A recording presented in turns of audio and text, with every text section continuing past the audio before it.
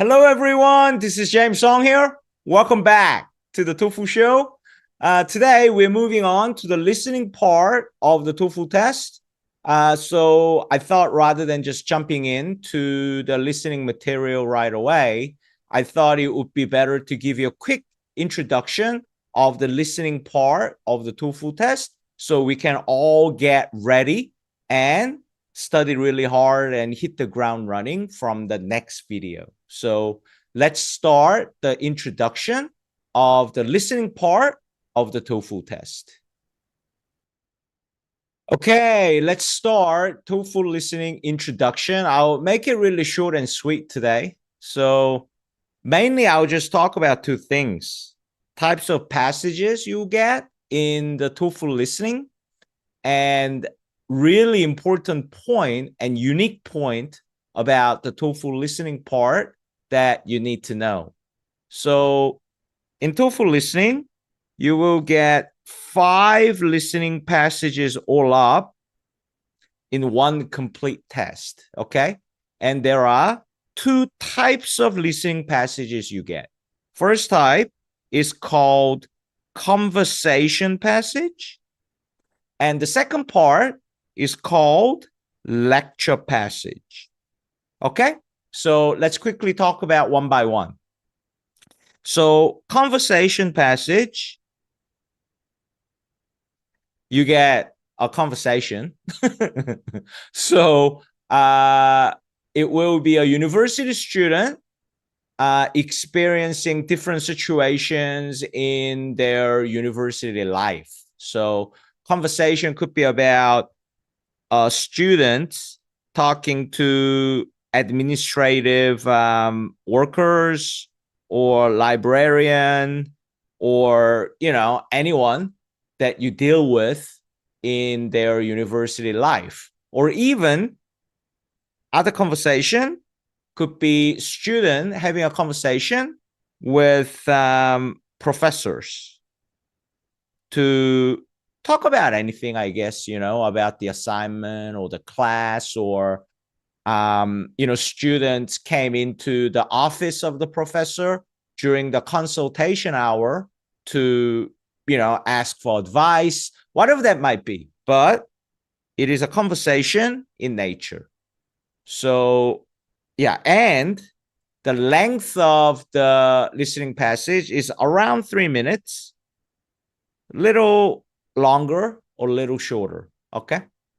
All right. The second type is the lecture passages. So lecture passages simulate the professors running a university lecture. Okay. So lecture passages are academic in nature. All right. So basically, professors running a class in university. So, topics could be varied, very specific, very general. So you could get a passage from humanities, like philosophy or history, or more specific, like art history or US history, and you could get a passage from science, obviously biology, physics, chemistry, earth science, and a lot more. Or you could get a very specific topic like geology or botany, and also you could get social science passage like economics, philosophy, psychology, um, government, politics, and so on. Or you could even get topics from applied science, like, engineering and architecture and that kind of things. Okay. So you could get a university lecture style listening passage from pretty much any topic, from geology to economics. Okay.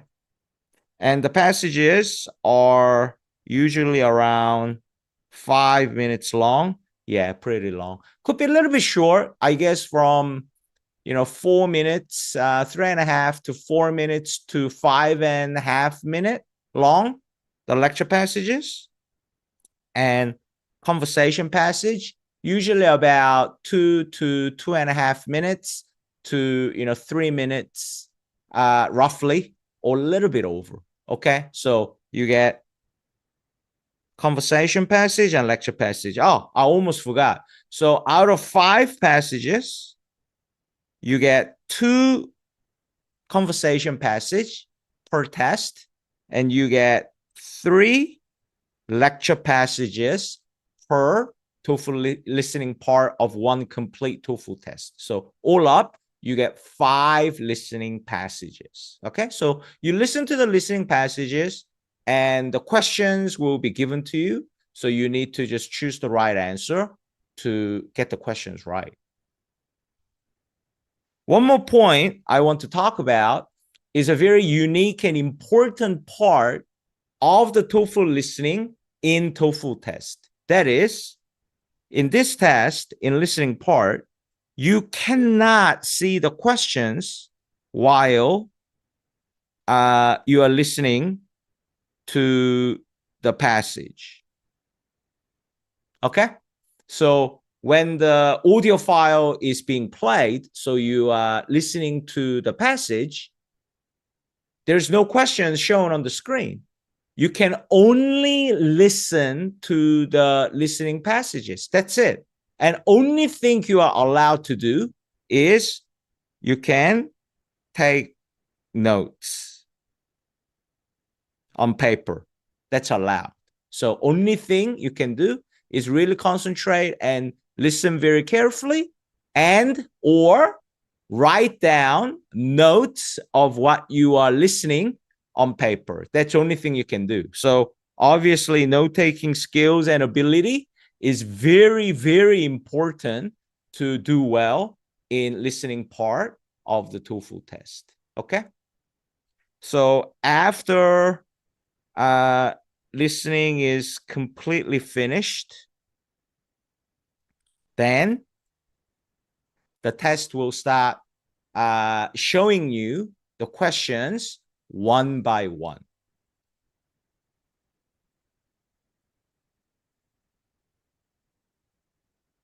Okay, so that's how the test is run. Okay, so to finish, I'll teach you how to take notes, and also technically there are question types in listening part just like the reading part. So we will master each and every question type to help you understand how you need to strategize to get every question right. And whether it's a conversation or lecture, all questions you ever get will be one of these 7 question types in TOEFL listening. So I will teach you each and every question types as well. I mean, obviously, there is a fundamental part of listening as well as technical part. Okay, so fundamental part would be improving your listening comprehension skills or abilities. So I sincerely hope, and I'm confident, I'm sure I can help you improve the fundamental part and technical part of the TOEFL listening in TOEFL test to help you improve or help you achieve very high score in this section. Okay, so I think this is enough introduction, and let's work hard. Let's have fun. Let's hit the ground running, studying TOEFL listening from the next lecture. Okay, thank you for watching, and I'll see you in my next video. Thank you, guys. Hello, everyone. This is James Song here. Welcome to the TOEFL Show, episode 14. I'm pumped up to start this TOEFL listening learning material today. I hope you are pumped up as much as I am. So we'll get started. All right. So TOEFL listening the most important skill you must acquire in order to get all the question right is, without a doubt, note-taking skills. You must learn and master how to take notes. Because think about it. Listening passage is playing. While the passage is playing, you cannot see the questions. So only thing you can do is write notes. So you must master the science and art of note-taking. You must master how to take notes, right? So we'll start how to take notes deep dive for the conversation passage. In the future episode, it's completely different animal. So I will do how to write notes, note-taking skills for lecture passage as well. So don't you worry about it, okay? But for today, we'll start with conversation passage, how to take notes, deep dive. Let's go, guys.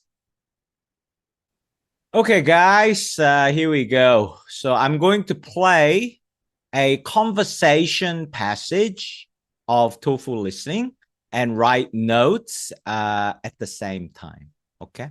So feel free to write your own notes and then compare your notes with me afterwards. Or if you want to take it slow and really learn the fundamentals of note-taking in TOEFL listening, then, feel free to just watch what I do, what I write down and how I write my notes, okay? So here comes the listening passage. Let's go, guys. Listen to a conversation between a student and a librarian. Can I help you? Yeah, I need to find a review. It's for my English class. We have to find reviews of the play we're reading. But they have to be from when the play was first performed, so I need to know when that was, and I suppose I should start with newspaper reviews. Contemporary reviews. Sorry? You want contemporary reviews. What's the name of the play? It's Happy Strangers. It was written in 1962, and we're supposed to write about its influence on American theater, show why it's been so important. Well, that certainly explains why your professor wants you to read some of those old reviews. The critics really tore the play to pieces when it opened. It was just so controversial. Nobody had ever seen anything like it on the stage. Really? Was that big a deal? Oh, sure. Of course, the critics' reaction made some people kind of curious about it. They wanted to see what was causing all the fuss. In fact, we were on vacation in New York. I had to be, around 16 or so. And my parents took me to see it. That would have been about 1965. Oh, so that was the year premiere? Great. But newspapers from back then aren't online, so how do I... Well, we have copies of old newspapers in the basement, and all the major papers publish reference guides to their articles, reviews, etc. You'll find them in the reference stacks and back. But I'd start with 1964. I think the play had been running for a little while when I saw it. How'd you like it? I mean, it's just two characters on stage hanging around and basically doing nothing. Well, I was impressed. The actors were famous, and besides, it was my first time in a real theater. But you're right. It was definitely different from any plays that we'd read in high school. Of course, in a small town, the assignments are pretty traditional. Yeah, I've only read it, but it doesn't seem like it'd be much fun to watch. The story doesn't progress in any sort of logical manner. It doesn't have any real ending either. It just stops. Honestly, I thought it was kind of slow and boring. Well, I guess you might think that. But when I saw it back then, it was anything but boring. Some parts were really funny, but I remember crying, too. But I'm not sure just reading it. They've done this play at least once on campus. I'm sure there's a tape of the play in our video library. You might want to borrow it. That's a good idea. I'll have a better idea of what I really think of it before I read those reviews. I'm sure you'll be surprised that anyone ever found it radical, but you'll see why it's still powerful, dramatically speaking. Well, there must be something about it, or the professor wouldn't have assigned it. I'm sure I'll figure it out. Okay. How did you do? Did you catch everything? Was it okay? So I'll go to the top and explain what I have written. And by doing that, we will be covering the whole passage in full. All right, we are back at the top. So let me explain to you what I have written. And I'll go through the whole notes to make sense of the whole passage, full passage. Obviously, I could pull up the script, but I mean, that's also all right way of teaching and learning, but that doesn't necessarily improve your listening skills. So I may do it in the future sometime, but I prefer this way a lot more. So just give me a chance. I'll go through my notes and I'll make the sense of everything in the passage that you have just listened. Okay. So student visited the librarian, right? And librarian basically asked, can I help you? So what student needs is he needs to write a review for his English class, the play that they are reading, but he needs to read a review of the first performance of this play, right? And he needs to know when it was. So, where do I start? Which newspaper do I start looking at? And librarian addresses the students, corrects the students by saying what you need is contemporary review. Okay. All right. And asks the name of the play, and the student says it's Happy Stranger, 1962. So obviously this date is when the play was written, when the book was written, not the play was performed, because that's what he is looking for. Okay. So this is when the play was written, but he needs to know when it was first performed as a play. Okay. And the influence and why it's important. Okay. By reading the review of this play. And the librarian says, yeah, I can understand why professor gave you that assignment, because the critics really destroyed the play when it was first played, meaning gave a very, very negative review, extremely negative review when the play was first played, okay? Because the play was so controversial and different, all right? But it kind of made people curious to see the play. This means, how bad could it be? Why is it so negative? I want to see and find out by myself, right? So this is by public. Okay. So for the librarian, for her, when she was 16 years old, she went to New York during vacation, and actually saw the play with her parents in 1965, right? So the students assume the premiere. So premiere is when something was first performed. Okay. So the students wrongly assume premiere was in 1965, but later we find out this was wrong assumption. Okay. See, you have to expect two things, right? You cannot write everything down, because you are going to miss a lot of content because of the speed. You cannot keep up with the listening passage, and that's the worst thing that can happen to you. That will be a disaster, all right? So you cannot write down everything. And second, therefore, you have to expect you to remember some details, okay? You haven't written it down, but you should expect yourself to remember some things that stays in your head, in your brain, even if you didn't write that down, okay? You have to build the ability to, have that level of expectation, okay? Anyway, and then I didn't write it down, but the man says, 1965, there was no online newspaper in 1965. So how can I get a resource? How can I get a, review that is on newspaper in 1965? Okay. So I didn't write it down, but I remember, not because I was able to memorize, but I understood.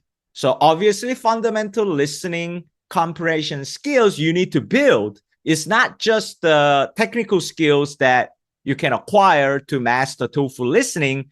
That's a lie. By practicing listening to several times and building your listening skills, you have to improve your listening comprehension skills, because you need to understand something that is, you're listening to in order to remember it. If you don't understand, then you have no chance to remember it.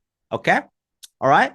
And the librarian says, don't worry, old newspaper, articles, references, they're all in the basement of the library in the reference section. So she's basically saying, don't you worry. You can still find the old newspaper that you're looking for in the library in the basement in the reference section. Okay.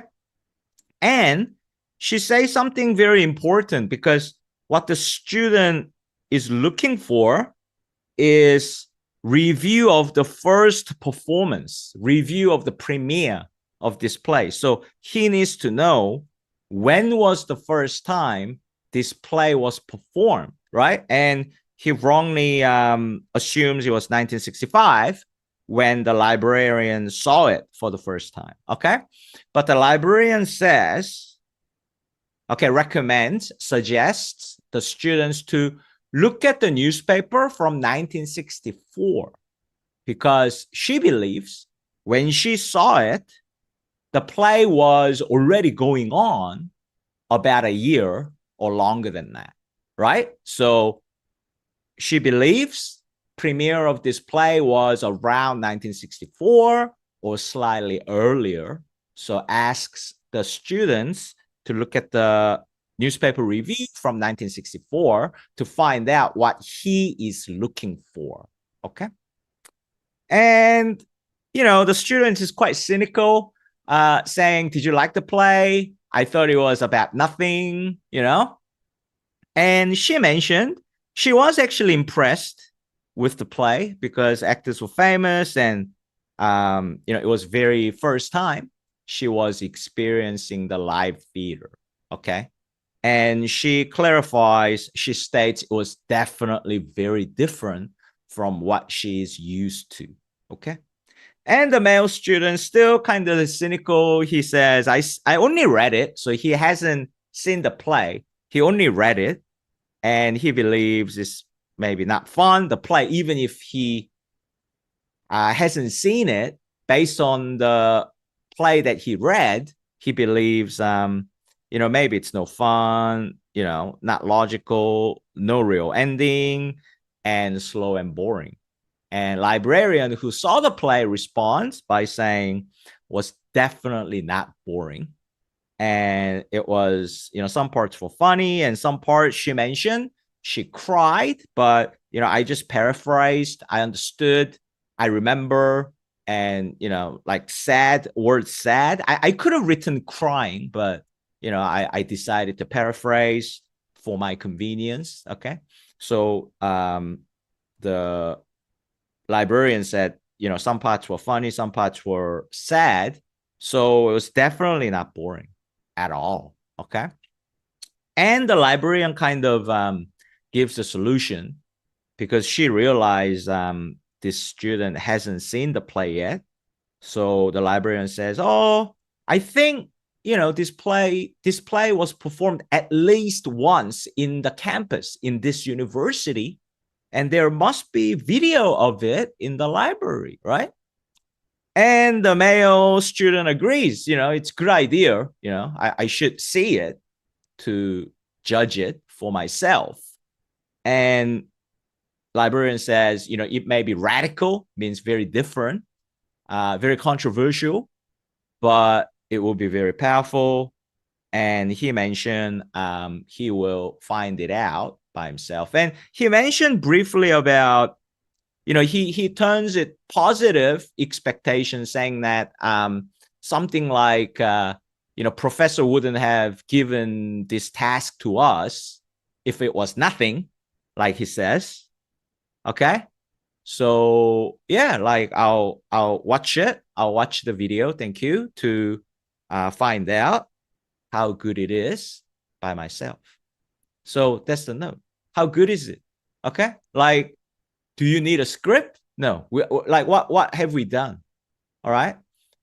We have covered the whole passage in full by just making sense of the note taking, right?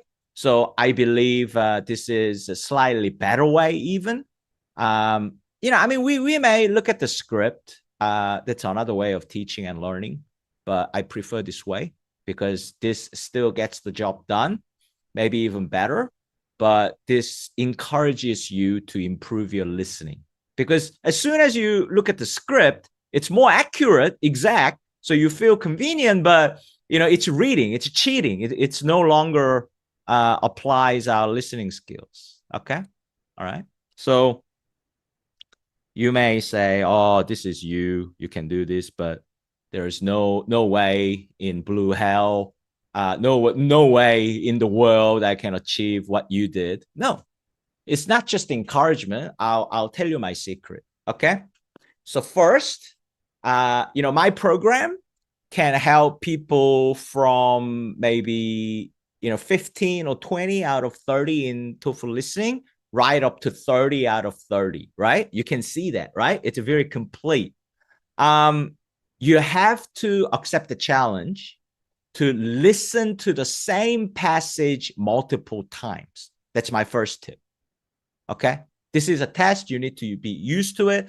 Don't fall into this wrong idea that once you listen to it, you understood everything, so there's no more learning to be done. No, you have to listen to it twice, 3 times, 5 times, or even 10 times.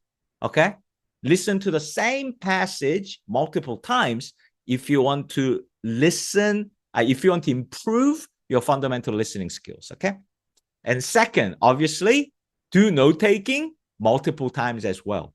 Of course, like you already did the note-taking, but pretend that you are doing it for the first time and do it multiple times, at least 3 to 5 times, like to the almost like a memorization level.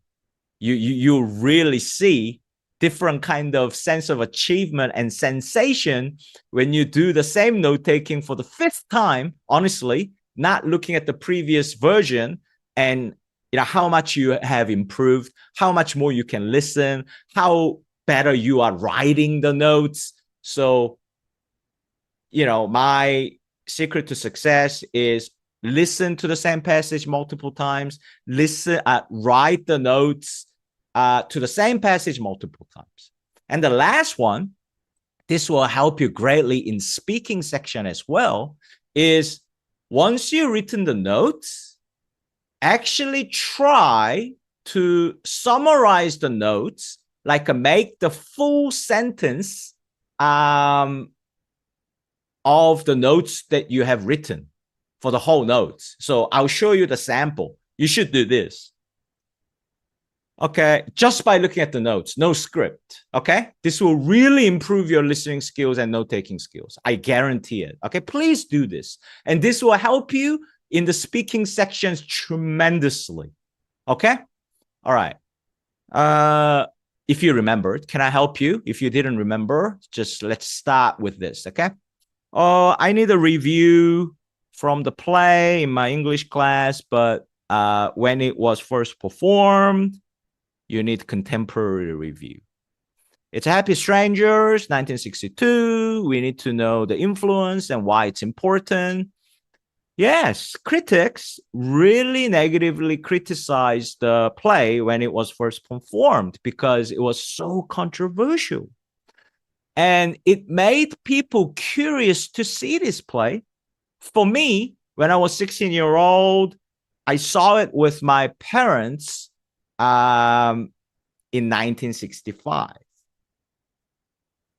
Okay, so, but 1965, no online newspaper, so how can I get the resource? Old newspaper is in the basement in the reference section. Don't worry about that. And start looking at the newspaper from 1964, because when I saw the play, it was already being played for about a year or so. Did you like the play?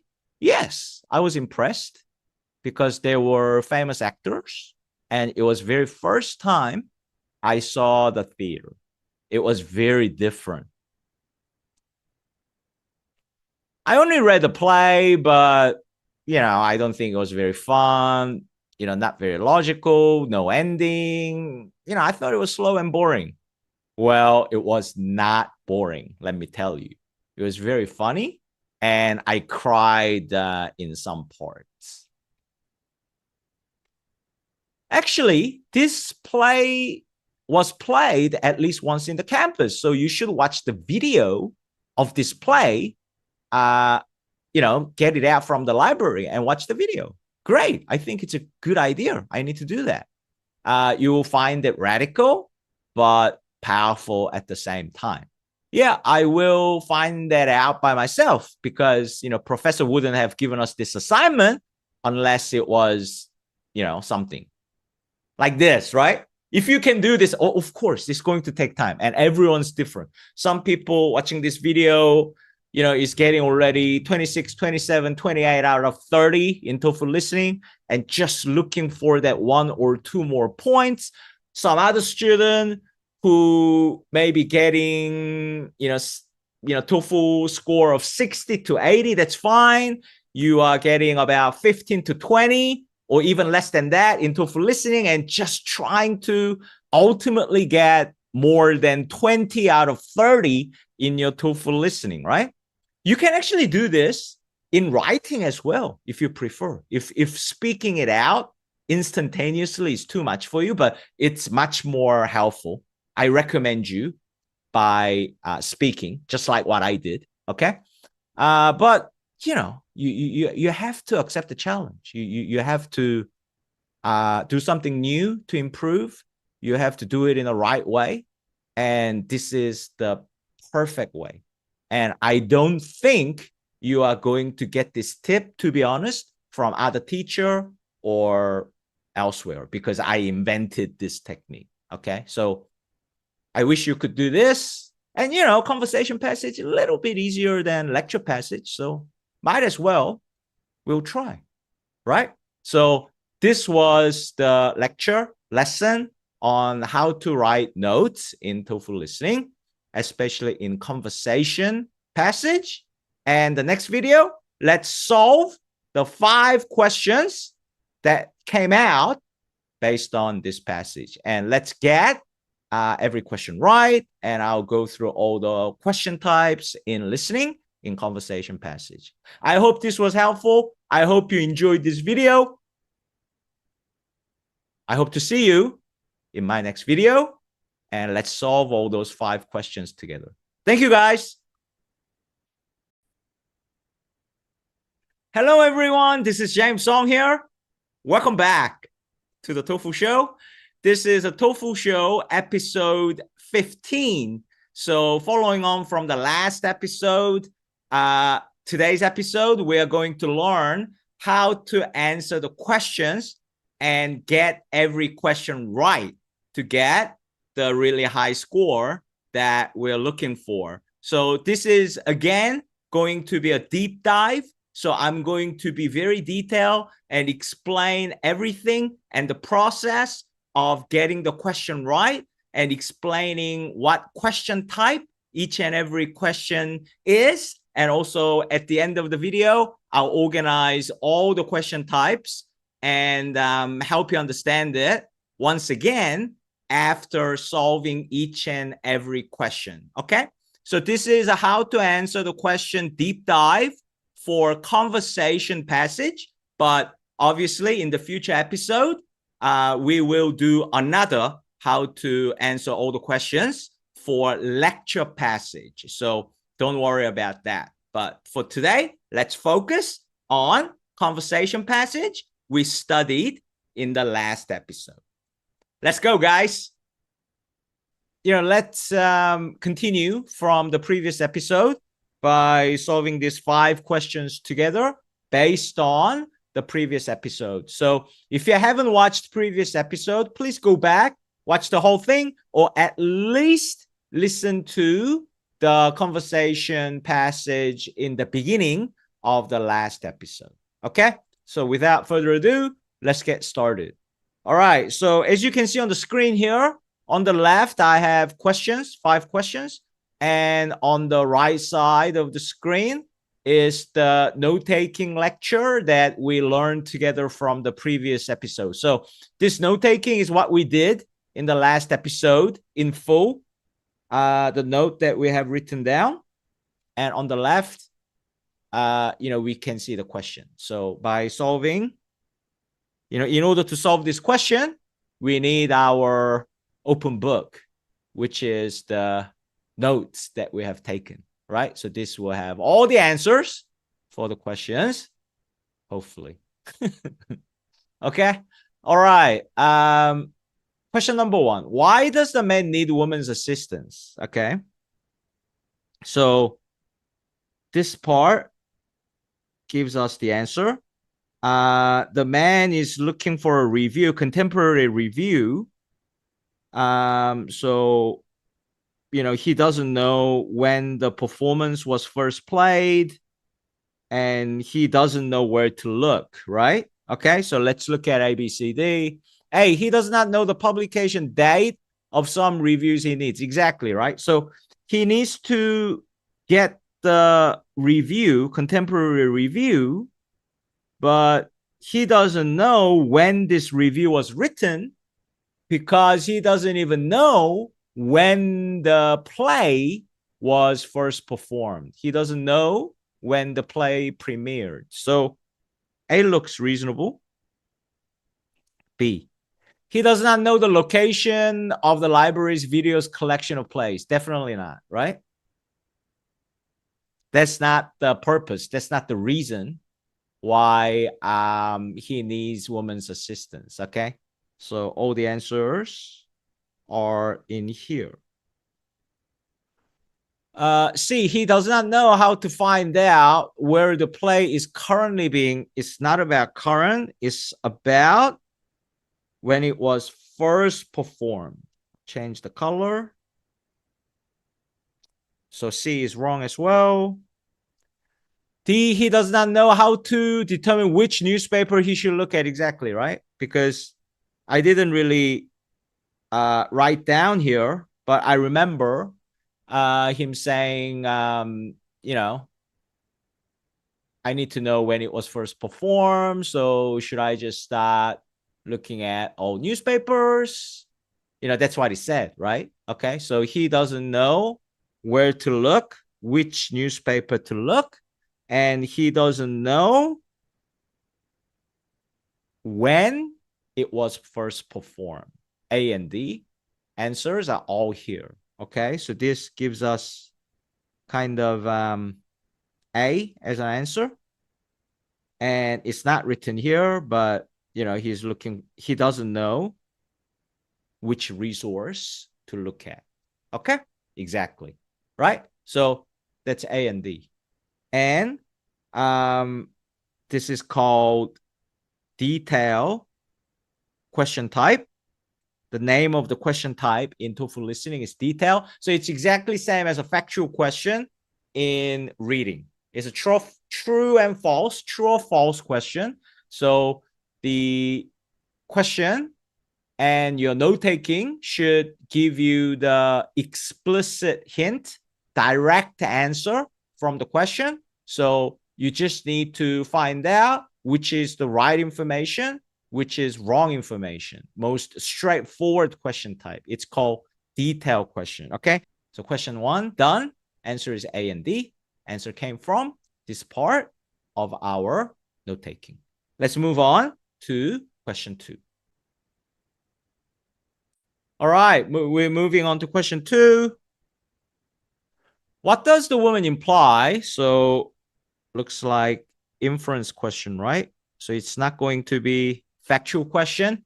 In reading, it's going to be more inference question because it says imply. So not directly or explicitly given the answer. It will be implied, indirect, or we have to infer. Okay. So what does the woman imply about critical reaction? So that's here in our note taking. How critics really negatively review the play for the first time. Okay.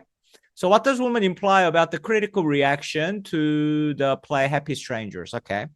A, negative critical reaction led to its contents being revised after it premiered. This is definitely wrong. Let's comprehend this A together. What they're saying is, you know how critics gave real negative reaction when it premiered, that made the contents of the play, so play's contents, the story, being revised here means being changed, okay? So what A is saying, since it gave a real negative review by critics, this made the story to be changed. Definitely not. This is not inference. It's imagination. Okay? You're going too far. B, the play has always been quite popular among university students. Definitely not mentioned. Okay? C, reaction to the play are more positive nowadays than they were in the past. Maybe. All right? Because it's inference. We can infer this. Because it says when it first came out, it got like extremely negative review from critics when it first came out. So that's a hint. We can use that information. So it was the worst when it first came out. And then it does not give us more details, but we can infer today's reaction would probably be less negative than when it first came out. This is inference, guys. This is inference based on evidence. Okay? So I like C.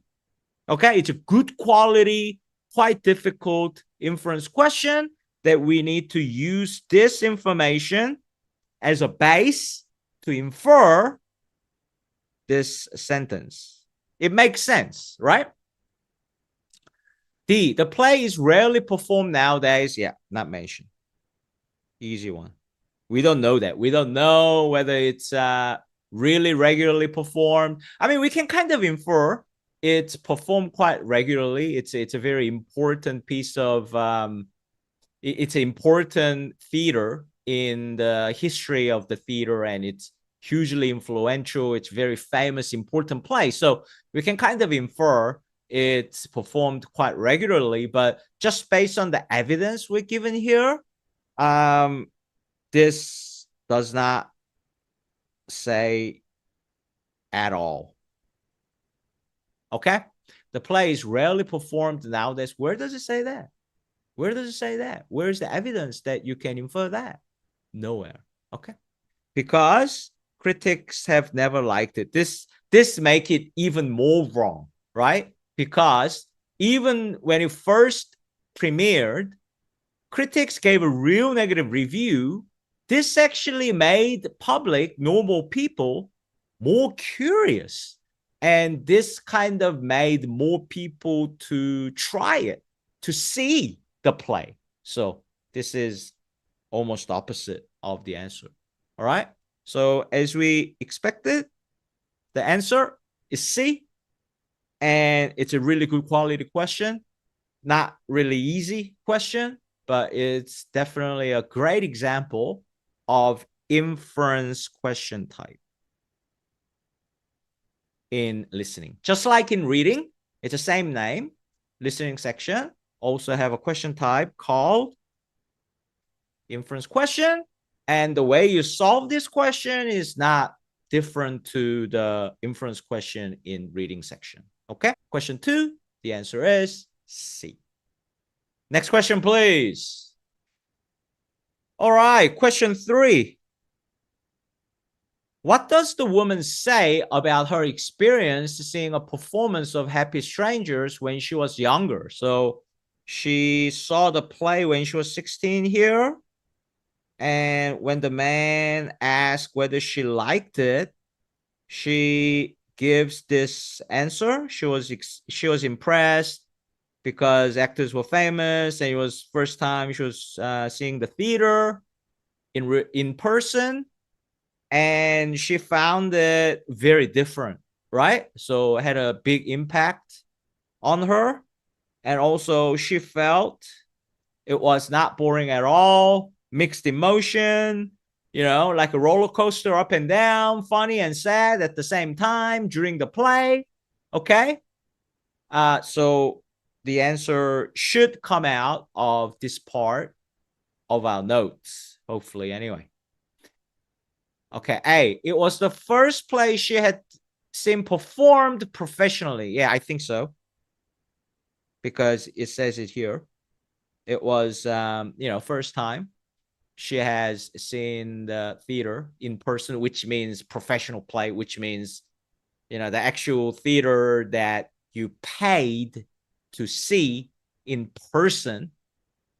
That's, professional, right? Not amateur, just your friends kind of, putting up a show as a leisure. It was like a professional actor going to the theater, watch the play. So I think A is right.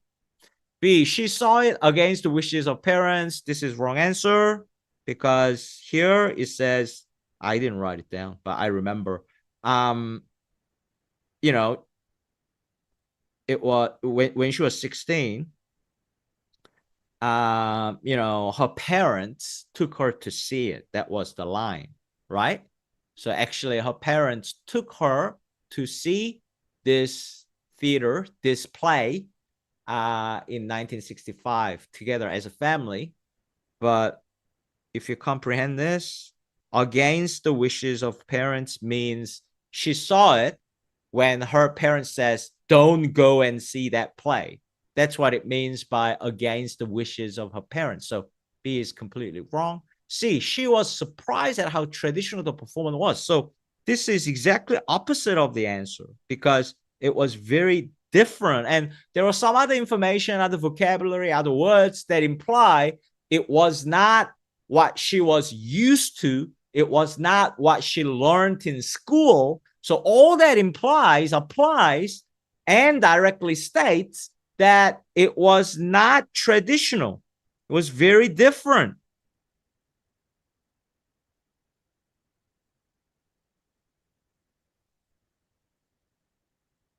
If I may infer and put different word in there, vocabulary in there, even very radical and revolutionary or very creative, right?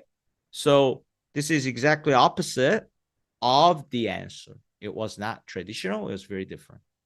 D, she had a variety of emotion reaction of the play. Okay, so variety of emotional reaction is a paraphrase of how she felt. Some parts were funny and some parts were sad, or some parts were fun and other parts she was crying. So, you have mixed emotion. The emotion you get when something is funny is very different, or even opposite to when you cry or when you feel sad. Okay, so this variety of emotional reaction is a paraphrase of some parts were funny and some parts she was crying and sad. Okay, so two answers. Same as question one, or so it's a detailed question. Also, it asks for two answers. So unlike reading part, not every detailed question asks for two answers, but some question asks for two answers in listening section in detail question of the TOEFL listening. So keep that in mind. Okay, so this is equivalent to the factual question in reading. Okay.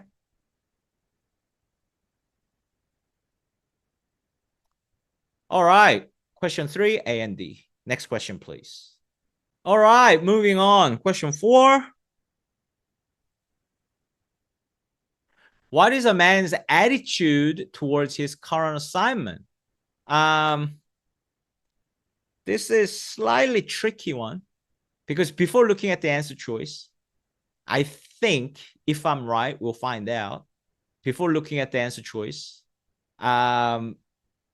he is quite cynical, negative, about pessimistic about this play because he hasn't seen the play yet. He just read it, but he doesn't like it that much. He doesn't think it's fun, right? But I didn't write it down here. But when he said, I'll figure it out myself, when he said that at the end, just before he said that, he says something like, as I said in my previous video, professor wouldn't have given us this assignment unless it was something, right? Something important or something like that, right? So technically, he is saying about the assignment, it must be something important. It must be something significant, something, otherwise professor wouldn't have given us this assignment. So that's not really negative. That's quite optimistic. That's quite positive. So that's why this question, as soon as I read a question now, I think it's quite difficult for some students or most students. And it's kind of a tricky question.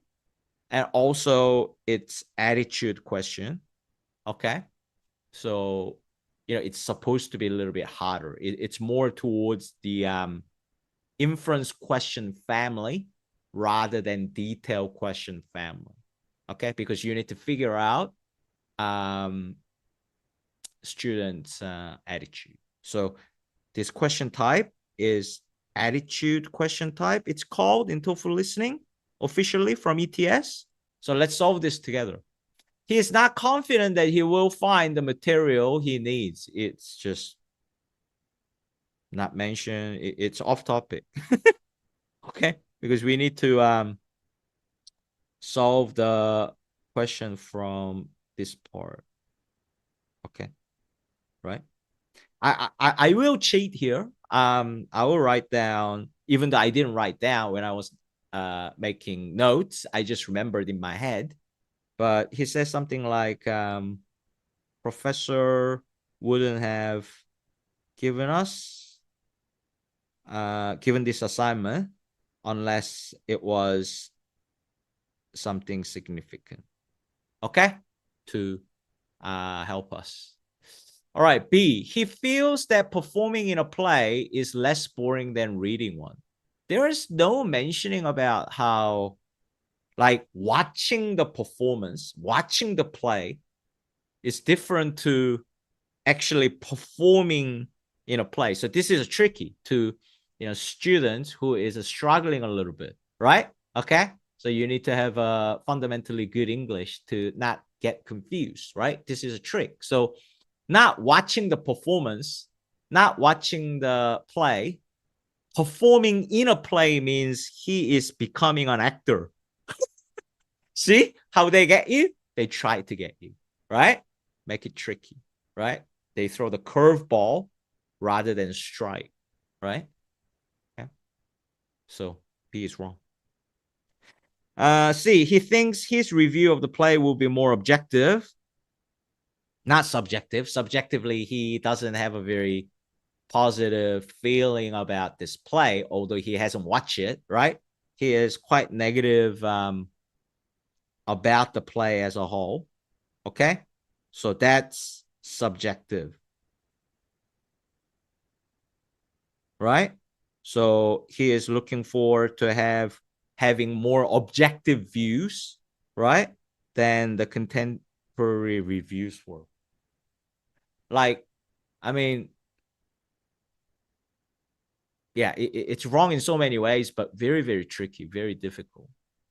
We haven't actually read the contemporary reviews yet. So this is wrong.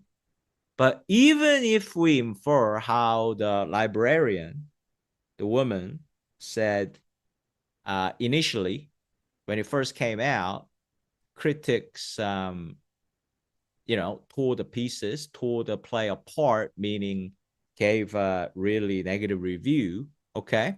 Tear it apart, tore it apart. Okay. So like destroyed it, broke it, right? But where does it say his review of the play will be more objective than contemporary reviews? Where Where in our notes? Where? Like, only information we have is, he thinks it's not much fun based on the book, based on what he has read. And he's actually looking forward to seeing the play because, he think professor gave this assignment to us for some reason, So C is very tricky, very complex, but it actually doesn't make any sense. It's wrong. And we cannot find any information to satisfy this sentence at all.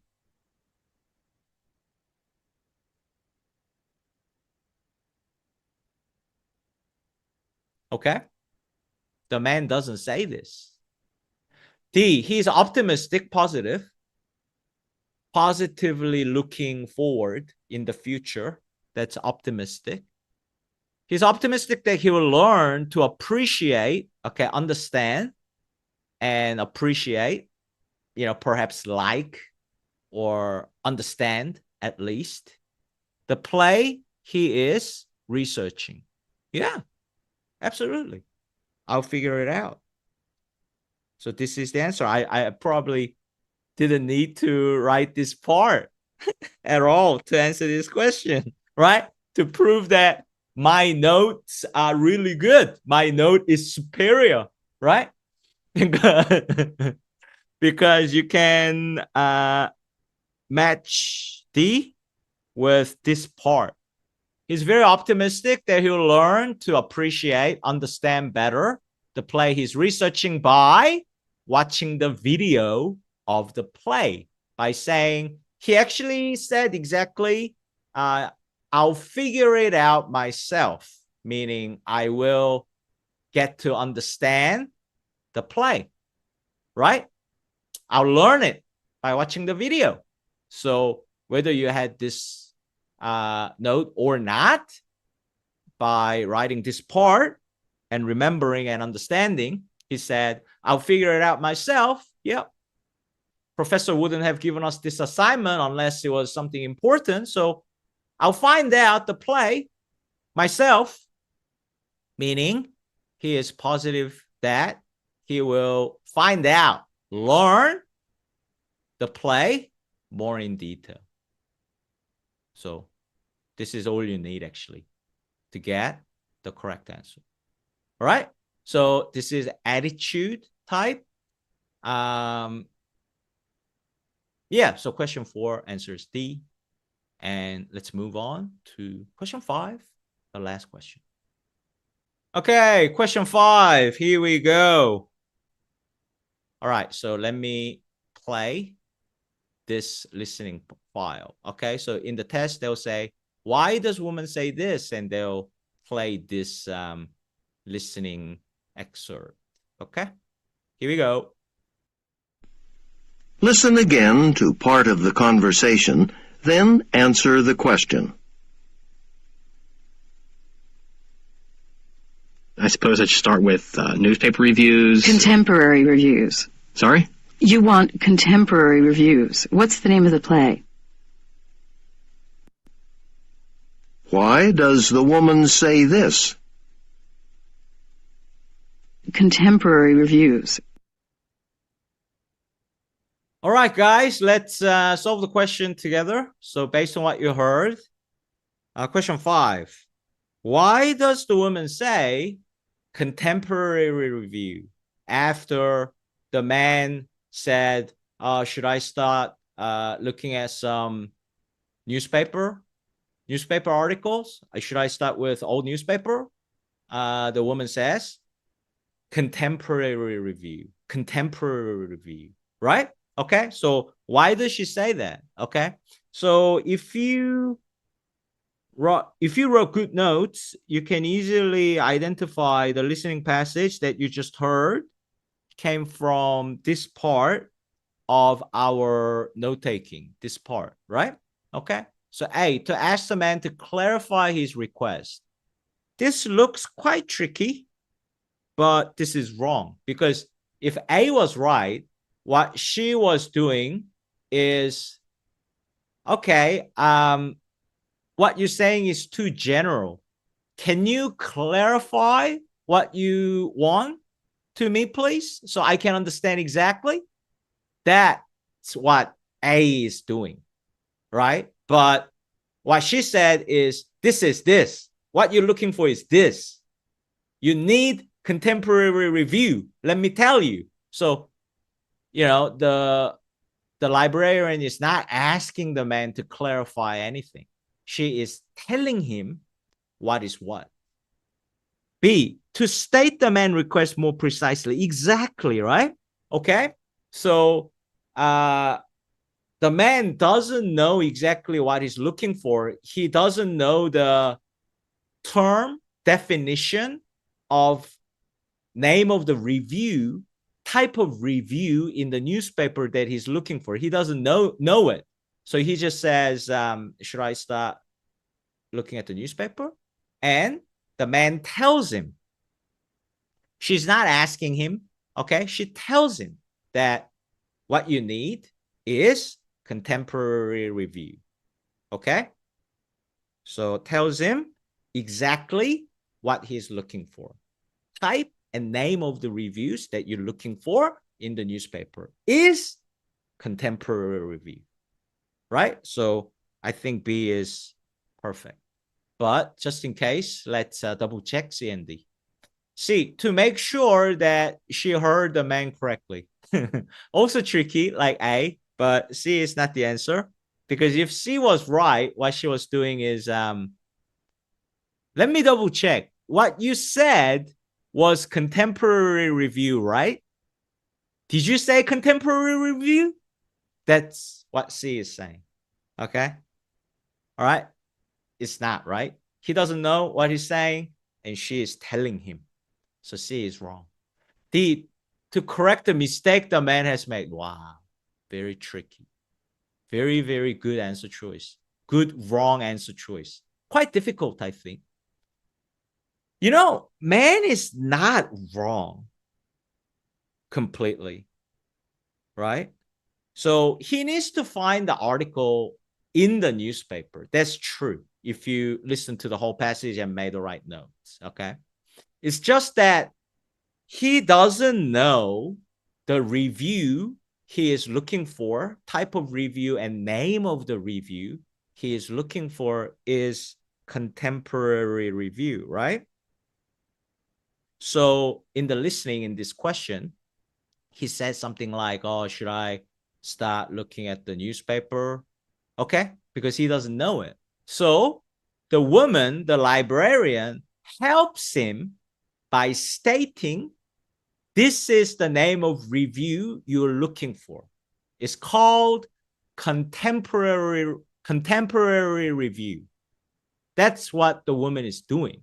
So B is better than D because what he's saying is not really fundamentally wrong. It's just he doesn't know what he's looking for. Right? Okay? So woman is not really correcting a mistake fundamentally. She is telling him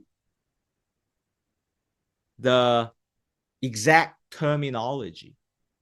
Right? So to state the man's request more precisely, more exactly, it's still correcting, kind of. Yeah, so it's confusing, right? But he hasn't really made any fundamental mistake, okay? So B is a correction as well, but it's not a fundamentally wrong. Librarian is just making it exact. It's called this. So that's what B is saying. To state the man request what he's looking for more precisely, more exactly. This is what you need. This is what you mean. Still kind of correction. Okay.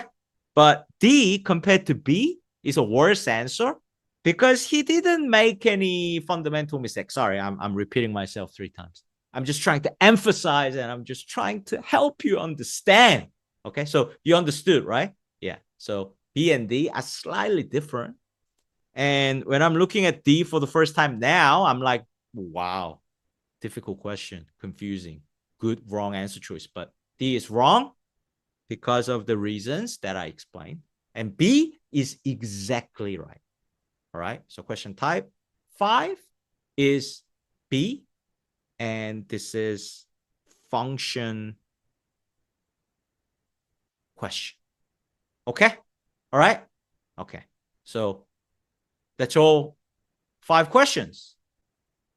All right. Let's learn what are the question types in TOEFL listening that is determined, defined, categorized officially by ETS, the maker of TOEFL test. Okay.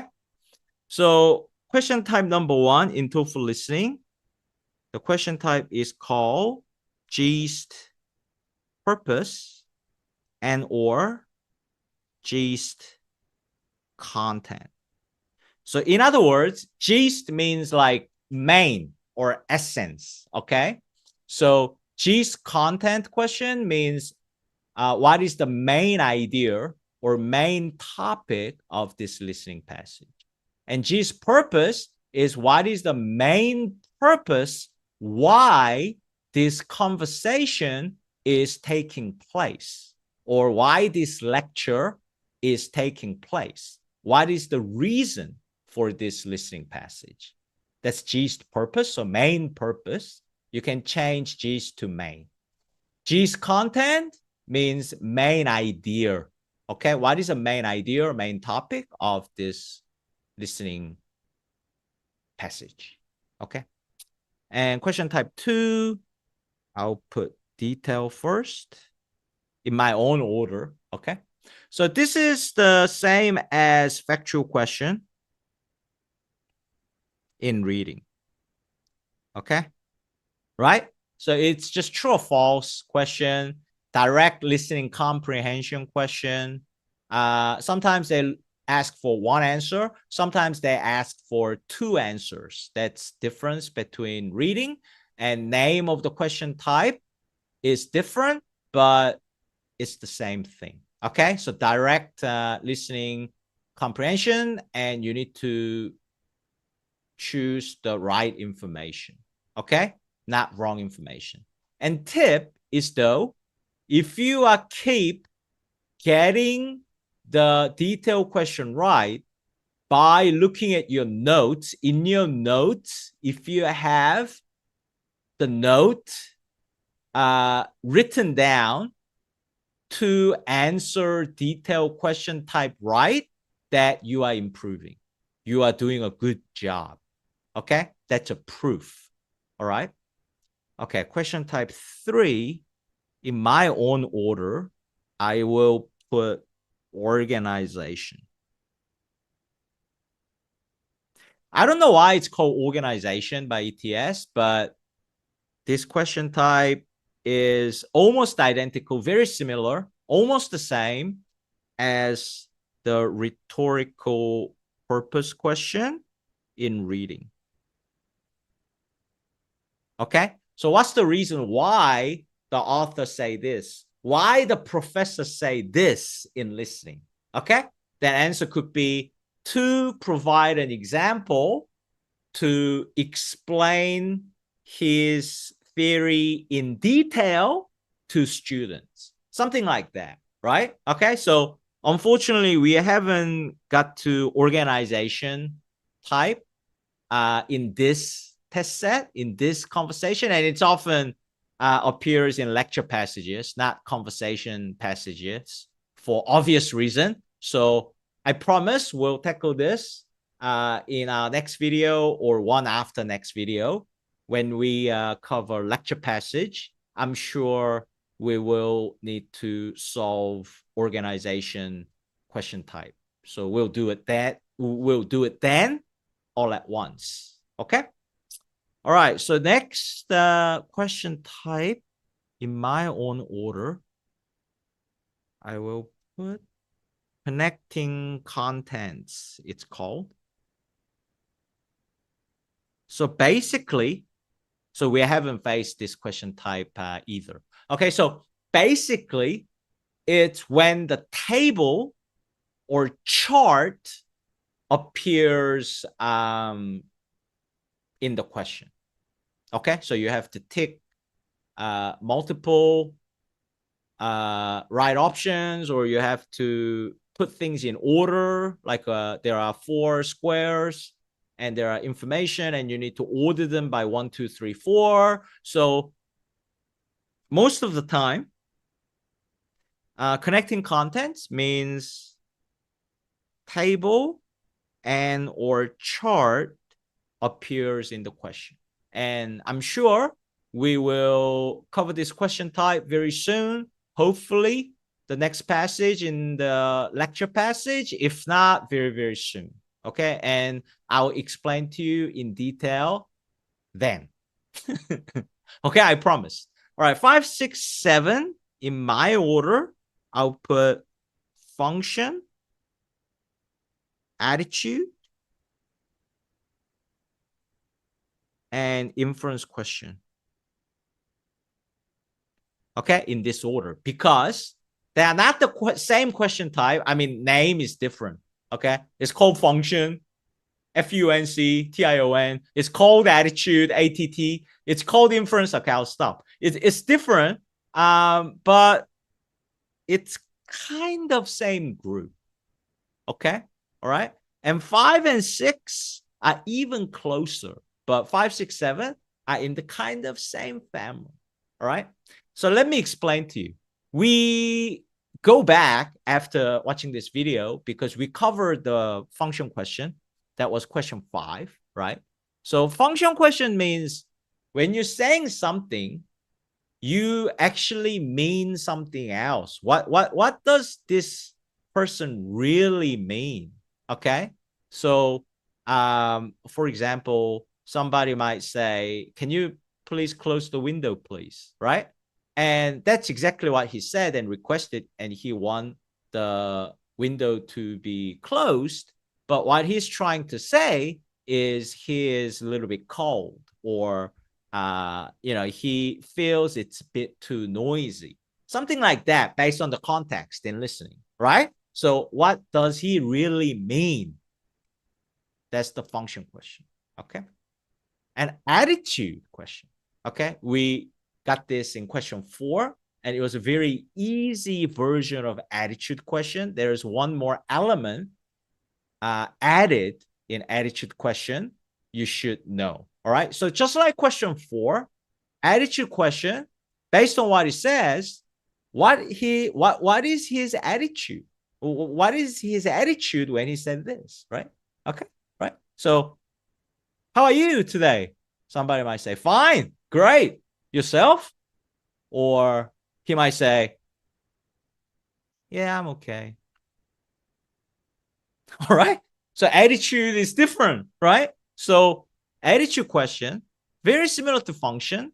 And question 4 that we faced in this test set, it didn't have a tone of voice element in it.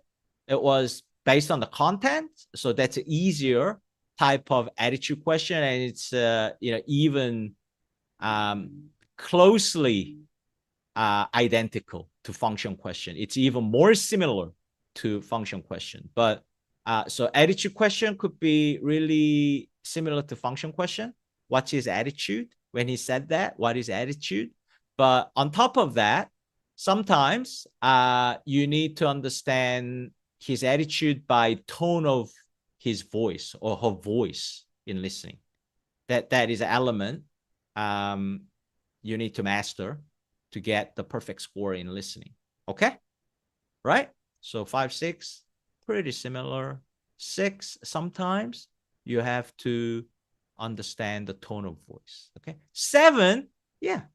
It's very similar to 5, 6, but it's co-inference. To be honest, I don't know why, but if it doesn't really fit in to what he really means or what attitude he's implying, that you could call that inference question, right? So it's different in detail question in that.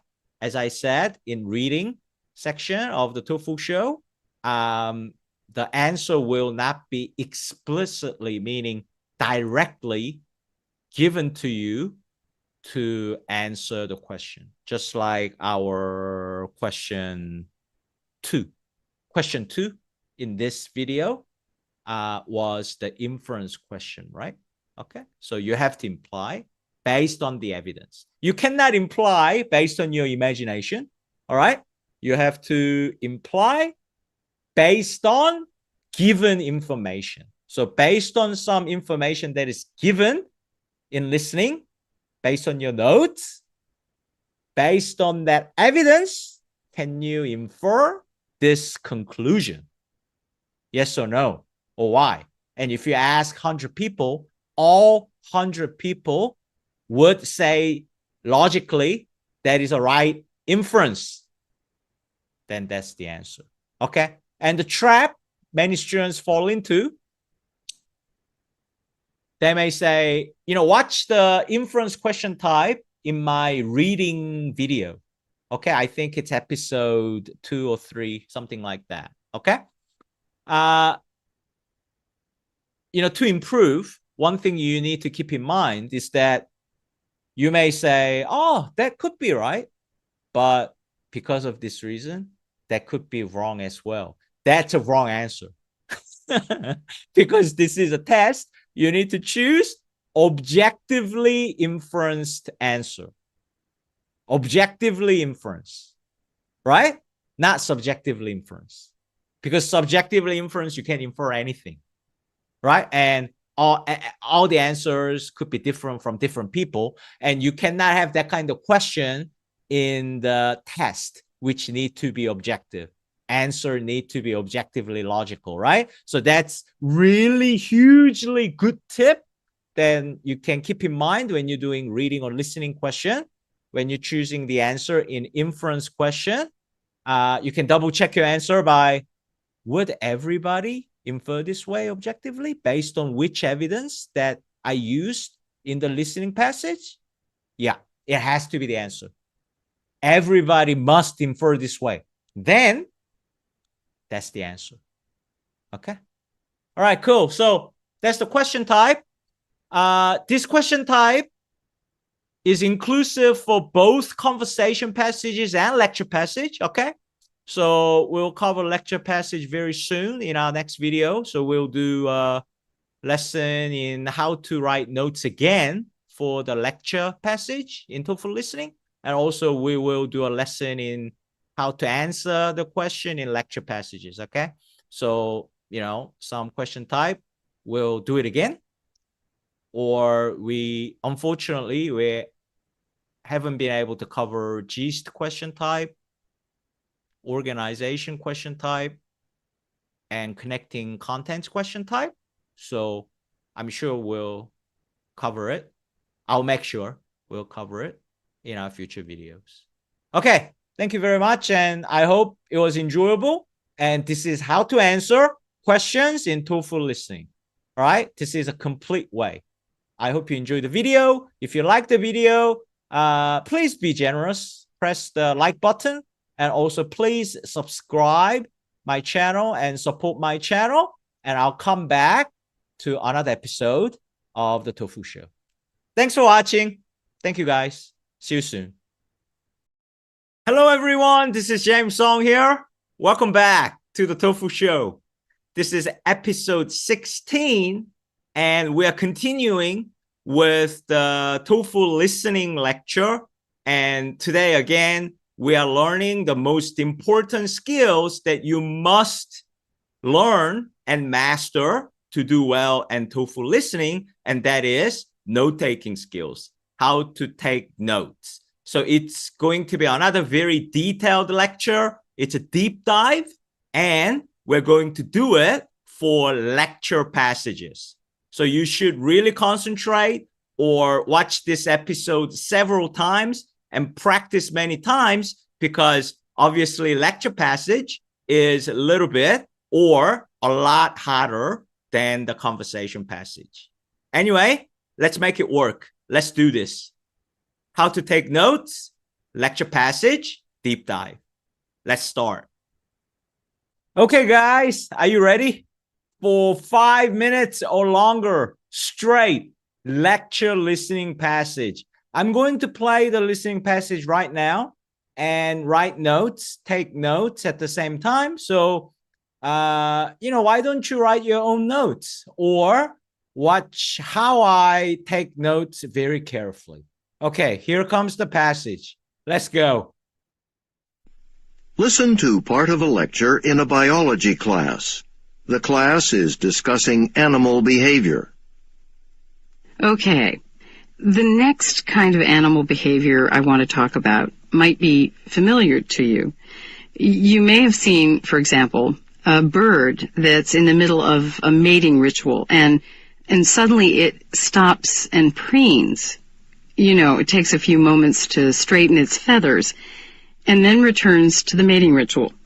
This kind of behavior, this doing something that seems completely out of place, is what we call a displacement activity.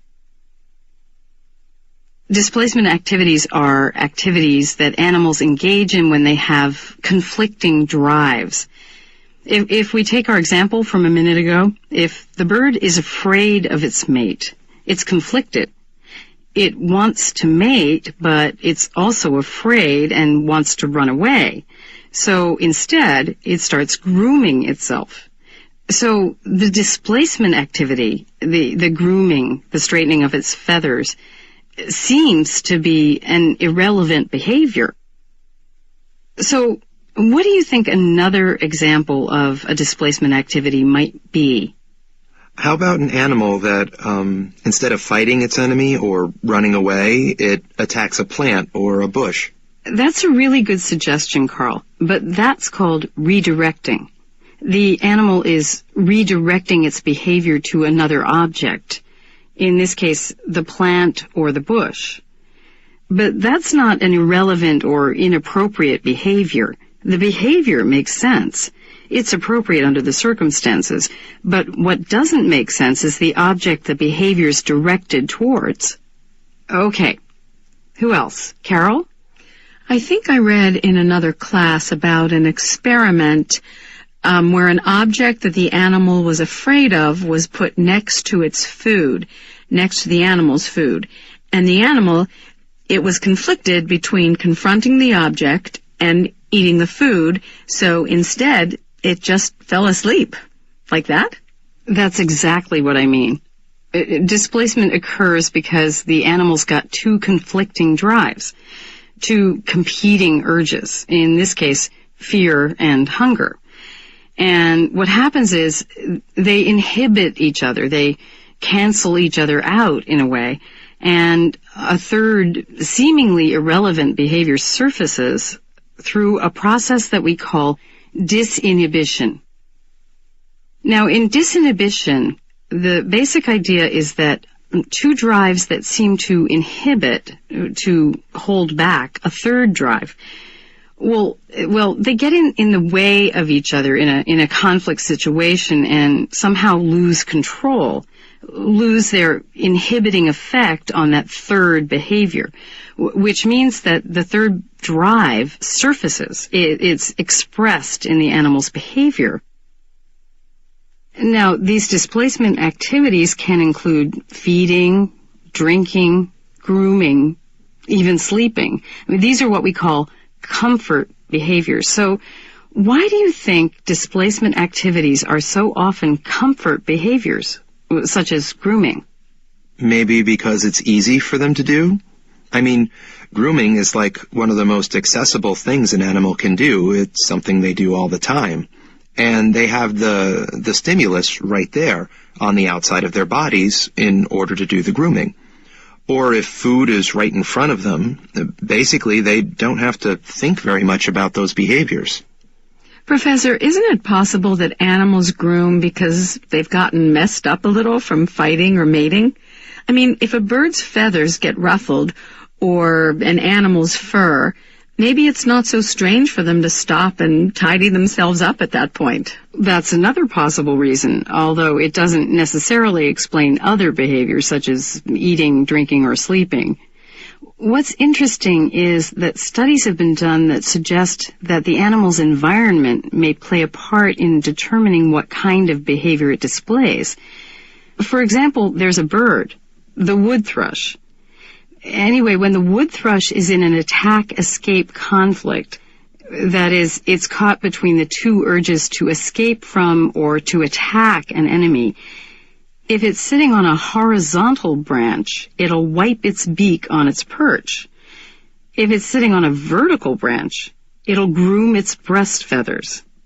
The immediate environment of the bird, its relationship to its immediate environment seems to play a part in which behavior will display. All right, how did you go? Did you get everything down? How are your notes compared to mine?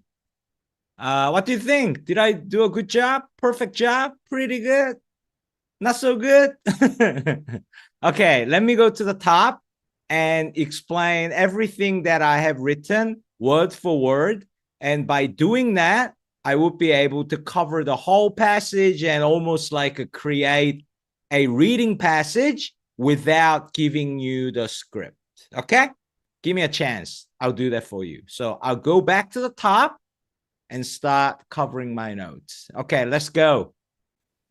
Okay, let's cover the notes word for word. And by doing that, I'll cover the whole passage and you will be able to understand everything. Okay, so let's go. I have written down it's a biology passage. And the topic is about animal behavior. You know, you don't have to write that down, okay? But just, you know, get myself ready. Knowing the topic I'll listen to will be about animal behavior. I was just getting myself ready to really concentrate, okay? All right, so professor starts by giving an example of a bird in mating action. The bird is mating with another bird, then suddenly stops and start preening itself. So preening is like bird cleaning itself up, cleaning himself or herself up, using the beak to like clean the feather, okay? So, you know, obviously this is really weird behavior, you know? Normally you would think that if you are in mating situation, if you're doing the mating, you will continue or you will stop because you finished, right? You don't do something else, right? Okay. So the bird suddenly stops and do something else and then go back to mating.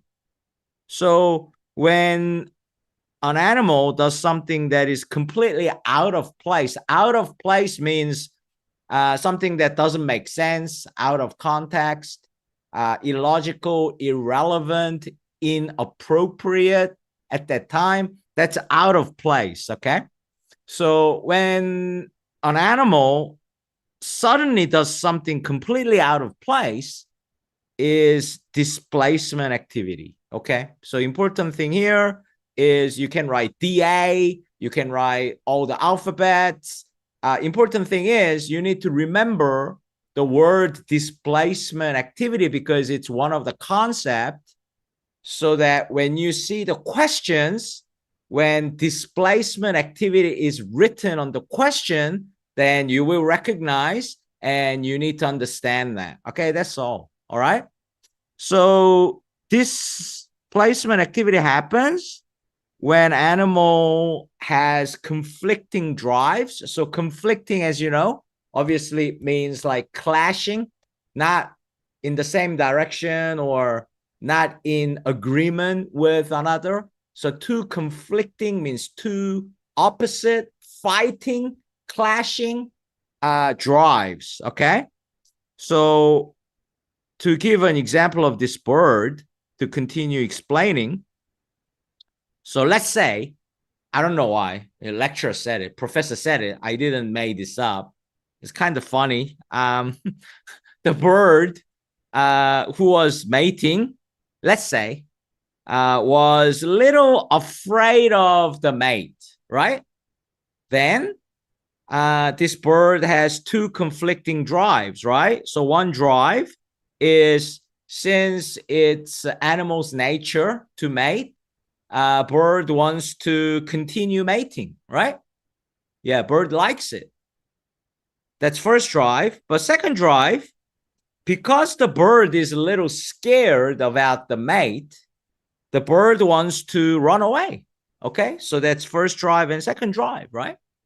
So logically, okay, relevant activity will be either 1 or 2.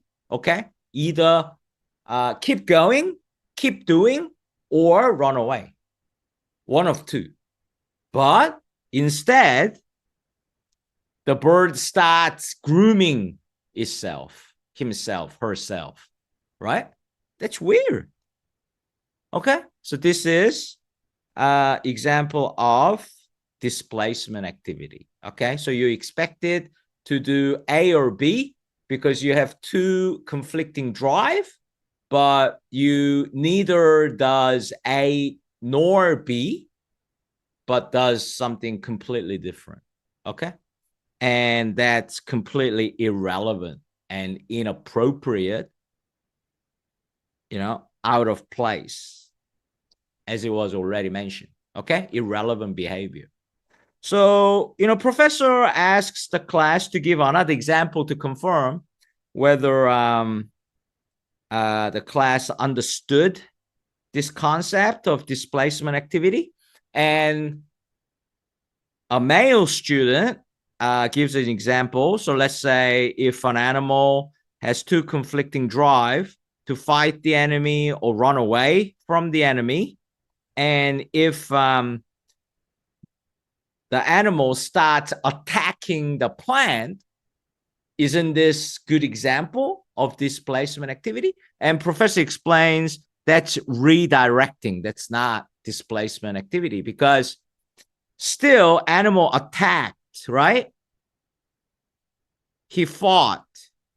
So he took the first action, okay? But he didn't fight the enemy.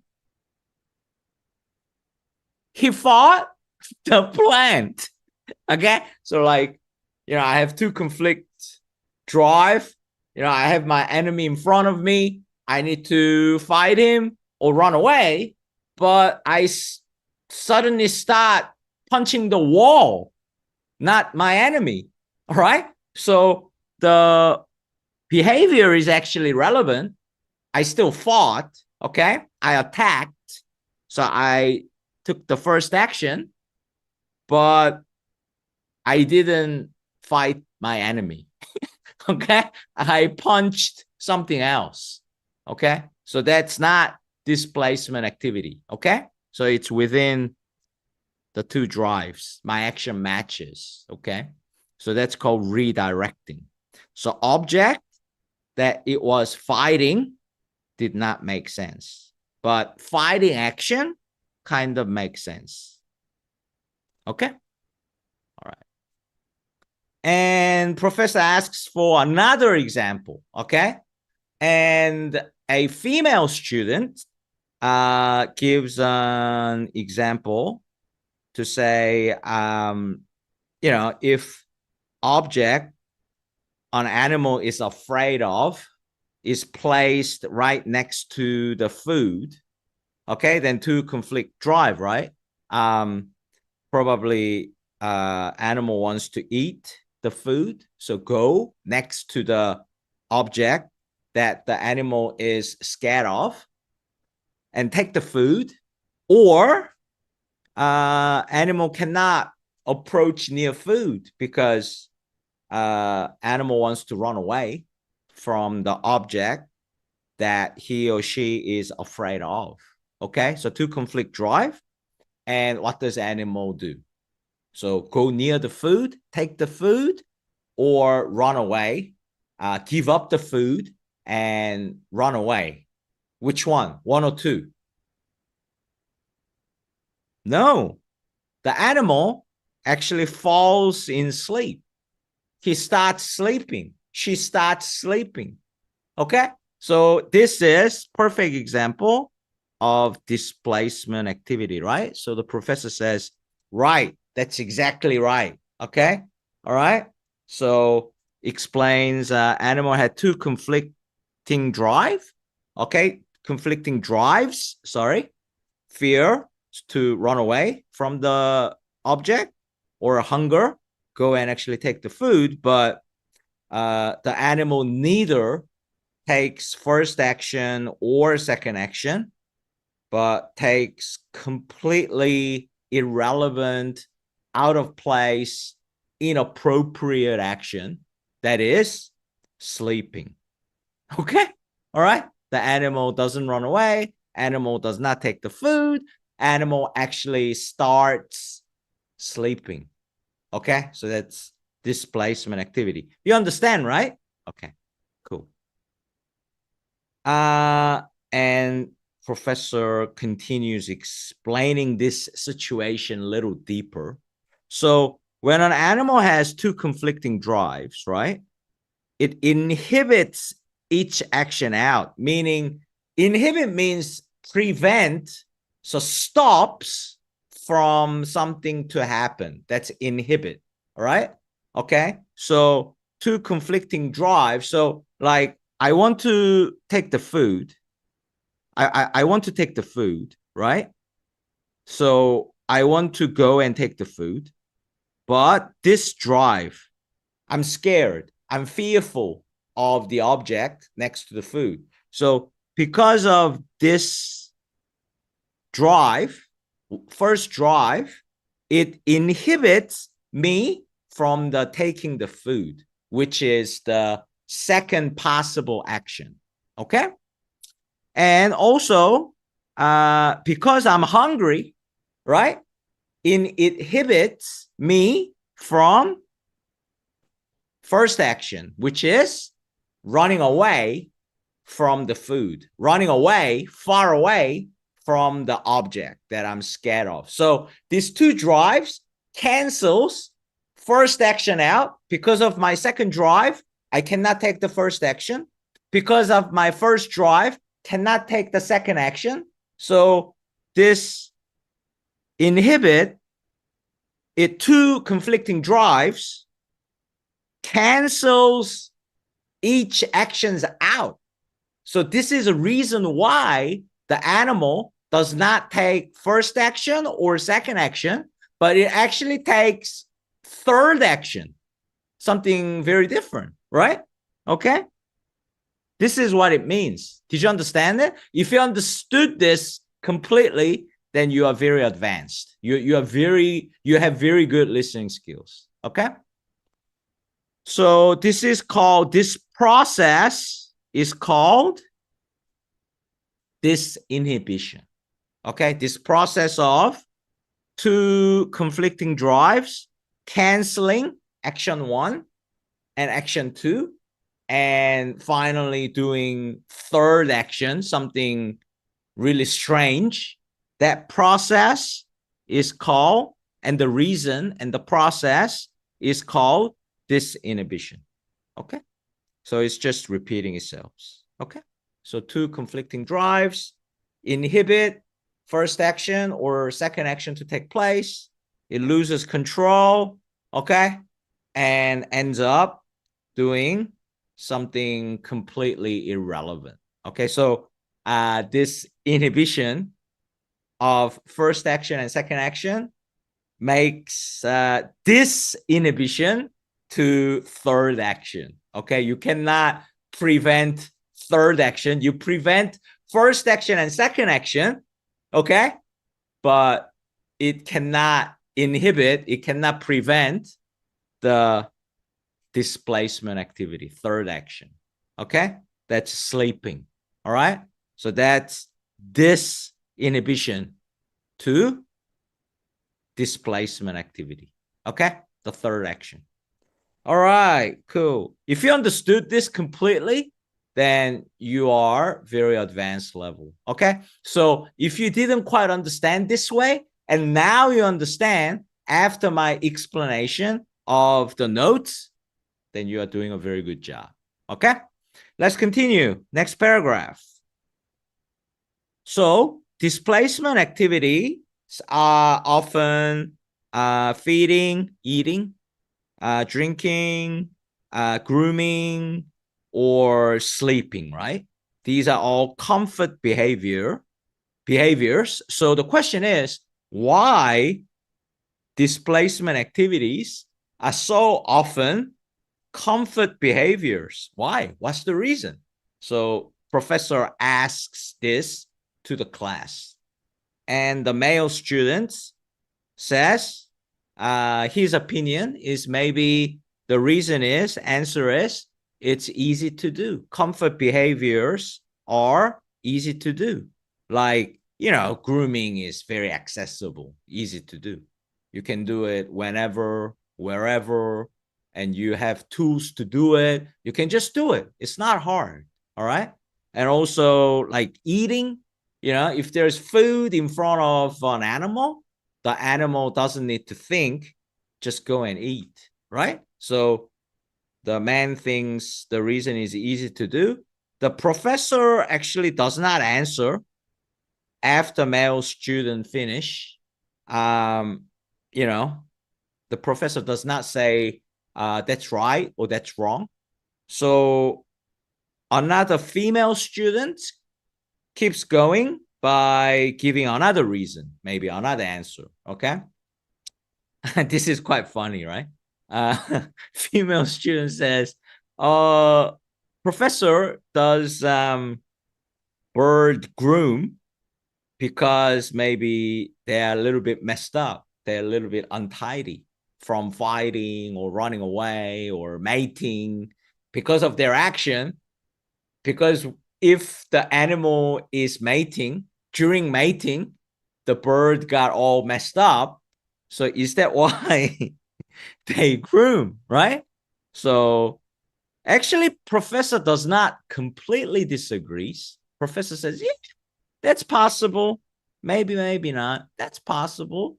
But your reason does not explain other behaviors like eating, drinking, and sleeping. So it's pretty weak reason. Okay, professor did not say it's wrong, but it's possible. And professor also said it's another possible reason, meaning the male student reason is also maybe or possibly right. Okay, so could be, could not be, maybe, may not be. So professor did not say these two reasons are wrong, but maybe. Okay, it's not like perfect reason. So what's the next step? Yeah, professor needs to answer the question herself. So why so many displacement activities are often comfort behaviors? Why? Unfortunately, professor answers, but kind of indirect. It's not like super direct answer. But anyway, professor does answer the question by saying environment plays a part in determining which behavior does animal act out. Meaning, if I may paraphrase, environment actually influences animals' behavior. So it depends on an environment. Okay? All right? So this is the answer, depending on the environment. So professor continues by giving an example of another bird. Wood thrush is just a species, I guess, type of bird. This wood thrush or bird, when it has two conflicting drives, again, okay, wants to attack the enemy or run away from the enemy, it depends on an environment, right? So if the bird is standing on a horizontal branch of the tree, then the animal does this action, wipe its beak. But if the environment is different, he acts differently. The bird acts differently. That's the key. All right? That's the important information. So this is environment 1. This is environment 2. Okay? So if the bird is sitting on or standing on a horizontal branch, which is one situation, one type of environment, the bird act this way. Okay. If the bird is on different environment, is standing on or sitting on vertical branch, the action is different. Bird grooms itself. Okay. Himself, herself. Okay. Bird grooms instead of wiping beak. Okay. So these are two different actions. So in environment 1, okay, this action. In environment 2, this action. Okay, so it depends on the environment. And the listening passage finishes by concluding, okay, stating one more time. So environment, if I may paraphrase, decides animals' behavior. It depending on the environment. So, it's not really straight answer, I don't think, of this question. Okay. It kind of partially answers the question. That's it. How good was that? Was it pretty good? Do you think it was comprehensive in comprehending this listening passage? Yeah. Yeah. Yeah. And, one thing you have to agree with me is that I only use the words I have written, I have taken down. I did not memorize different information sentences and just put it in there and told you additional information. I did not do that. I only covered each and every word I have written down. And when I explain every word, the note I have taken down, then, the full passage comes out. This is the best way. Okay. All right. So there you go. So you need to practice to get to this level. So there are 3 things you need to do, as I already told you in episode 14. Okay. First, you need to listen to the same passage.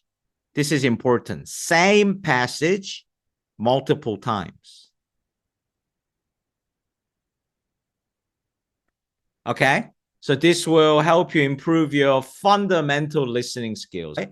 I mean, I can teach you all the techniques in the world, but if your listening ability does not improve, then honestly, you are not going to get a very good score in TOEFL listening. So you need to listen to the same passage multiple times. If you are scoring more than 24, 25, I advise you to maybe listen to the same passage at least 3 times or more.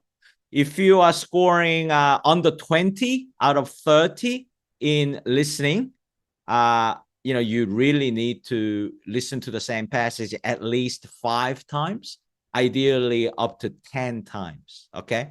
Really keep listening to the same thing and improve your listening skills and try to understand everything in the passage. Okay.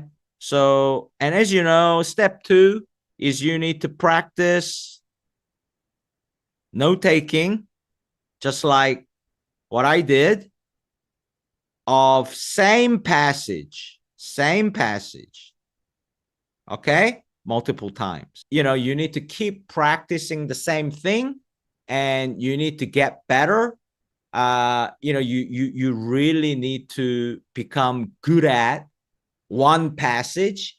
You become so good at one passage that when you try new passage, you can apply your skills. I mean, if you are scoring under 20 out of 30 in TOEFL listening, and if you only listen to the passage once or twice of one passage, and if you're only practicing note taking like once or twice, you're not going to improve. Okay, because your skills cannot be applied. You need to improve your basic skills first, right? Okay, so when you really master one passage, when you listen to new passage, then your listening has improved and your skills to write notes improved. So although it's a new passage, you're going to do a lot better on your new passage from first time compared to the last passage. But, if you practice only once or twice, it's not going to happen for you. All right.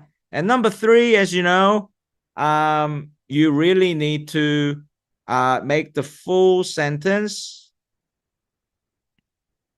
of your notes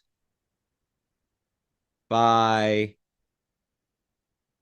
speaking out aloud.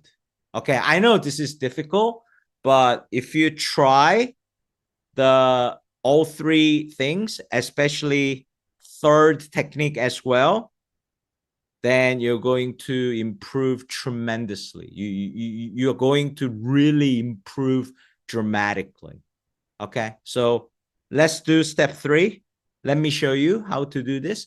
Let me go back to the top of the passage of my notes and show you how to practice this. So this passage starts by professor giving an example. Let me change the color for you. Of the bird in mating, but it stops and start preening itself and then return to the mating action. So this action of preening is completely out of place, right? So this action is called displacement activity. Okay, so displacement activity happens when an animal has 2 conflicting drives, right? So to explain, for example, the same bird was maybe afraid of its mate that he was mating with, then the bird will have 2 drives, right? The bird maybe wants to keep mating, right? Keep going. Or because this bird is so scared, the bird wants to stop mating and run away. But instead, if or when bird actually grooms itself, then we call this displacement activity. Okay? So displacement activity is something that is completely irrelevant and inappropriate based on the situation. Okay? So does anybody have another example? Okay, professor. So if an animal is conflicting between fight the enemy or run away from enemy, if the animal starts attacking the plant, is this good example?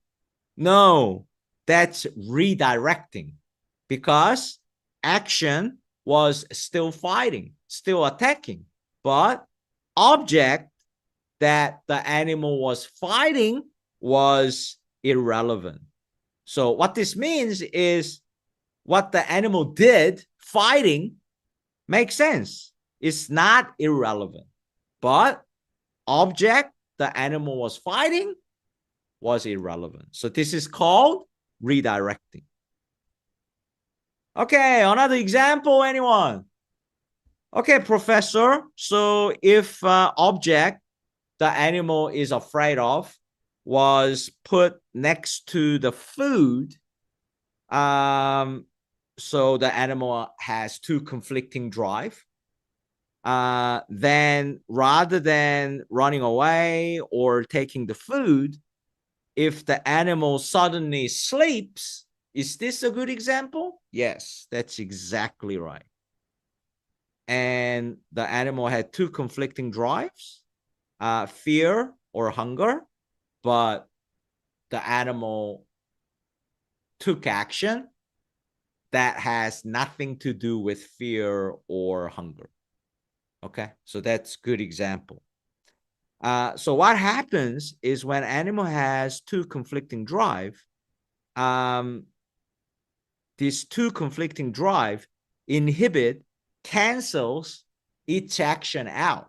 It cancels both actions, and it pushes third drive, third action to happen. This process is called disinhibition.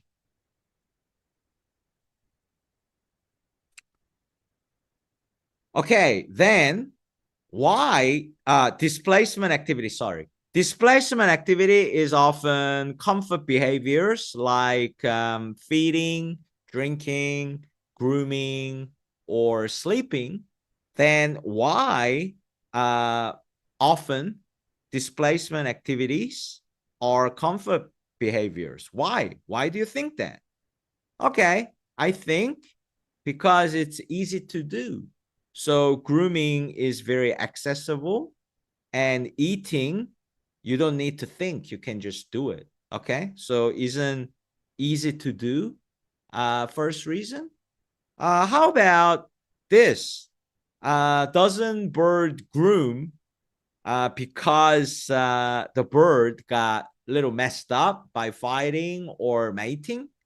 Isn't that the reason? Yeah, that's possible. That's another possible reason, but still, it does not explain other comfort behaviors. It only explains the grooming. Okay, so environment study shows, research shows, environment the animal is in actually determines the animal's behavior. For example, this bird, wood thrush, when the bird is in two conflicting drive of attacking the enemy or escaping from the enemy, if the bird is on the horizontal branch, bird wipes its beak.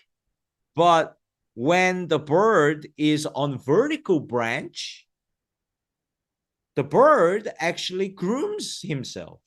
So it really different action happens depends on environment the animals are in.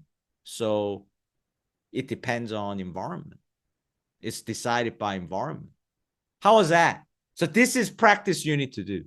Okay? Like as I told you in episode 14, if speaking like instantaneously, simultaneously is too much for you, you can always start by writing this out if this is easy for you. But since this is listening, not reading or writing, if you can do it, speaking it out aloud, just like what I did, by looking at the notes, look at the notes and try to speak the full sentence out of the notes that you have written is the best way if you can do it. And this is James's original technique. But, it will help you a lot. Like you will master the TOEFL listening section. That's end of note-taking session for the lecture passage. See, I told you. Lecture is completely different animal compared to the conversation passage. Okay. Next episode, I will teach you how to answer all the questions right. Deep dive for lecture listening passage. Thank you, guys. Hello, everyone. This is James Song here. Welcome back to the TOEFL Show. This is episode 17, and we're continuing with TOEFL listening section of the TOEFL test. And following on from the last episode, today we're going to learn how to answer the questions and get every question right for lecture passages of the TOEFL listening. Okay, so obviously passage was a little bit harder than conversation to take notes, and the question may be a little bit harder as well. So let's learn how to answer the questions properly, considering all the question types. Okay, let's do this deep dive. Let's go, guys. Okay, guys, welcome back. Let's continue by solving all these questions together. There will be 6 questions because in TOEFL listening, every lecture passage gives out 6 questions, okay? So let's do that. So I'll teach you how to answer all these questions right. And this episode is following on from last episode. So if you haven't watched episode 16, go back and watch it and come back, or at least go to the episode 16. In the beginning of the episode, there is a lecture listening passage. So listen to that. And then if you watch this episode, then it will make, it will make sense for you. All right. So I have my notes on my right from last episode and questions on my left. So let's go. Question number 1. What is the lecture mainly about? So this is called gist content question in TOEFL listening. So this is the name of the question type, fancy name. It's basically asking for main idea or main topic of the passage, okay? Because gist means like main or essence, okay? So obviously, if you watch the last episode, look at the notes, okay? This passage is about displacement activity, because in the first paragraph, it defines what displacement activity is, which is when animal does some action that is completely out of place and irrelevant to the situation.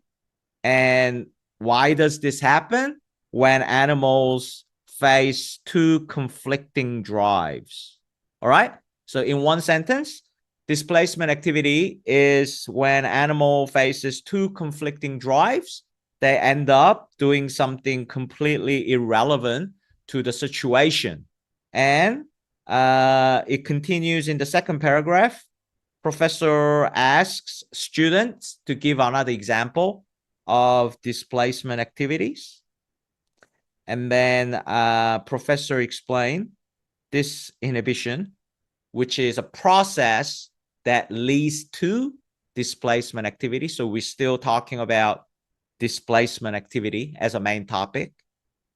And then professor asks the class, why so often displacement activities are comfort behaviors? So we keep talking about displacement activities. And then last paragraph, professor explains, sometimes these displacement activities are determined by the environment the animal is in. So this whole passage is talking about displacement activity. Okay. So let's find the answer. A, methods of observing unusual animal behavior. So A is many different ways to observe animals' behavior. So A is completely wrong. For A to be the answer, this passage needs to be like, first, you can look at animals' behavior this way. Second, you can look at animals in different way. And third way of looking at animal is this way. So A is completely wrong. B, a theory about ways birds attract mates. I mean, this is not displacement activity. It's way too specific to be the answer, right? Because we want displacement activity, but this is irrelevant. It's just wrong. Okay. And it's too specific to be the main idea if you think about it. Okay. All right. C, ways animals behave. Okay. Animals' behaviors when they have conflicting drive. Yeah. This is how they paraphrase. Okay. They're never going to give you displacement activities. That wouldn't be a question. All right. So this comes from our note. Displacement activity is doing something completely irrelevant. And when do they do this? When they have 2 conflicting drives. So I have all the notes for the perfect answer, right? So C is the perfect answer. And this is a paraphrase of displacement activity. Okay, D, criteria. So like standard, like a measurement of deciding or judging standards for classifying animal behavior. It's way too general. It's a little bit opposite to B in some way. like the answer we're looking for is displacement activities, but this is, you know, it's not only wrong, it's way too broad and general compared to what we're looking for. We're not looking for you know, what are different standards to, you know, dividing, classifying animal behaviors. We're talking about one type of animal behaviors, which is displacement activities, right? So this is wrong, and also it's too general, okay, to be the answer for this question. So question number 1, C, and we have the perfect note. So we got the answer from the notes we have taken. Question 1, the answer is C. Next question, please. Okay, guys. Question number 2. Let's continue. Indicate whether each of the activities below describes displacement activities. So it's asking whether this action is an example of displacement activity or not. Okay, so this question type is called connecting contents. So you would get a table or some kind of chart, okay, and you need to choose the multiple information, true or false, or, you know, right from wrong. All right, or sometimes you get a question that you need to put in sequence or right order. Like, for example, in the passage talks about some kind of chemical reaction, and what's the right order from first to last. So you need to put D happens first, then C, then B, and A. So answer is D, C, B, A, something like that. All right. So that's called connecting contents. And it's not too different from detailed question. It's not too different from true or false question in essence. Okay. So let's see whether these sentences represent displacement activity or not. Okay, first one. An animal attacks the ground instead of its enemy. So this is, what is this, guys? From last class? Redirecting, right? This is not displacement activities, right? So let's double check from our perfect notes, okay? So when professor asks another example to tell me what the displacement activity is, and the male student gives this example of when or if animal is conflicted between fighting the enemy or running away from the enemy. If the animal attacks the plants or ground, isn't this displacement activity? It's not, because it's still attacking. So it's still fighting. So action makes sense. The animal either fought or ran away. They decided to fight. But only problem is, animal did not fight the enemy. Animal fought the plant. Okay? So that's called redirecting. All right? So action is still, you know, fighting or running away. So it makes sense. But the target is wrong. Object is wrong. So this is not displacement activity. Okay? The animal falls asleep in the middle of mating ritual. Yeah, this is a good question, because we need to apply our notes a little bit. We have to think a little bit, right? So when the bird is in the mating ritual, right, it suddenly groomed itself, right? In this example, in professor's example, the bird trains and then go back to the mating ritual. So, you know, grooming itself, preening is not the most important thing. The bird did something irrelevant. So it could be eating, it could be sleeping, it could be drinking. In this situation, two conflicting drives were keep mating, keep going, or stop mating and running away. But if the bird did not keep going or did not stop, does something else, then that's displacement activity. If the animal does something completely different, then whatever the action is, that's displacement activity. So this is a perfect example. Okay, so in Professor's example, it was grooming. But if you remember the female student's example, okay, it was sleeping, right? So it doesn't matter what the action was, as long as if it's completely irrelevant, inappropriate action, not from the conflicting drives, then it's all displacement activities. Okay. All right. C, animal eats some food when confronted by its enemy. Again, we need to understand, like the notes does not give us the answer directly. We have to actually apply our understanding. Okay. So when, according to the context of this listening passage, okay, according to our notes, when animal faces the enemy, what should be the two conflicting drives? Fight the enemy or run away, right? Okay.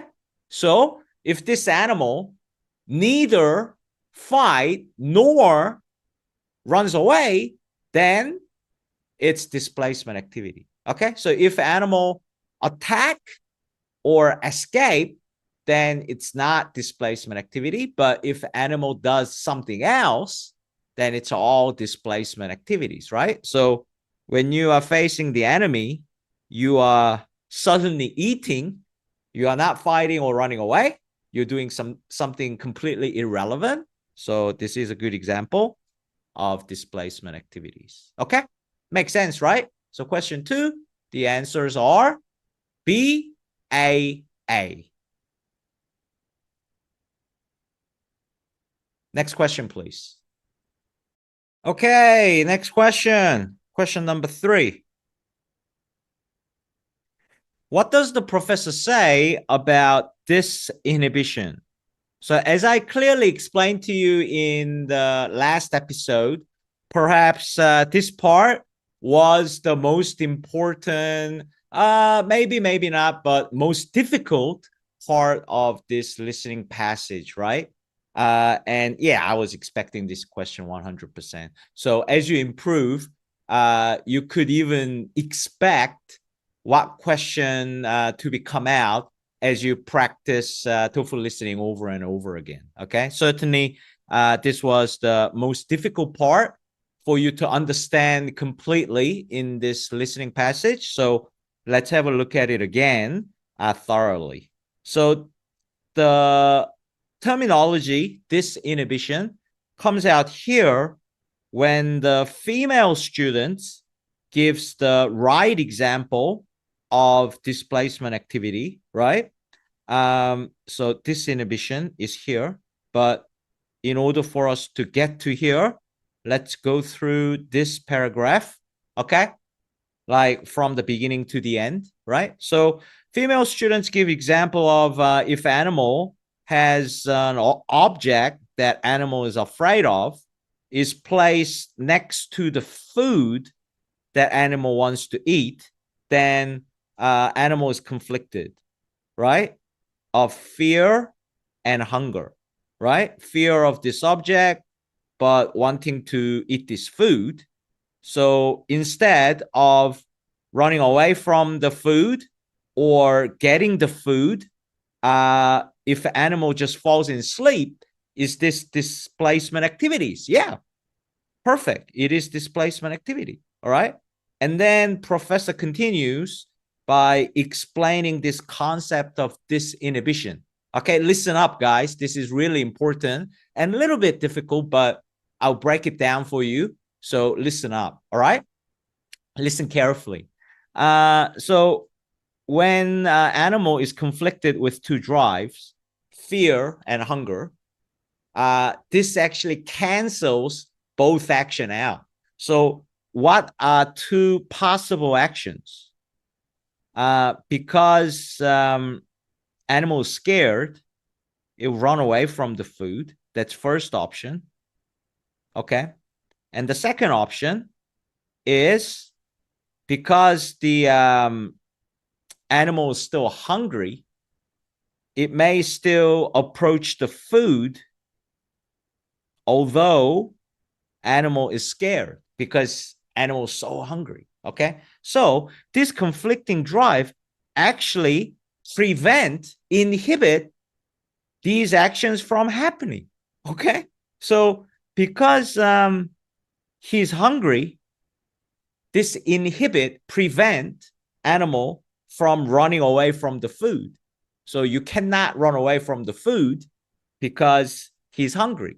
But at the same time, because he's so scared of the object next to food, he also cannot go near the food. So these two conflicting drive prevents first or second action from happening.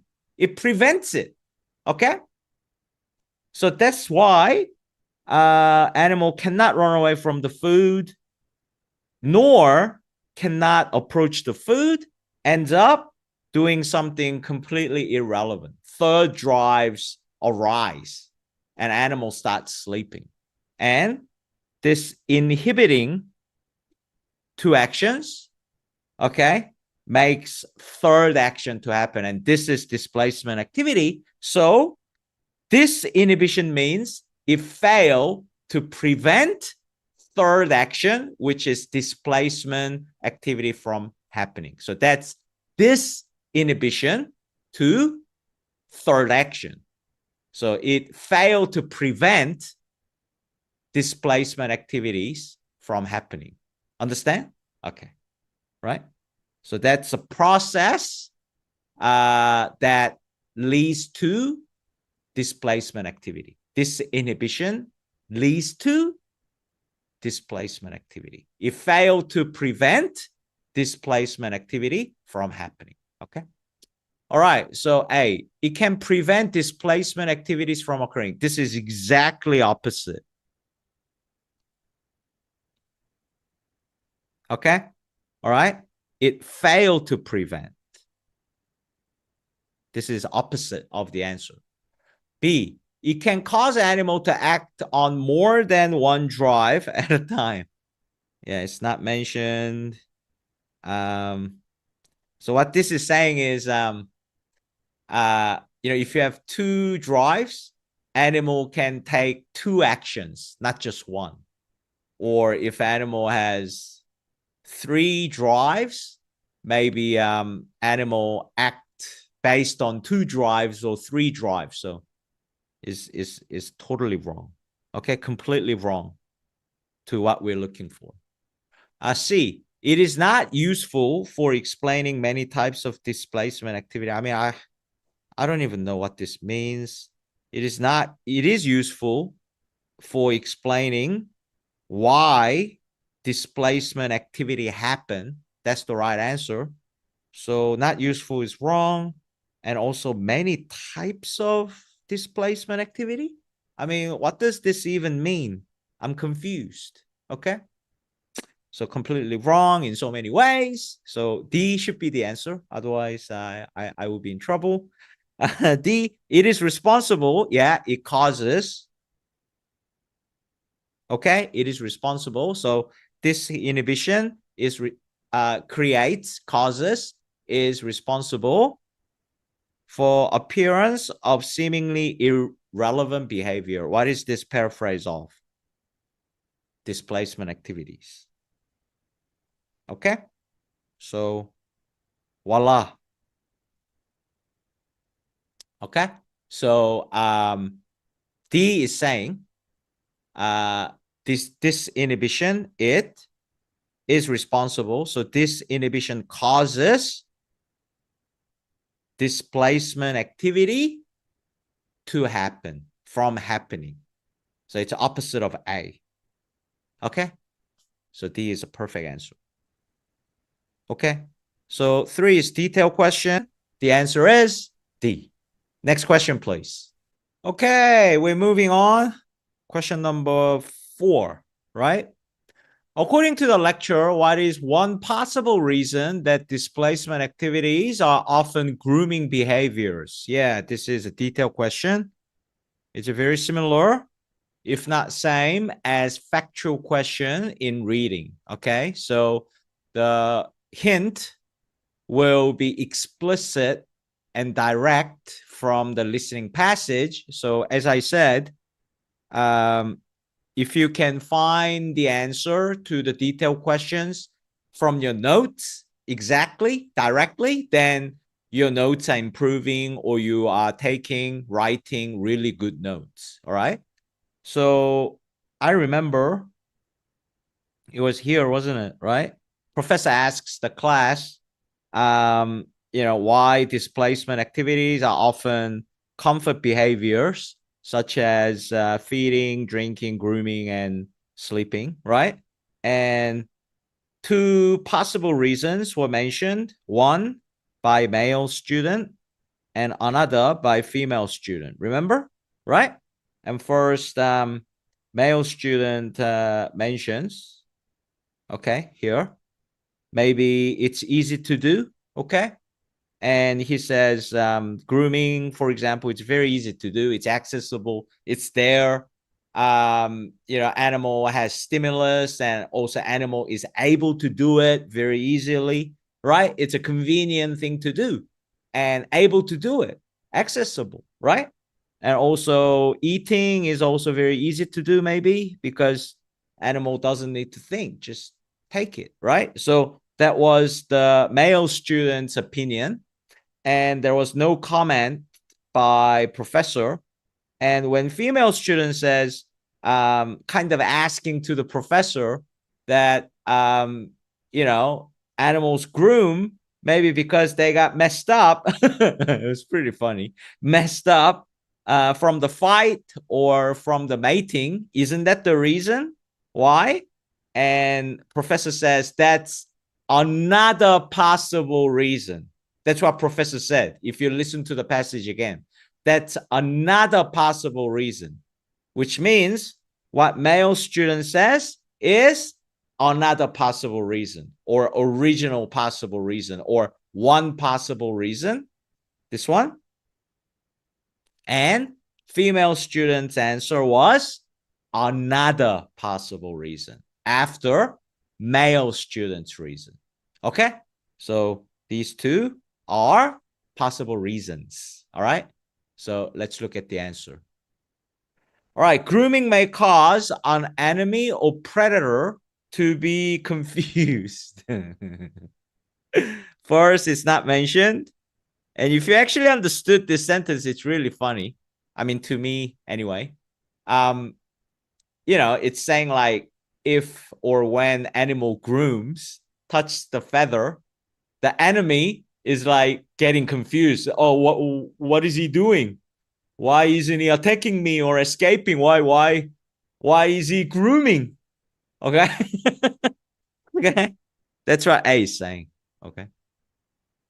So pretty funny. B, grooming is a convenient and accessible behavior. Bang. In our notes, right? Easy to do, accessible, convenient also was mentioned in the listening passage, I remember. Okay. Easy to do and accessible, right? Perfect notes, perfect answer every time. Okay. Got the answer from right here. C, grooming often occurs before eating and drinking, not mentioned. D, grooming is a common social activity, not mentioned. So very straightforward, this question. Question 4, detailed question. The answer is B. Next question, please. Okay, next question. Question number 5. Why does professor mention wood thrush? Okay, So this is called organization question in TOEFL listening, and it's very similar to rhetorical purpose question in TOEFL reading. Okay, so what is the purpose that professor is mentioning wood thrush? For what purpose? Okay, all right. How is the passage organized? All right, to contrast something, to explain what professor wanted to explain, to point out something. The wood thrush is used as a tool to point out something, or wood thrush is used to give an example of something, right?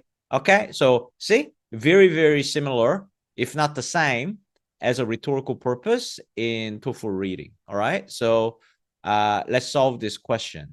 Why does professor mention the wood thrush? Okay, let's go. So after last question,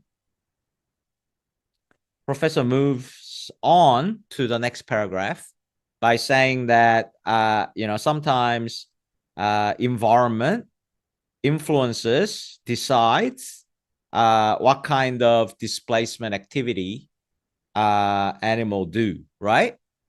And gives an example of wood thrush to explain this opinion. Okay, so topic sentence of this paragraph is environment determines animals' behavior. Different environments influence different animals' displacement activities, right? That's a topic sentence. And to explain this, to justify, to say this is right, professor uses wood thrush as an example.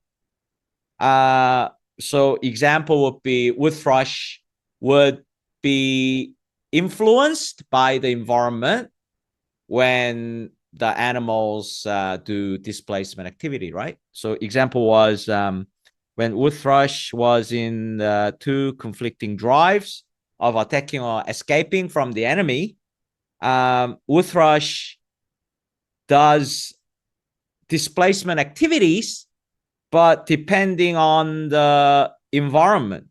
Okay, when he is on first environment, it's irrelevant behavior, but he does one thing, or she, all right?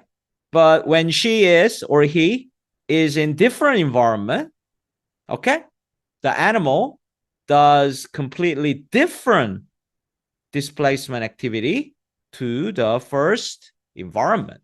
So wood thrush is used as an example to justify professor's opinion, professor's statement, which said environment decides animals' behavior. Okay. A, to contrast. Yeah, there's no compare and contrast here. It's just one animal doing two different behaviors. So it's already wrong because there's no comparison to be made. But let's read it out. To contrast its displacement activity with those of other animal species. See? All right. So A to be right, need to be another animal species, right? But this never came out. So A is wrong. No contrast, no comparison here. B, to explain that some animals display displacement activities other than grooming. It's not about grooming. And if you look at wood thrush here, certainly is not used to explain they do other than grooming. Okay, that's not the purpose. It's used to justify animals' behaviors depend on the environment. Okay, so B is wrong. C, to point out how displacement activities are influenced by the environment money, right? Bang. Perfect. Okay. All right. To, it's used as an example, but basically to justify, to point out, to show, to prove, okay, how displacement activity that wood thrush did first displacement activity, second displacement activity were different based on different environments. Bang. Okay, perfect answer.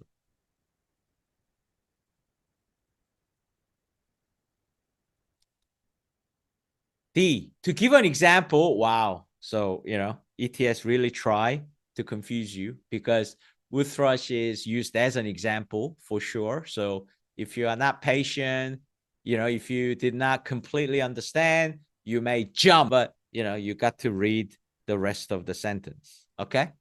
So wood thrush is used as an example of an animal that does not display displacement activity. So this is totally wrong.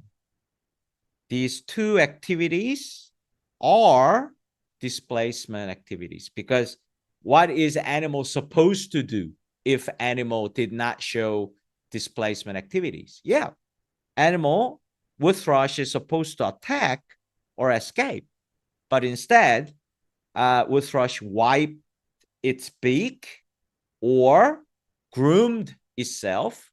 So both actions are actually displacement activities. But the point here is they showed different types of displacement activities based on different environments. Okay, so D is clearly wrong because wood thrush showed displacement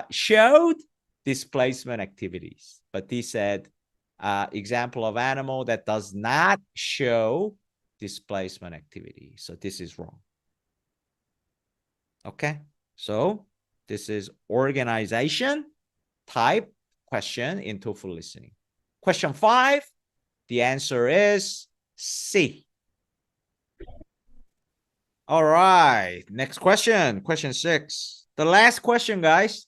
Let's make it good. Let's do this. What does the professor mean when she says this? So we need to listen to short excerpt of the listening passage. So here we go. Listen carefully. Listen again to part of the lecture, then answer the question. So, what do you think another example of a displacement activity might be? How about an animal that, instead of fighting its enemy or running away, it attacks a plant or a bush? That's a really good suggestion, Carl. But that's called redirecting. What does the professor mean when she says this? That's a really good suggestion, Carl. But that's called redirecting. Okay, so did you get everything? If we revisit our note to help you out, it was from, you don't need to know this. I mean, it's better if you knew, but you don't have to. That's what I'm saying. Okay. It was here, after professor gives her example of displacement activity of a bird. Okay. She asks, is there another example? Okay, to the class. And male students, one male student gave an example, and it wasn't displacement activity. It was redirecting. Remember? Yeah, it came out. The excerpt came out from this part here. Anyway, let me write a little bit more for you. Okay, so if you took down the notes or remember the excerpt completely, it divided like the first part and the second part, right? So first part, it said when the animal have a conflicting drive, right?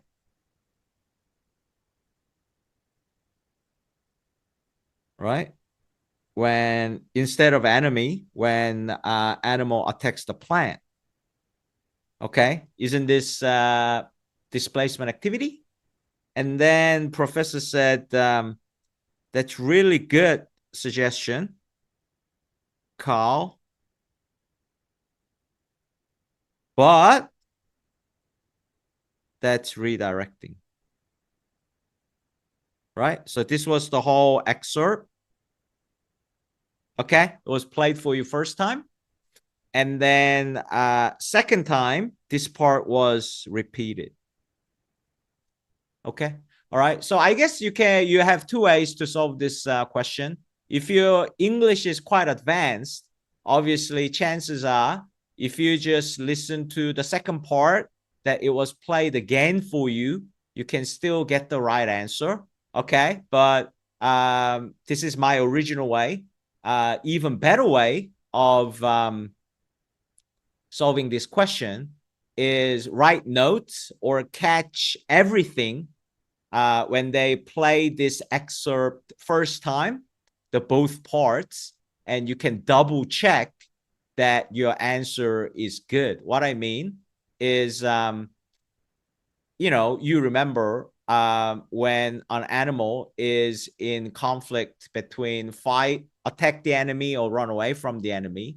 But when the animal attacks the plant or bush, that's not displacement activity, right? Okay, so you can still get the hint from here, right? It's not displacement activity. And the second part was played. That was good suggestion, Carl, but that's redirecting. So professor is saying, although professor is being very nice and saying, that's a good suggestion, Carl. Okay, professor didn't say, you're wrong. Okay, professor is being very nice, but what professor is saying is that it's not displacement activities, right?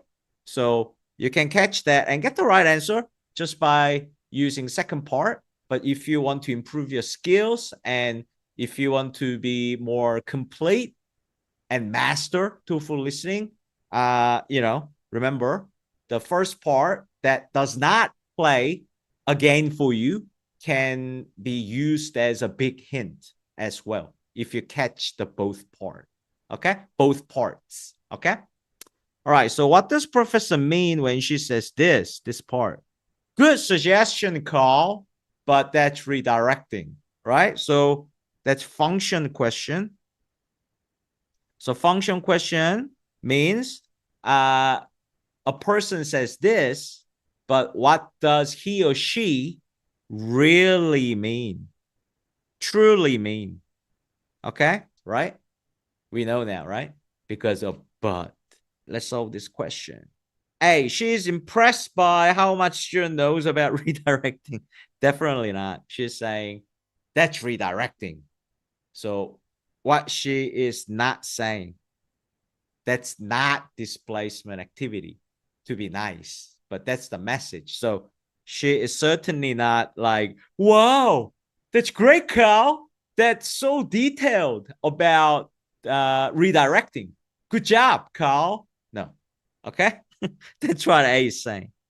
So pretty funny. B, she thinks it's time to move on to the next part of his lecture, her lecture. Definitely not. Okay. Over inference. Okay. We cannot imply this at all.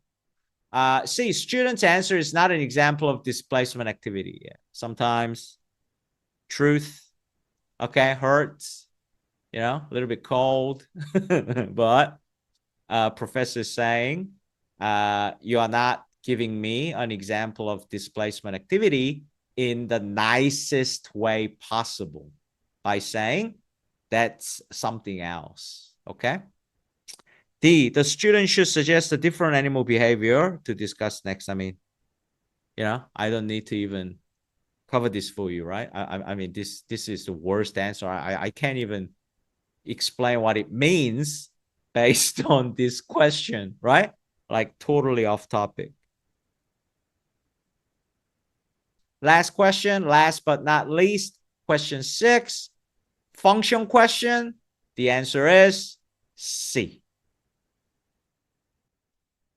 All right, guys, let's review TOEFL listening question types for one last time to help you really understand it. And hopefully you can apply these skills to all the questions, every question you ever face in TOEFL listening, okay, in the future. So there are 7 question types, as you know, and I'm going to review it, help you understand one by one. And these 7 question types apply to both conversation and lecture passages, okay? All right. So question type 1 is G's purpose or G's content. So it's asking for main reason why this listening passage takes place and what is the main topic or main idea of the passage. All right. So it's a little bit different. So G's purpose usually comes out in a conversation passage more often in conversation passage than the lecture passage, because it's asking like why this listening passage is taking place. What's the reason? So when you have one-on-one conversation, usually there is a reason why this conversation takes place. For example, if it's students with professor, then student might have some questions she wanted to ask. So student visits professor's office, or professor might invited student into his office because he wanted to offer the student a project opportunity, something like that. So that's the purpose of the talk. Okay. And G's content, main topic or main idea, we did it today. Episode 17, question 1, we did. Okay, so main topic for the lecture was talking about displacement activity. So answer was paraphrased. And basically, they were asking for the main topic of the whole passage. Okay, so don't get it wrong. And don't choose overly general or overly specific answer than the main topic or the main idea of the whole passage. Okay, usually comes out in the first paragraph, obviously. Okay, like they're asking for main topic word or thesis statement. Okay, all right. Number 2, detail question. Probably detail question you will face most often in TOEFL listening questions, because it's very similar to factual question in TOEFL reading. So it's basically asking for the right information or true or false. And one tip I told you a couple of times already, one way to test yourself is that if you are able to write down notes that is exactly matching the answers of the detailed questions, then you are doing something really well. Okay. And if your notes are never able to find the answers to the detailed question, then you're doing something wrong, and you need to practice a little bit more. Okay. So just get the right information. All right. Need a lot of practice. And 3, connecting contents. We did this in today's lecture, today's class. That was question 2 today. So usually connecting contents, they show you the table or charts, or sometimes put something in right order. Okay. Right. So when they use table or chart, it's usually a detailed question in different format. Okay. And sometimes they ask you like put like 4 steps in the right order, and first step, second step, third step, fourth step, and answer could be D, C, A, B. Okay. All right. So that's connecting contents, but more or less in essence, if you're strong in detailed question, if you understand all the information's right, okay, then you will not have much problems. 4 is organization. This also came out in today's class. This was question 10, wasn't it? Question 5, sorry. We didn't have question 10 today. Question 1 to question 6.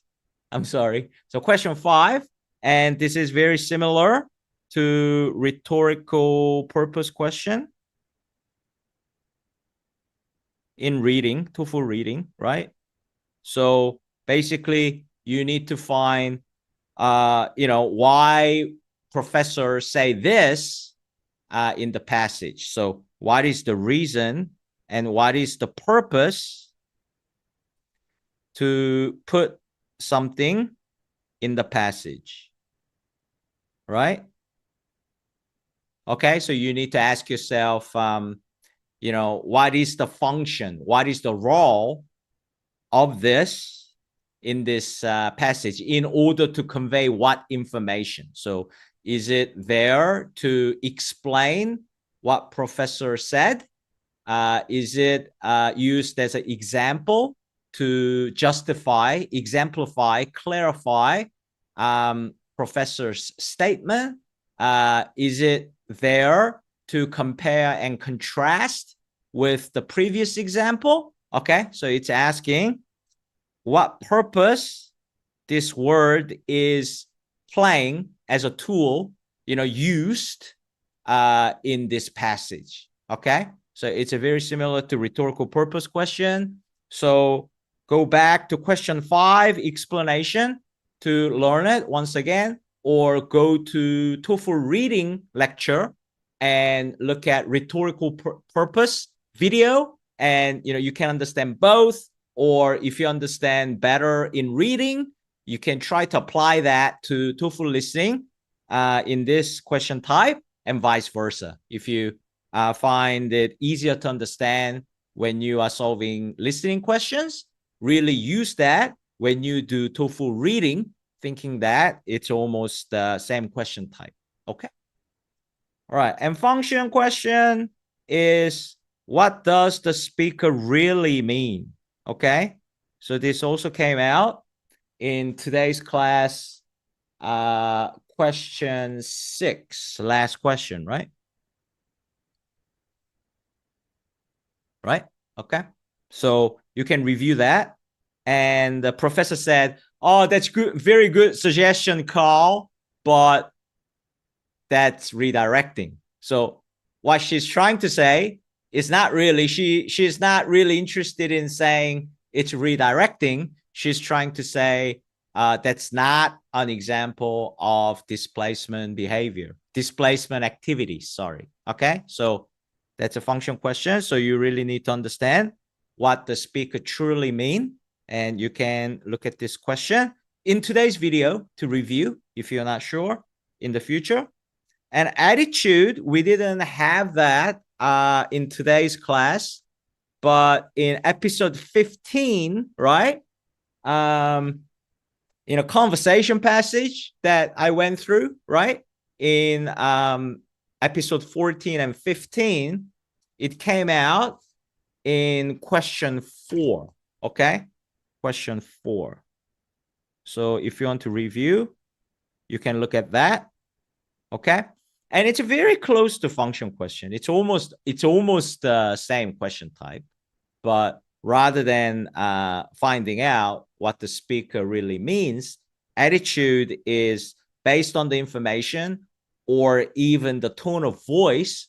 What is the attitude of the speaker rather than what he really means? So, it's almost same question. And if you look at some books or some teachers even teach this question type as a one type, function and attitude.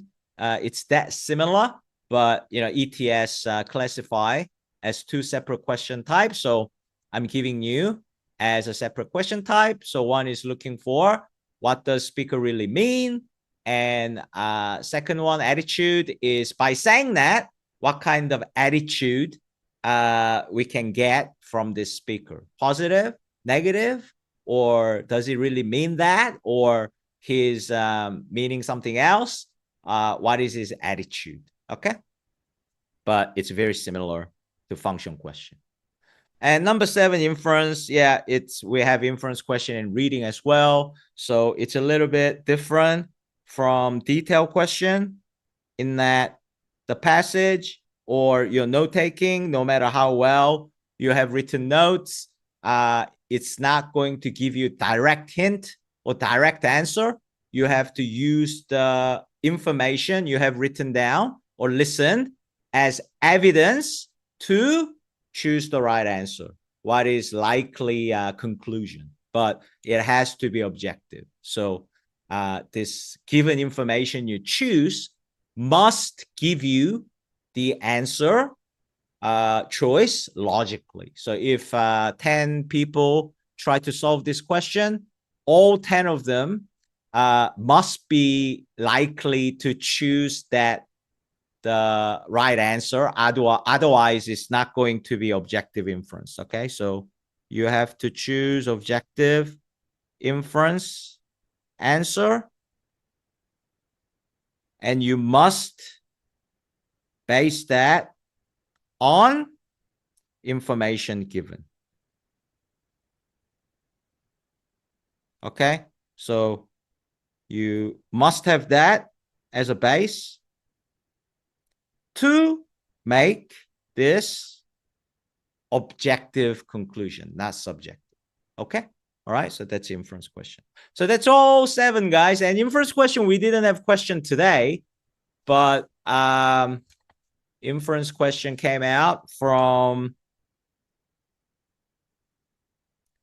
episode 15, question 2. So you can review that if you get the question type wrong in the future, or if you want to relearn it. Okay, revisit and learn it again. All right, so that's all question type. Okay, guys, so that's it for the how to answer all the questions right for the lecture passage, and once again reviewing all the question types of TOEFL listening. Thank you very much for watching. I'll see you in my next episode. Thanks for watching, guys. Hello, everyone. This is James Song here. Welcome back to the TOEFL show. This is episode 18, and I have a great show for you today. I'm giving you TOEFL listening practice test. So in this practice test, there is one full conversation passage with 5 questions in it. So you can test yourself and see how good you are. The answers to all the questions are in the description below. So please do check them out, and feel free to pause the video or rewind or even fast forward during the test as you need it. But if you want to see whether you are good enough, whether you can actually answer all the questions within the time limit of ETS when you go and take the real TOEFL test, then please, once the test starts, don't touch anything, let the video run.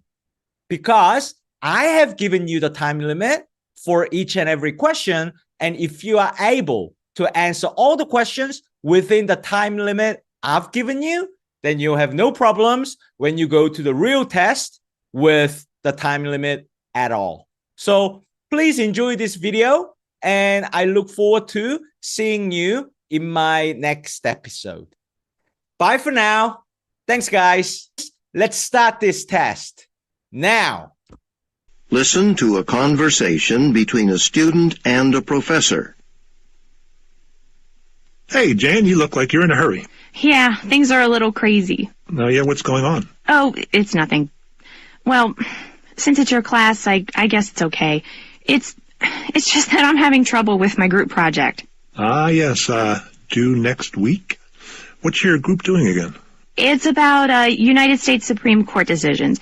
We're looking at the impact of recent cases on property rights, municipal land use cases, zoning disputes. Right, okay, and it's not going well? Not really. I'm worried about the other 2 people in my group. They're just sitting back, not really doing their fair share of the work, and waiting for an A. It's kind of stressing me out because we're getting close to the deadline, and I feel like I'm doing everything for this project. The good old free rider problem. Free rider? Oh, it's just a term that describes this situation when people in a group seek to get the benefits of being in the group without contributing to the work. Anyway, what exactly do you mean when you say they just sit back? I mean, they've been filing their weekly progress reports with me. Yes, but I feel like I'm doing 90% of the work. I hate to sound so negative here, but honestly, they're taking credit for things they shouldn't be taking credit for. Like last week in the library, we decided to split up the research into 3 parts, and then each of us was supposed to find sources in the library for our parts. I went off to the stacks and found some really good material for my part, but when I got back to our table, they were just goofing off and talking. So I went and got material for their sections as well. You shouldn't do that. I know, but I didn't want to risk the project going down the drain. I know Teresa and Kevin. I've had both of them in other courses, so I'm familiar with their work and their work habits. I know, me too, and that's why this has really surprised me. Does your group like your topic? Well, I think we'd all rather focus on cases that deal with personal liberties, questions about freedom of speech, things like that. But I chose property rights. You chose the topic? Yeah, I thought it would be good for us, all of us, to try something new. Maybe that's part of the problem. Maybe Teresa and Kevin aren't that excited about the topic. And since you picked it, have you talked to them at all about picking a different topic? But we've already got all the sources, and it's due next week. We don't have time to start from scratch. Okay, well, I'll let you go because I know you're so busy, but you might consider talking to your group about your topic choice. I'll think about it. Gotta run. See you in class. What is the conversation mainly about?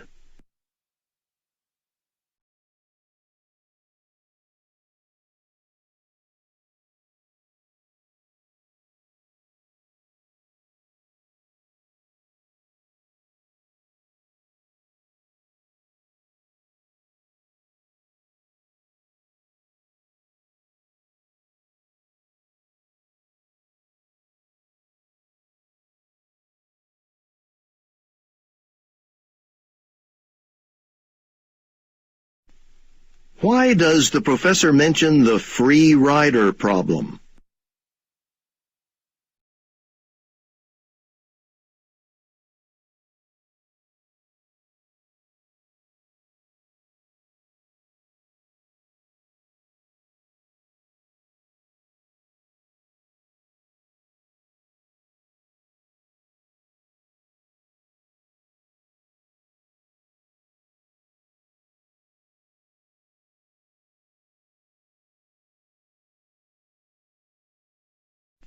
What is the professor's opinion of the other students in the woman's group?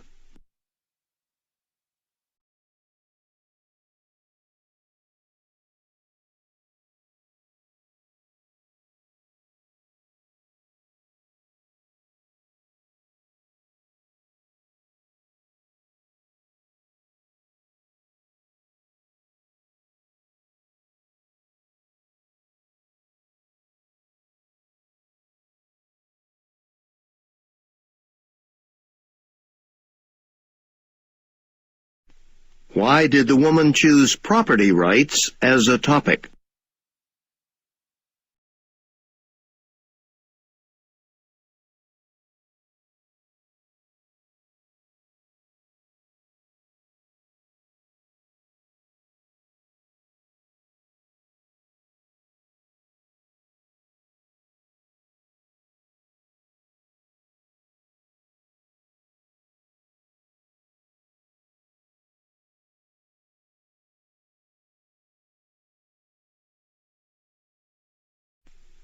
What mistakes does the professor imply the woman has made while working on a project?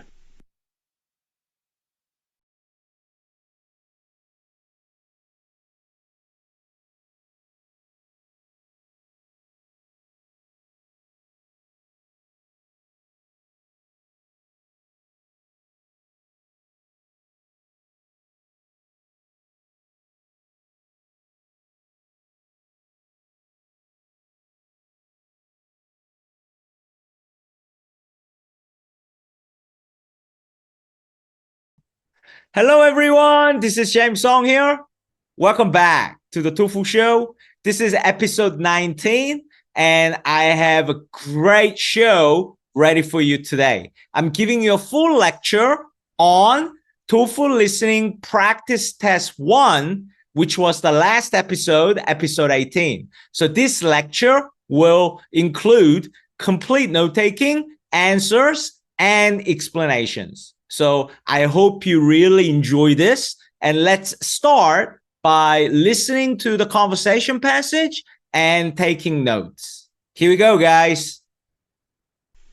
Listen to a conversation between a student and a professor. Hey, Jan, you look like you're in a hurry. Yeah, things are a little crazy. Oh, yeah, what's going on? Oh, it's nothing. Well, since it's your class, I guess it's okay. It's just that I'm having trouble with my group project. Ah, yes, due next week? What's your group doing again? It's about United States Supreme Court decisions. We're looking at the impact of recent cases on property rights, municipal land use cases, zoning disputes. Right, okay, and it's not going well? Not really. I'm worried about the other two people in my group. They're just sitting back, not really doing their fair share of the work, and waiting for an A. It's kind of stressing me out because we're getting close to the deadline and I feel like I'm doing everything for this project. The good old free rider problem. Free rider? Oh, it's just a term that describes this situation when people in a group seek to get the benefits of being in the group without contributing to the work. Anyway, what exactly do you mean when you say they just sit back? I mean, they've been filing their weekly progress reports with me. Yes, but I feel like I'm doing 90% of the work. I hate to sound so negative here, but honestly, they're taking credit for things they shouldn't be taking credit for. Like last week in the library, we decided to split up the research into 3 parts, and then each of us was supposed to find sources in the library for our parts. I went off to the stacks and found some really good material for my part, but when I got back to our table, they were just goofing off and talking. So I went and got material for their sections as well. You shouldn't do that. I know, but I didn't want to risk the project going down the drain. I know Teresa and Kevin. I've had both of them in other courses, so I'm familiar with their work and their work habits. I know, me too, and that's why this has really surprised me. Does your group like your topic? Well, I think we'd all rather focus on cases that deal with personal liberties, questions about freedom of speech, things like that. But I chose property rights. You chose the topic? Yeah, I thought it would be good for us, all of us, to try something new. Maybe that's part of the problem. Maybe Teresa and Kevin aren't that excited about the topic. And since you picked it, have you talked to them at all about picking a different topic? But we've already got all the sources, and it's due next week. We don't have time to start from scratch. Okay, well, I'll let you go because I know you're so busy, but you might consider talking to your group about your topic choice. I'll think about it. Gotta run. See you in class. Okay, how did you go? Did you get everything down? I'm pretty confident. I have taken down all the necessary information to help you understand and solve all the questions. Okay, so let's go to the top, right? And let me explain to you each and every word I have taken down, I have written down as my notes. Then you will be able to understand this passage completely and in detail. So let's do that now. All right, as you can see, it's a conversation passage between student and professor. And the conversation starts with professor saying hello, you look busy, and student says, yeah, it's a bit crazy right now.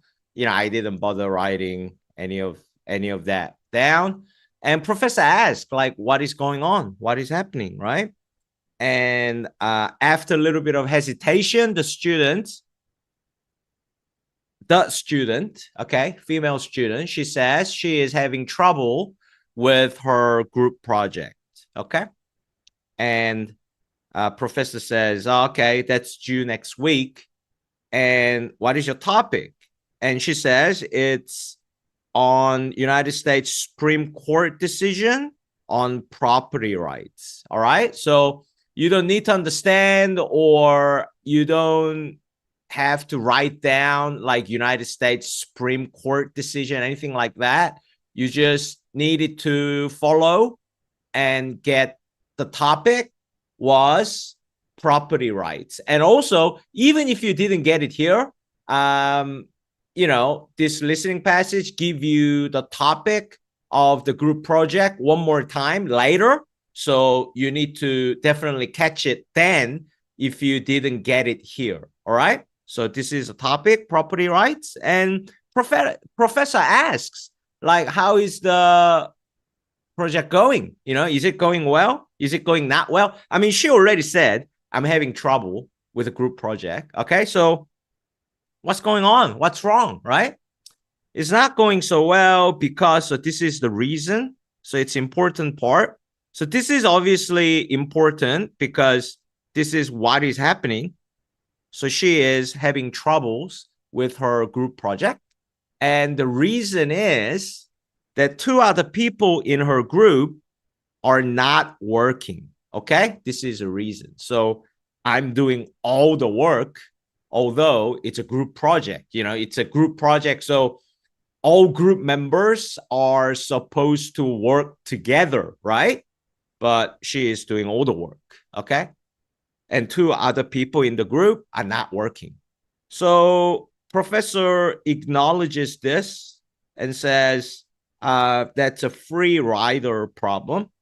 So professor gives a terminology, and free rider problem is a terminology to explain the situation that she is experiencing. Okay.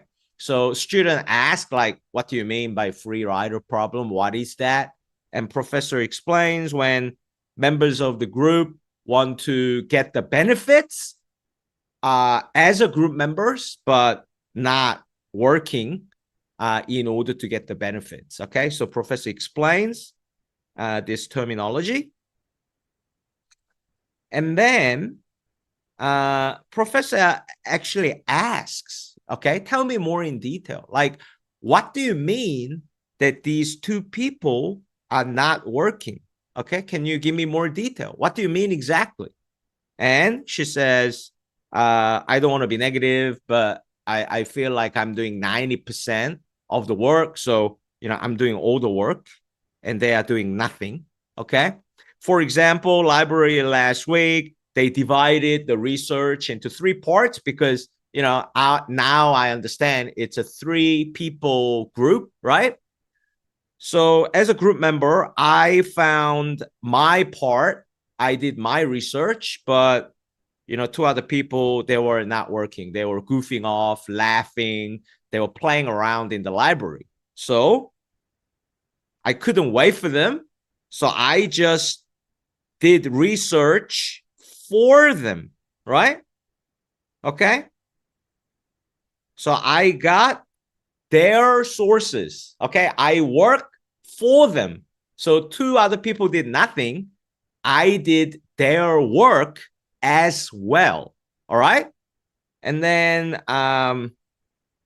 as soon as she said that, professor is very firm, very strong in disagreement, saying that you should not have done that.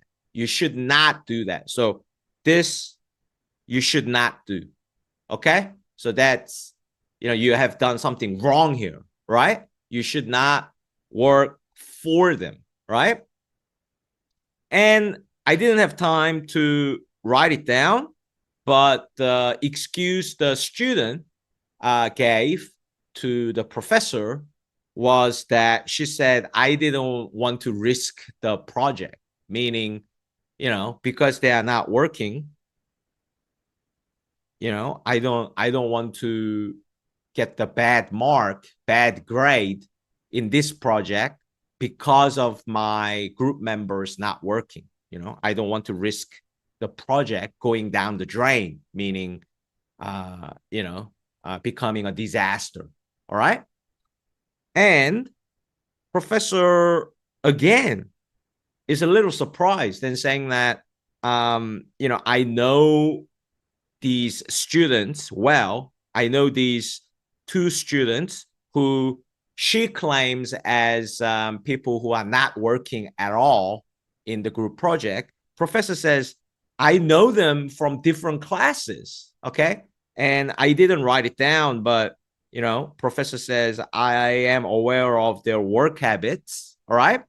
So it's implying these 2 students, as far as the professor knows, these 2 students are not normally like this. Okay. All right. So it could be inference, function, or attitude type of question, right? So what professor doesn't say explicitly, but what the professor saying is that, it's a little strange. I know these two students, but they are not normally that bad, right? And there's a confirmation because the woman, the student in the conversation says, me too. Okay. So student was also aware these two students were not bad students. Okay. And the student in this conversation, she says, yeah, that's why I'm surprised. Right. So the professor implied they are not normally bad students. They normally work hard. Okay. And the woman in the conversation also agrees with the professor. Yeah, me too. That's why I'm surprised. Okay. All right. So professor is still wondering, what is the problem here? Why are these two students not working? So next question to the student, professor asks, do your group members like your topic? Do everyone like a topic? And the student, the woman, admit that they would have rather done like a personal liberty or other topic. Okay, I didn't have time to write it down, right? They would have liked to do other topic, but I chose this topic. All right. And if you didn't catch, the topic was property rights. Up here, probably it's a good idea to write down or try to remember property right here when the listening passage gave it to us one more time. Okay, just in case, because in the question, probably, one of the answer choices or question may have a property rights. So even if you didn't write it down, at least you need to remember or understand the topic the woman chose for the group was property rights. Okay? Yeah. And she said, I thought it was good for the group because it was something new. But what is the problem here? Yeah, very, very important part here. All right, because this is probably the reason for the problem. Okay, reason for the problem. Like reason why these two other group members are not working very hard, because she just chose the topic by herself without talking to the group members, right? Okay. They don't like these two other students, they may not like the topic. And that's what professor says exactly, precisely, right? Okay. Professor says, maybe that's the problem. That's the reason. That's the problem. Two other group members in your group do not like the topic. Okay. What does it mean? Okay. Two other group members in your group do not like the topic. So they're not working. And because you chose the topic. Okay. Right. Yeah. So yeah, this is really important part, guys. Yeah, I'm convinced 100% we're going to get a question or two from this part right here that I'm explaining now, right? So professor gives a suggestion to solve this problem, right? Professor says to the student, why don't you talk to your group members about different topics? So why don't you talk to the group members and maybe change your topic? And the student is in pretty strong denial, strong disagreement. She said, we got all the sources. It's due next week. We don't have time. We cannot change, right? The woman is pretty firm, right? Okay. And professor says, but just please think one more time, consider about talking to your group members about the topic. Yeah, please do. Okay, so professor tried to give her advice again. Okay, and then what does woman say? Yeah, I'll think about it. I mean, she doesn't say yes, she doesn't say no, but she was pretty strong here. No, we cannot talk about the topic to change to different topics because we don't have time. We've got all the sources. We got all the research, meaning we have done all the work. So we cannot change. And, she casually says, yeah, I will think about it, implying, she doesn't really want to change the topic, nor talk to the group members about different topics. I don't think so, right? She is trying to be polite, but, I didn't find her to be that polite, to be honest with you. But anyway, that's her personality. Look at here. I mean, it's a little bit of a joke. Okay, nothing serious. I'm joking here, but she has a pretty strong personality. She said, like, I chose the topic because I thought it would be good for the group because we all can learn something new. So, she's pretty assertive, to say the least. I'm not saying anything negative about her, but I'm just saying she has a strong opinion, and there's nothing wrong with having strong opinion. But anyway, that's how it is. I'm just saying. Okay, right? Cool. So that's the end of the conversation. So as I ask you to practice this way in episode 14, I think. So I will go to the top and read out what I have written, okay, to practice, improve my listening and note-taking skills, and trying to improve my TOEFL listening score. Okay, so I'll read through what I have written, like simulating the listening passage, and also try to summarize, okay, the whole passage by reading through my notes. All right. Okay, I'm having trouble in group project. Oh, the group project that due next week. What's the topic? We're doing property rights. So is it not going well? No, it's not going well because 2 other people in my group are not working at all, and I end up doing all the work. Wow, that's a free rider problem. What's free rider? Is to explain this situation you are going through right now. It's when members of the group try to get the benefits but not working. Well, tell me more. Like, what do you mean these 2 students are not working? I don't want to be negative, professor, but I'm doing 90% of the work. For example, in the library last week, we divided our work into 3 parts. So we had to do our own part. I worked hard to do my part. Well, I finished it, but when I looked at them in the library, they were not working at all. So actually I got I did their work as well and gave to them.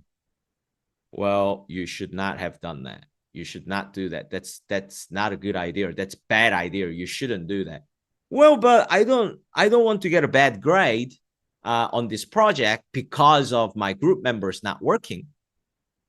I know your group members from different subjects. So yeah, it's strange.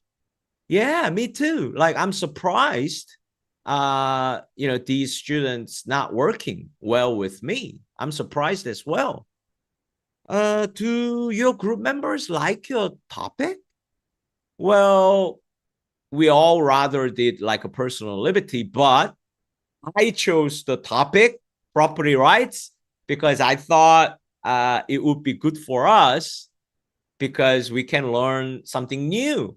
Aha. I think that's the problem right there. I think your group members do not like the topic. And also, you chose the topic rather than discussing with all the members and agreeing to a topic. I think that's the problem. So how about talking to your group members about the topic and maybe changing the topic? But professor, we have no time. It's due next week and we've got all the sources. So we can't change the topic now. Well, okay, but please consider about talking to your group members about the topic. Okay, please consider it at least. Yeah, I'll think about it. Thanks, professor. See you in class. See, perfect, right? Pretty much cover the whole passage perfectly. You can all do this, right? And if you do this, there is no reason why you can get 30 out of 30 perfect score in TOEFL listening. Okay, so please practice this way. All right, so next we need to solve all 5 questions, right? So let's start solving 5 questions now. Let's go. Okay, guys, let's continue by solving all 5 questions, okay? So question number 1. What is a conversation mainly about? Okay, so it's gist content question, obviously. So asking for a main idea or topic. Okay, so as you know, if you look at the notes on your right, the conversation is talking about why she is having trouble in her group project, and not directly, but perhaps a potential way to even solve it. Okay, so mainly professors and students are talking about the reasons why she is having problems in her group project, and it's because of 2 group members who are not working, right? So A, methods for finding appropriate sources for a project. It's wrong for so many reasons. It's too specific, not mentioned. So move on. B, reasons why the woman is having difficulties with the project. Yep, perfect. Okay. The reasons why the woman is having difficulties, paraphrase of what? Is having troubles, okay? With a project, with this group project. Perfect answer.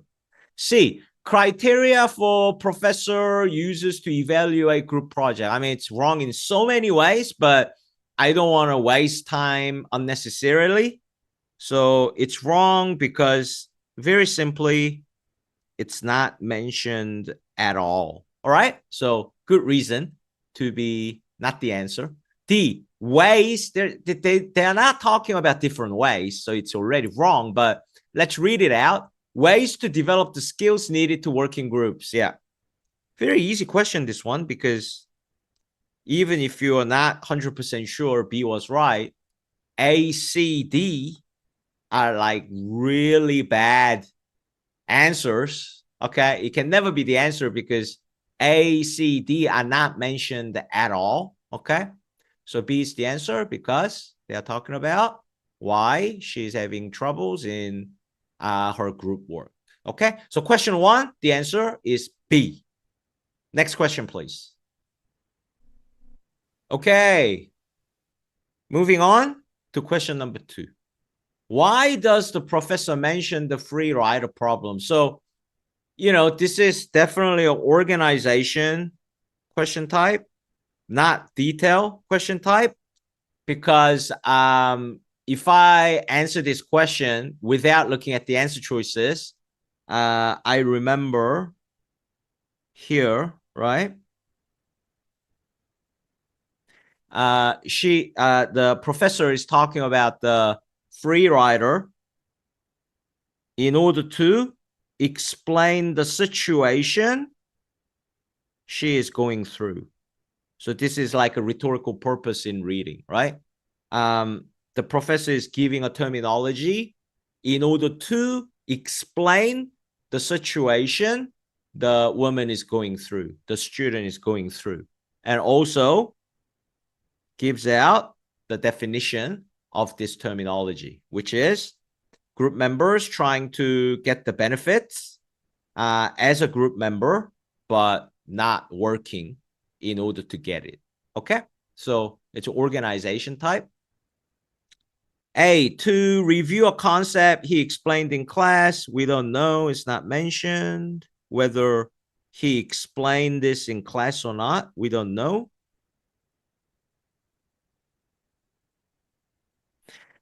B, to give the student a plan to solve a problem.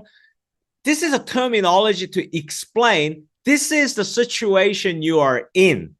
That is not a plan or not solution.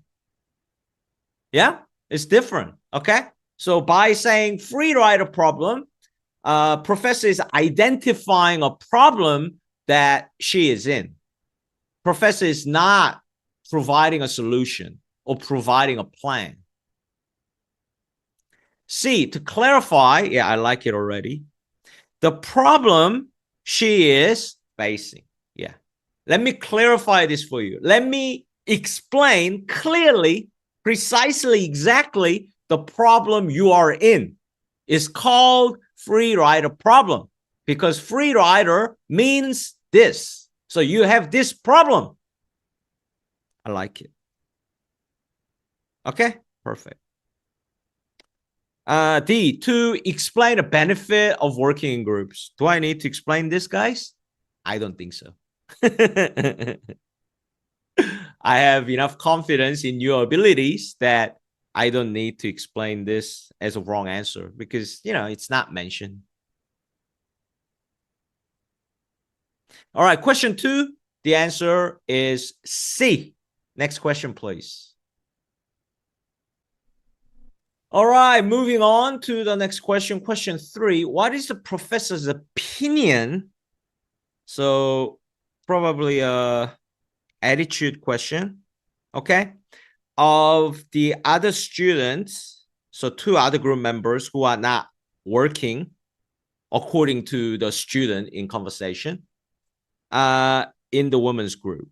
Before looking at the answer choices, let's solve this problem a little bit more fundamentally, all right? So rather than just getting it right, technically, by jumping into the answer choices, let's really understand this, okay? Professor mentioned 2 or 3 times about these other students who are supposedly not working in the group project. First time professor mentions is here. Not directly, but indirectly, right? Like, what do you mean by sitting back and not working? Like, could you tell me a little bit more in detail? Okay, professor really wants to find out, okay, what they are not doing. And the real critical hint is here. Here.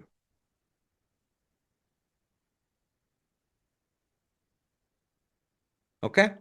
Because as the professor found out, the woman chose the topic by herself. The professor is saying, oh, maybe that's the problem.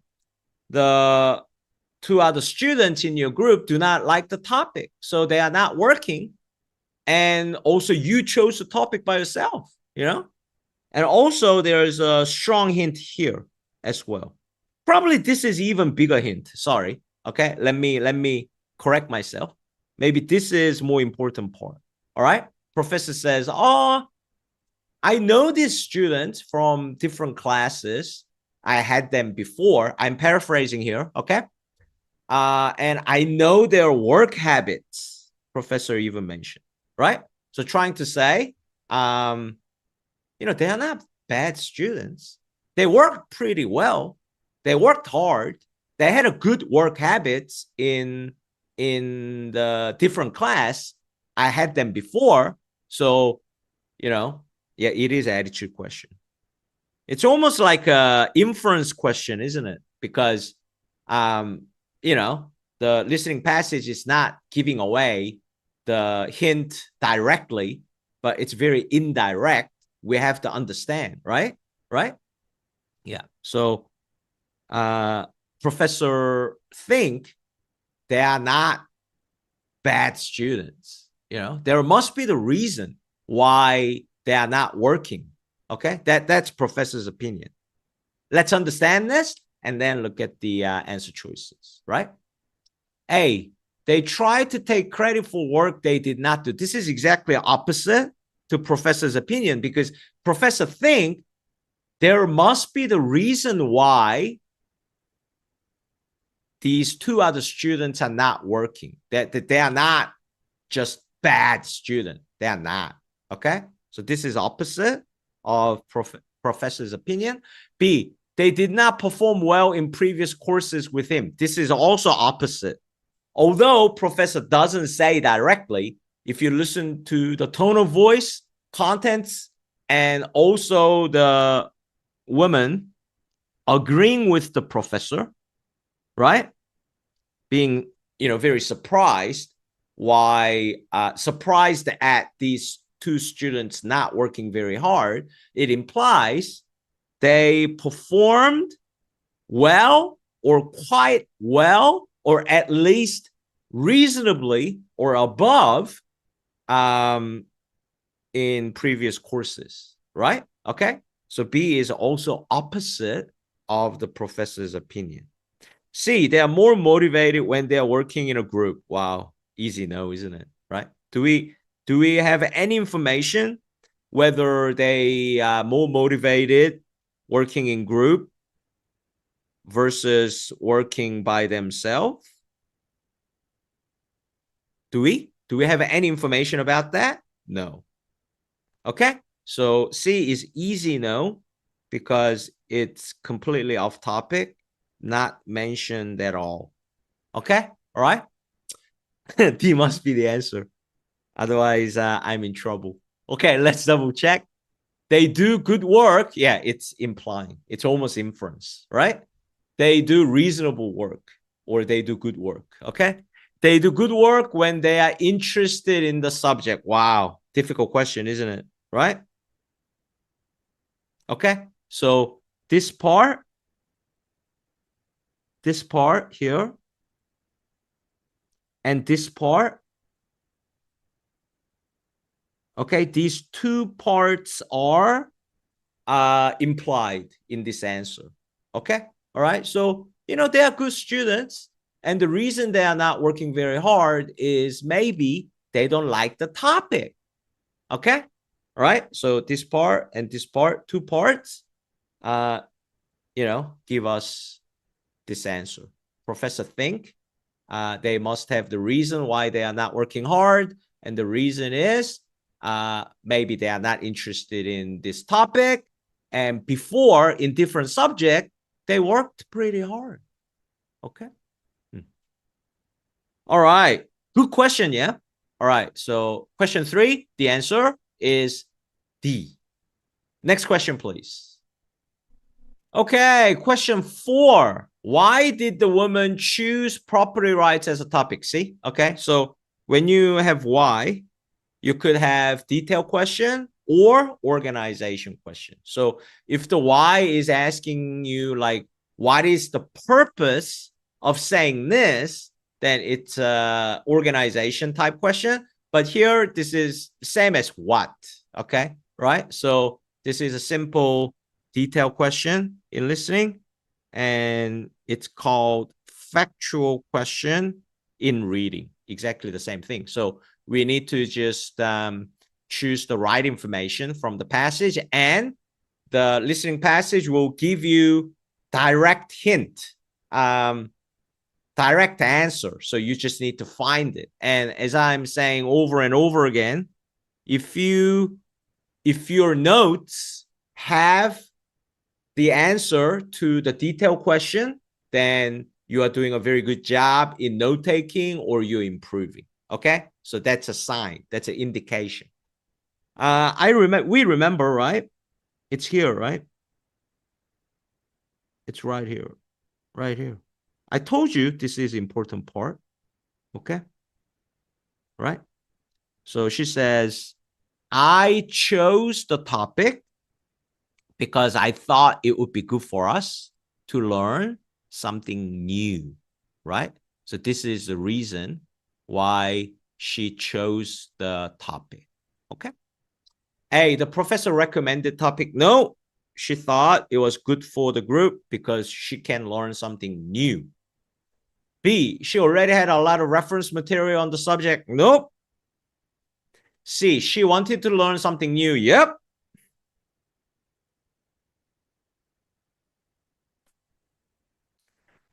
It was easy to research at the school library. Nope. All right. So, very simple. A, B, D, not the answer.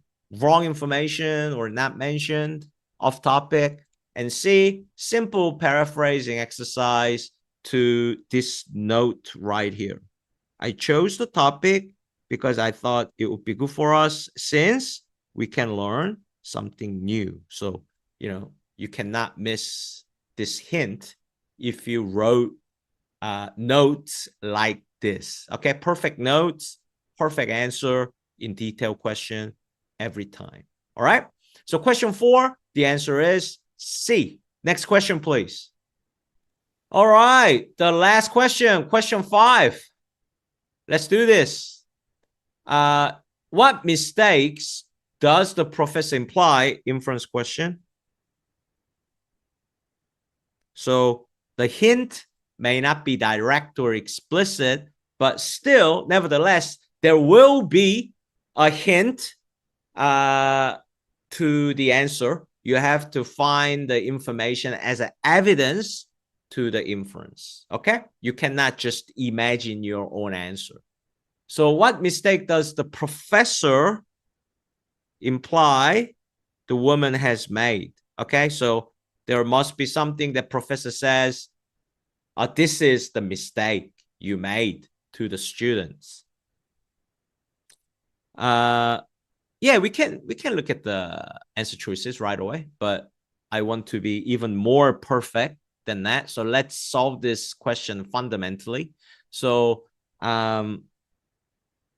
first time the professor implied woman made a mistake was here when the woman said, because they were not doing their research, I did the research for them and gave them the work. I did work for them. And, professor is almost like not angry, but, very firm and strong in disagreement in saying that you shouldn't do that. You should not have done that, right? So this is the first mistake I think the woman made, according to the professor. And the second mistake is the important part here, right? Okay. The professor says, oh, that may be the problem. You chose the topic? Well, okay. That may be the problem. Because, because you chose a topic and you did not talk to your group members before you making the decision, I'm implying here. It's my inference, okay? Professor did not say that, okay? So, yeah, that's the problem. That may be the problem because your group members may not like the topic that you have chosen. So this shows the second mistake she may have made, which was choosing the topic without talking to the group members. Okay. Okay. A, finding sources for her group partners. Yeah. This is good paraphrasing at work. So this is exactly same as this. Right? Okay. Right. Finding sources for her group partners, doing the work for them. Okay. B, writing the weekly progress reports for her group. Not mentioned. Forgetting to pay attention to the project deadlines. No, she knows. She knows it's next week. Here it says it's due next week. We don't have time to change our topic, right? Okay, so this is wrong. This is opposite to the answer. So D must be the answer. Okay, otherwise I'll be in trouble. As I say, failing to involve get people involved. Okay. All right.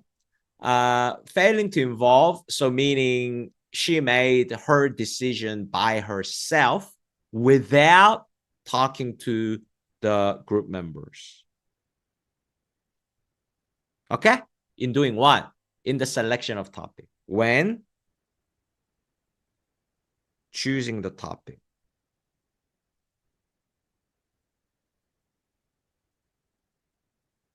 Okay. So this is a really good paraphrasing. Okay. So what D is saying is when choosing the topic, she did not talk to her group members and discussed with them when choosing the topic. This is what D is saying. So this is right here. Okay. As I said a million times, right here. Okay. So that's D. And A is right here. Okay. All right. Cool. So question 5, the answers, choose 2 answers are A and D. And of course, this question type is inference question because you see here, what mistake does the professor imply the woman has made while working on a project? Okay. So we solve all the questions. We got all the questions right. Of course, perfect score. Question number 5, the 2 answers are A and D. All right, there you have it. You have all the note-taking, answers, and complete explanations to TOEFL Listening Practice Test 1. So I hope this helps. I'm pretty confident this will help you a lot, and I really hope you enjoyed this video. So if you like this video, please subscribe to my channel and also click the like button. So thank you guys once again for watching this video, and I'll see you in my next episode. Thank you guys. Hello everyone, this is James Song here. Welcome back to the TOEFL show. This is episode 20. And today I have a great show for you. I'm giving you another TOEFL listening practice test. And this time it's going to be a lecture passage with 6 questions in it. So go ahead and take the test to see how good you are. If you want to see whether you can solve all the questions within the time limit in the real TOEFL test, once the test starts, please let the video run by itself, because I have given you time limit for each and every question. And if you can solve all the questions within the time limit I have given you, you will have no problems at all when you go to the real TOEFL test. Otherwise, if you just want to have fun, then feel free to pause, fast forward or rewind whenever you want. And all the answers to the questions are in the description below. So without further ado, let's start this test by listening to the lecture passage. Here we go, guys. Listen to part of a lecture in a literature class. All right, so let me close today's class with some thoughts to keep in mind while you're doing tonight's assignment. You'll be reading one of Ralph Waldo Emerson's best-known essays, Self-Reliance, and comparing it with his poems and other works. I think this essay has the potential to be quite meaningful for all of you, as young people who probably wonder about things like truth and where your lives are going, all sorts of profound questions. Knowing something about Emerson's philosophies will help you when you read Self-Reliance. And basically, one of the main beliefs that he had was about truth. Not that it's something that we can be taught. Emerson says it's found within ourselves. So this truth, the idea that it's in each one of us, is one of the first points that you'll see Emerson making in this essay. It's a bit abstract, but he's very into each person believing his or her own thought, believing in yourself, the thought or conviction that's true for you. But actually, He ties that in with a sort of universal truth, something that everyone knows but doesn't realize they know. Most of us aren't in touch with ourselves, in a way, so we just aren't capable of recognizing profound truths. It takes geniuses, people like, say, Shakespeare, who are unique because when they have a glimpse of this truth, this universal truth, they pay attention to it and express it, and don't just dismiss it like most people do. So Emerson is really into each individual believing in and trusting him or herself. You'll see that he writes about, well, first, conformity. He criticizes the people of his time for abandoning their own minds and their own wills for the sake of conformity and consistency.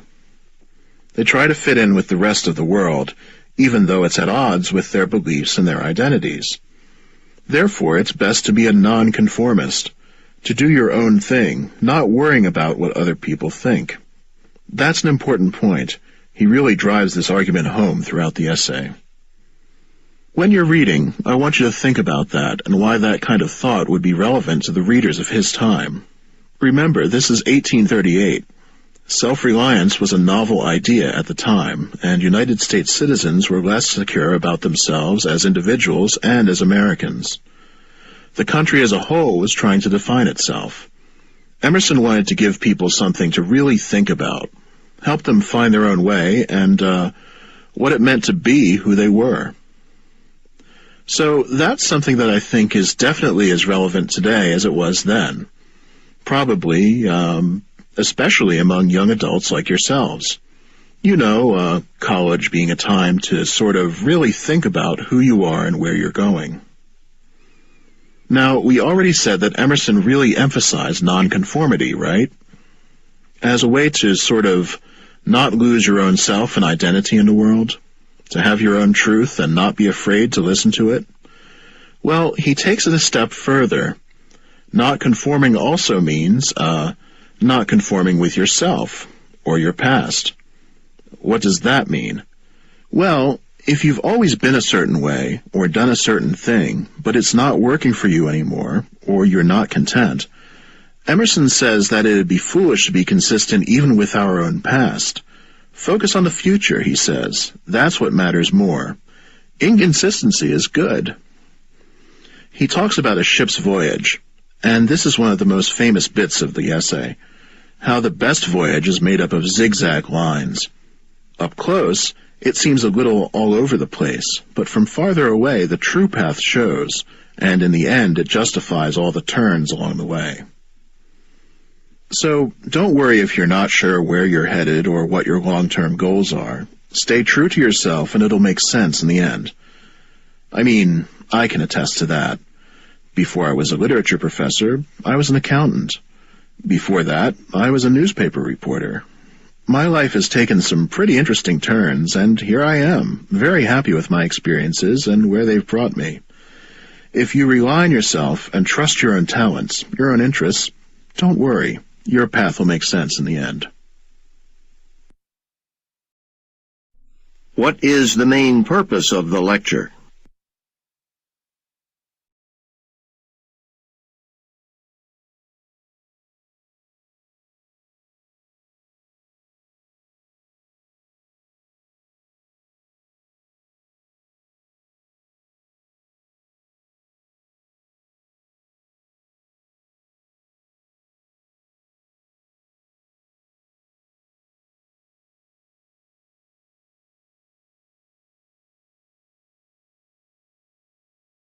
On what basis did Emerson criticize the people of his time?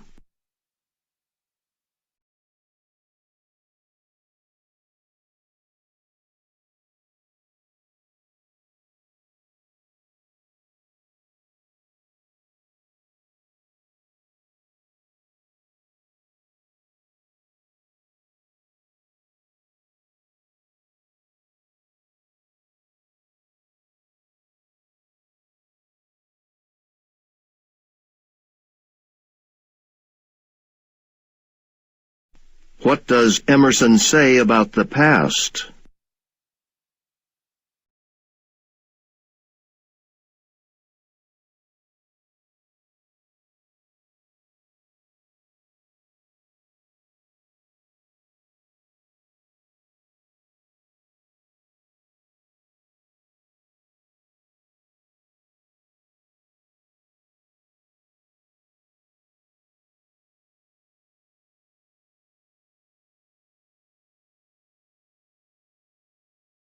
What point does the professor make when he mentions a ship's path?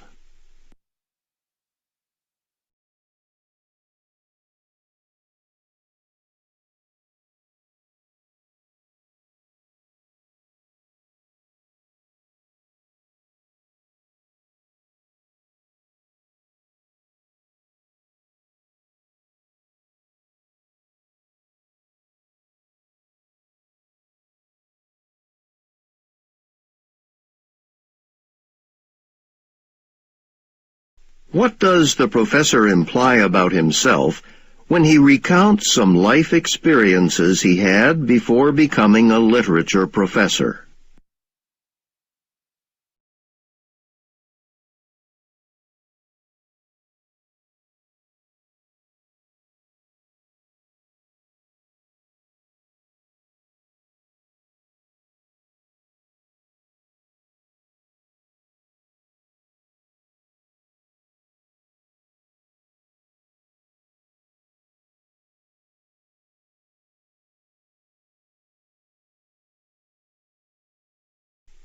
Listen again to part of the lecture, then answer the question.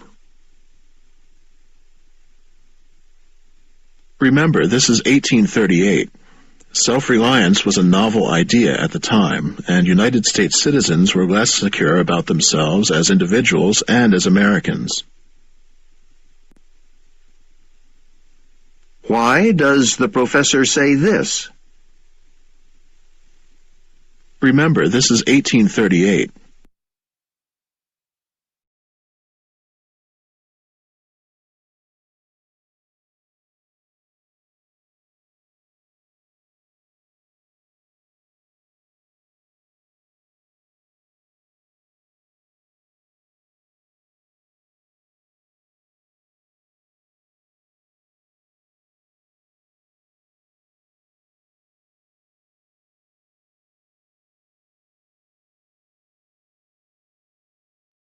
Hello, everyone. This is James Song here. Welcome back to the TOEFL show. This is episode 21, and I have a great show ready for you right now. I'm giving you a full lecture on TOEFL Listening Practice Test 2, which was the last episode, episode 20. So this lecture will include complete note-taking and answers and explanations on every single question of this lecture passage. So without further ado, let's get started by listening to the lecture passage and taking some notes. Let's go, guys. Listen to part of a lecture in a literature class.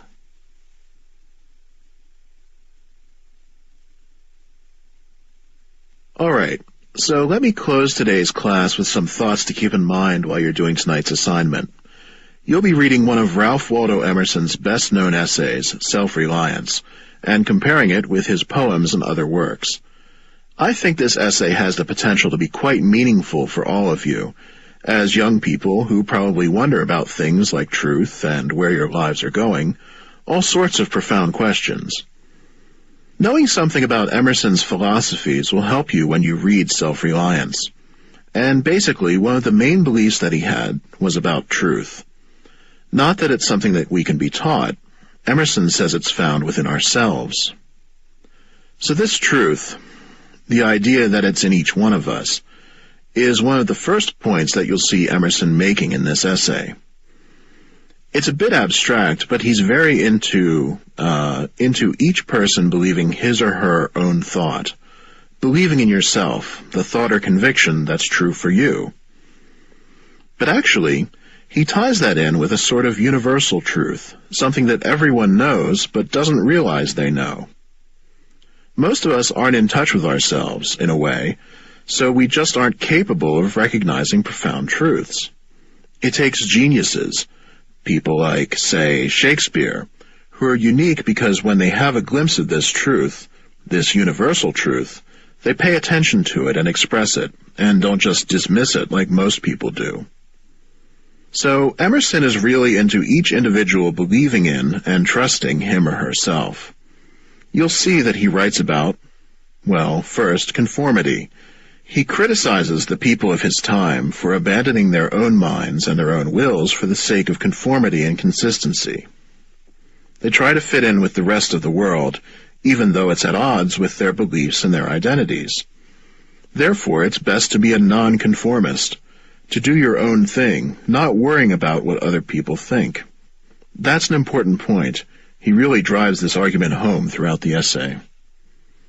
When you're reading, I want you to think about that and why that kind of thought would be relevant to the readers of his time. Remember, this is 1838. Self-reliance was a novel idea at the time, and United States citizens were less secure about themselves as individuals and as Americans. The country as a whole was trying to define itself. Emerson wanted to give people something to really think about, help them find their own way, and what it meant to be who they were. So that's something that I think is definitely as relevant today as it was then. Probably, especially among young adults like yourselves. You know, college being a time to sort of really think about who you are and where you're going. Now, we already said that Emerson really emphasized nonconformity, right? As a way to sort of not lose your own self and identity in the world, to have your own truth and not be afraid to listen to it.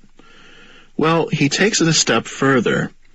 Not conforming also means not conforming with yourself or your past. What does that mean? Well, if you've always been a certain way or done a certain thing, but it's not working for you anymore, or you're not content, Emerson says that it'd be foolish to be consistent even with our own past. Focus on the future, he says. That's what matters more. Inconsistency is good. He talks about a ship's voyage, and this is one of the most famous bits of the essay, how the best voyage is made up of zigzag lines. Up close, it seems a little all over the place, but from farther away the true path shows, and in the end it justifies all the turns along the way. So, don't worry if you're not sure where you're headed or what your long-term goals are. Stay true to yourself and it'll make sense in the end. I mean, I can attest to that. Before I was a literature professor, I was an accountant. Before that, I was a newspaper reporter. My life has taken some pretty interesting turns, and here I am, very happy with my experiences and where they've brought me. If you rely on yourself and trust your own talents, your own interests, don't worry. Your path will make sense in the end. Okay. Did you get everything down? Okay. So as we always do, we'll go to the top and I will explain to you each and every single word I have written down, I have taken down in these notes and explain to you. Then you will be able to understand this lecture completely. Okay, so let's go to the top and start doing that now. All right, everyone, let's go, guys. I'm at the top of my notes, so I'll go through each and every word and explain to you so you understand this passage in full. So literature class, this is, and the professor starts by saying, as I close the class, so as I end this class, I want to tell you something about tonight's assignment, that work you have to do, okay? So tonight you have to read Emerson's essay, Self-Reliance, and also read some poems of Emerson and compare it. So that's your task tonight. That's your assignment.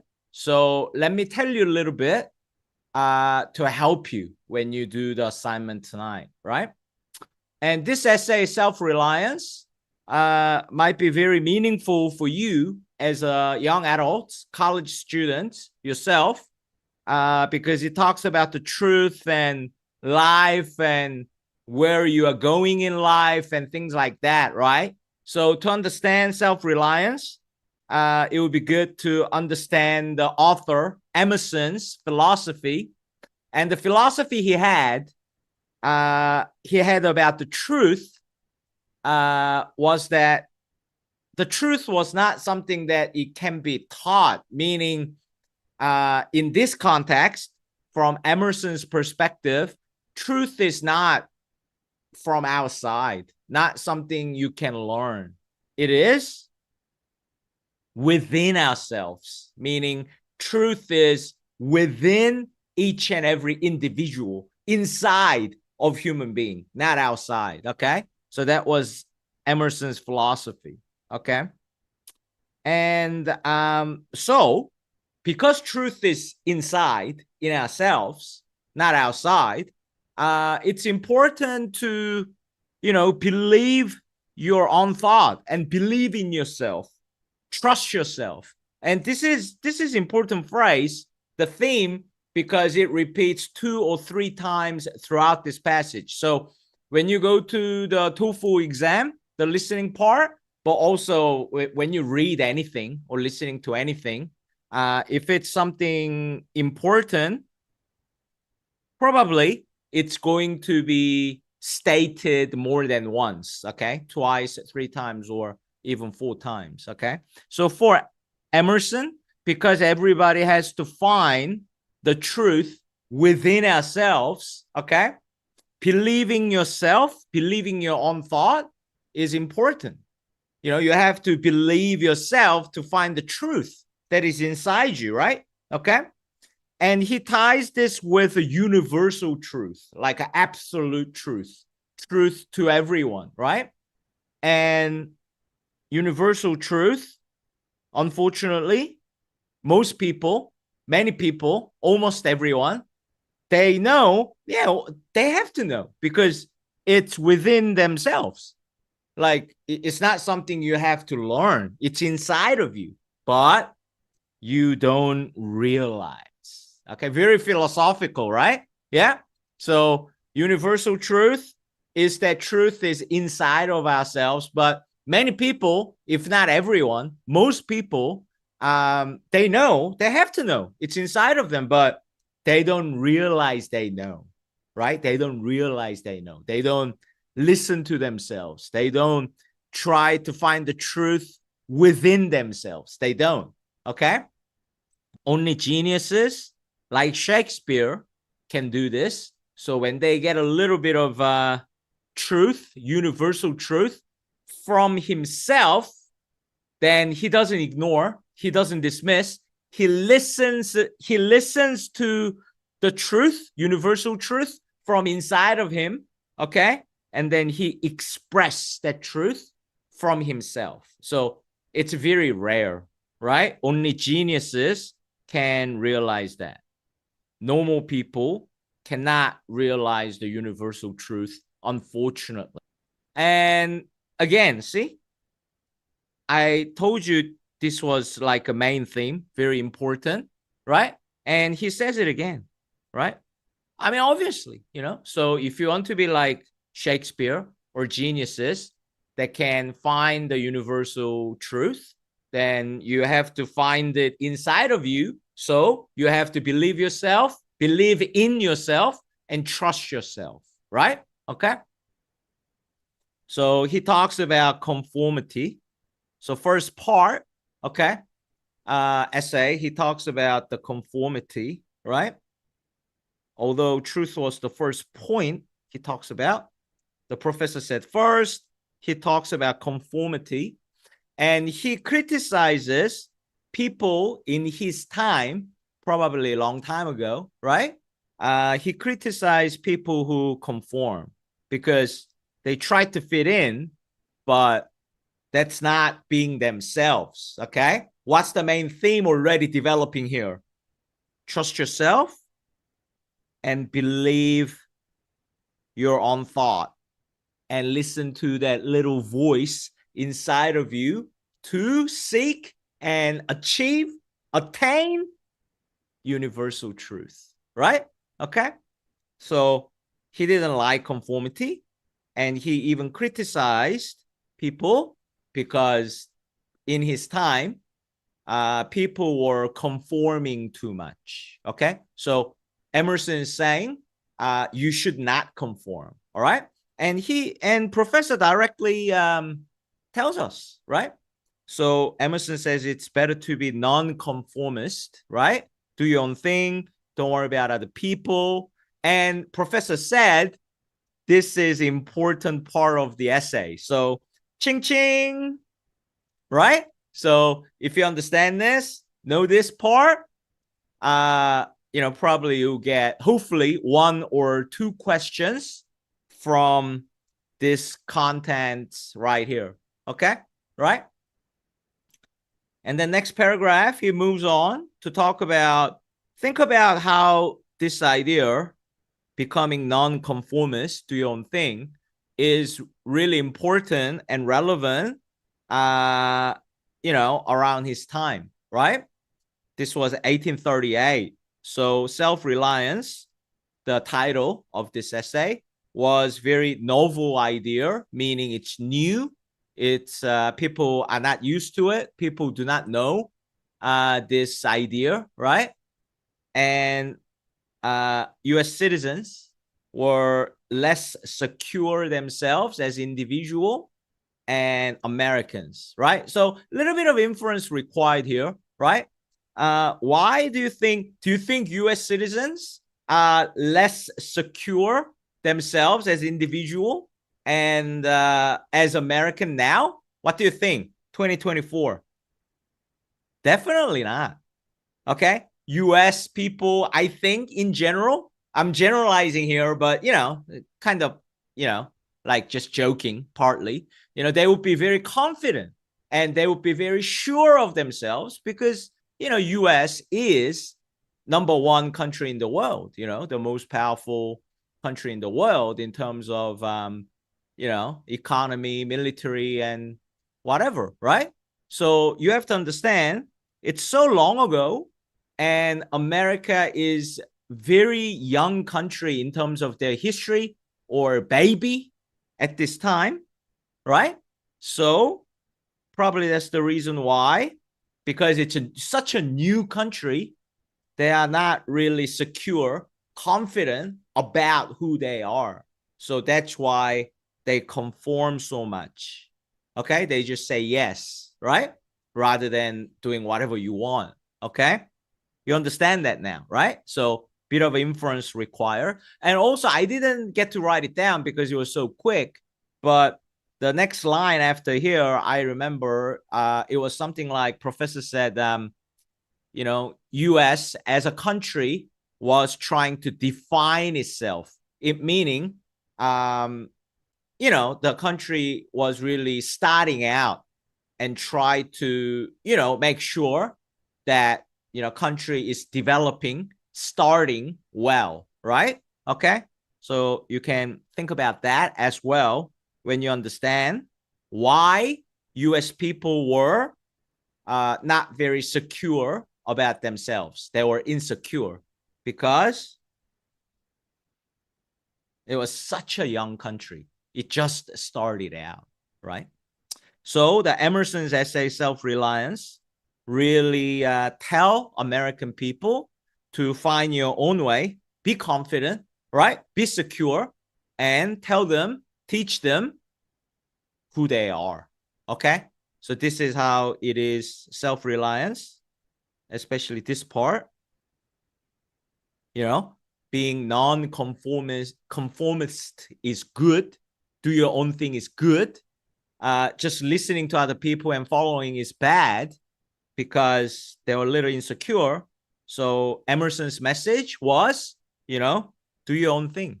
Okay. All right. Know who you are and do your own thing. Listen to yourself. Right. That's the truth. That's the universal truth. Right. But this is such a great message that next paragraph, professor says, it's still relevant today. Okay, it's not just relevant in 1838 when Emerson wrote this. It's still relevant today. Yeah, I think so, definitely.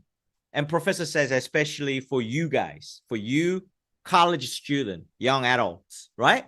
Because you are in a stage to think about who I really am and where my life is going, where my life should go, right? So that's a young adults, young adults mission, okay, to accomplish, right? They have a lot of worries, Like, who am I? What do I like? What kind of job do I want? Am I doing a good thing in college? Should I be in college? Am I doing a good thing? I'm studying very hard. Will this work out in the future? Will I get a job that I want? You know, that kind of thing, right? So still, the idea of being non-conformist, okay, and doing your own thing is relevant in 1838 to American people, of course, and it's still relevant even today, right? You know, 2000, right? 2024, whatever. Okay. And professor says, as I said already, so we understood the context, so we almost know what's coming next, right? So he's going to say this message right here, right?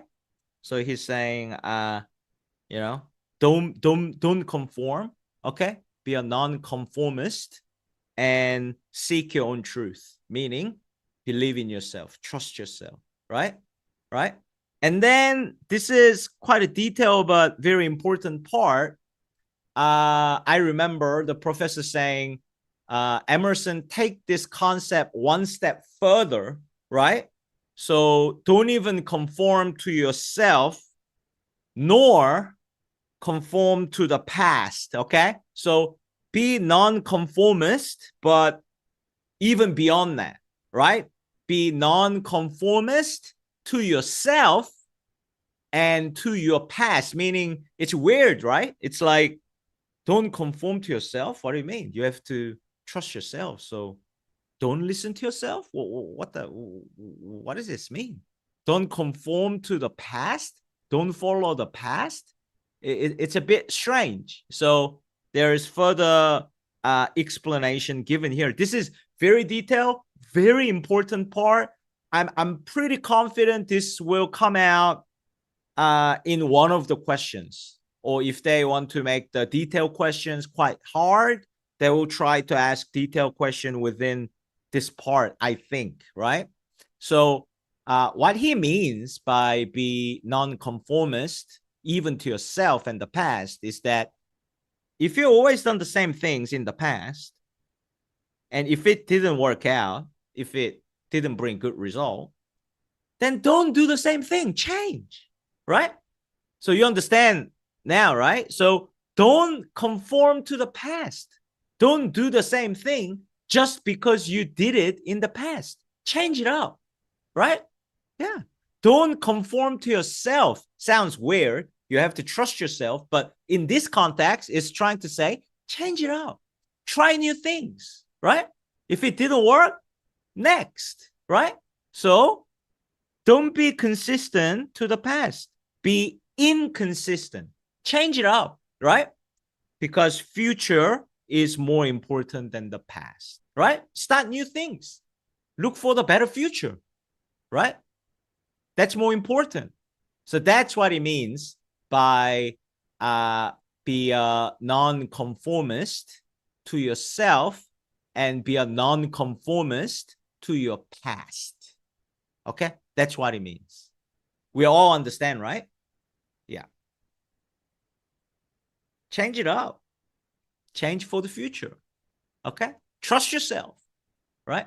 So he talks about the essay, self-reliance, talks about ship's voyage, ship's trip, right? Okay. And this is a famous part. And he says best voyages are often zigzag lines. Okay. So I didn't have time to write zigzag. I didn't want to. So I kind of became creative and used the image as my TOEFL notes. Okay. This is a zigzag, right? Right? Not a straight line. Okay. Zigzag is opposite to straight line, right? Okay. And then it was so quick and I just wanted to mark it. So I didn't write down all the words, but because I understood, not because I memorized or remember, because I understood, I can remember up close, it looks like it's going everywhere. Okay. It's really messy, right? It doesn't look good. like a straight line, you know? But if you look at it from far away, you can find the truth. You have to, you know, sail different way because of the wind to get to the destination, right? You cannot go straight line in life or in sailing. You cannot go straight line like this. It's not possible, right? And then at the end, when you get to the destination,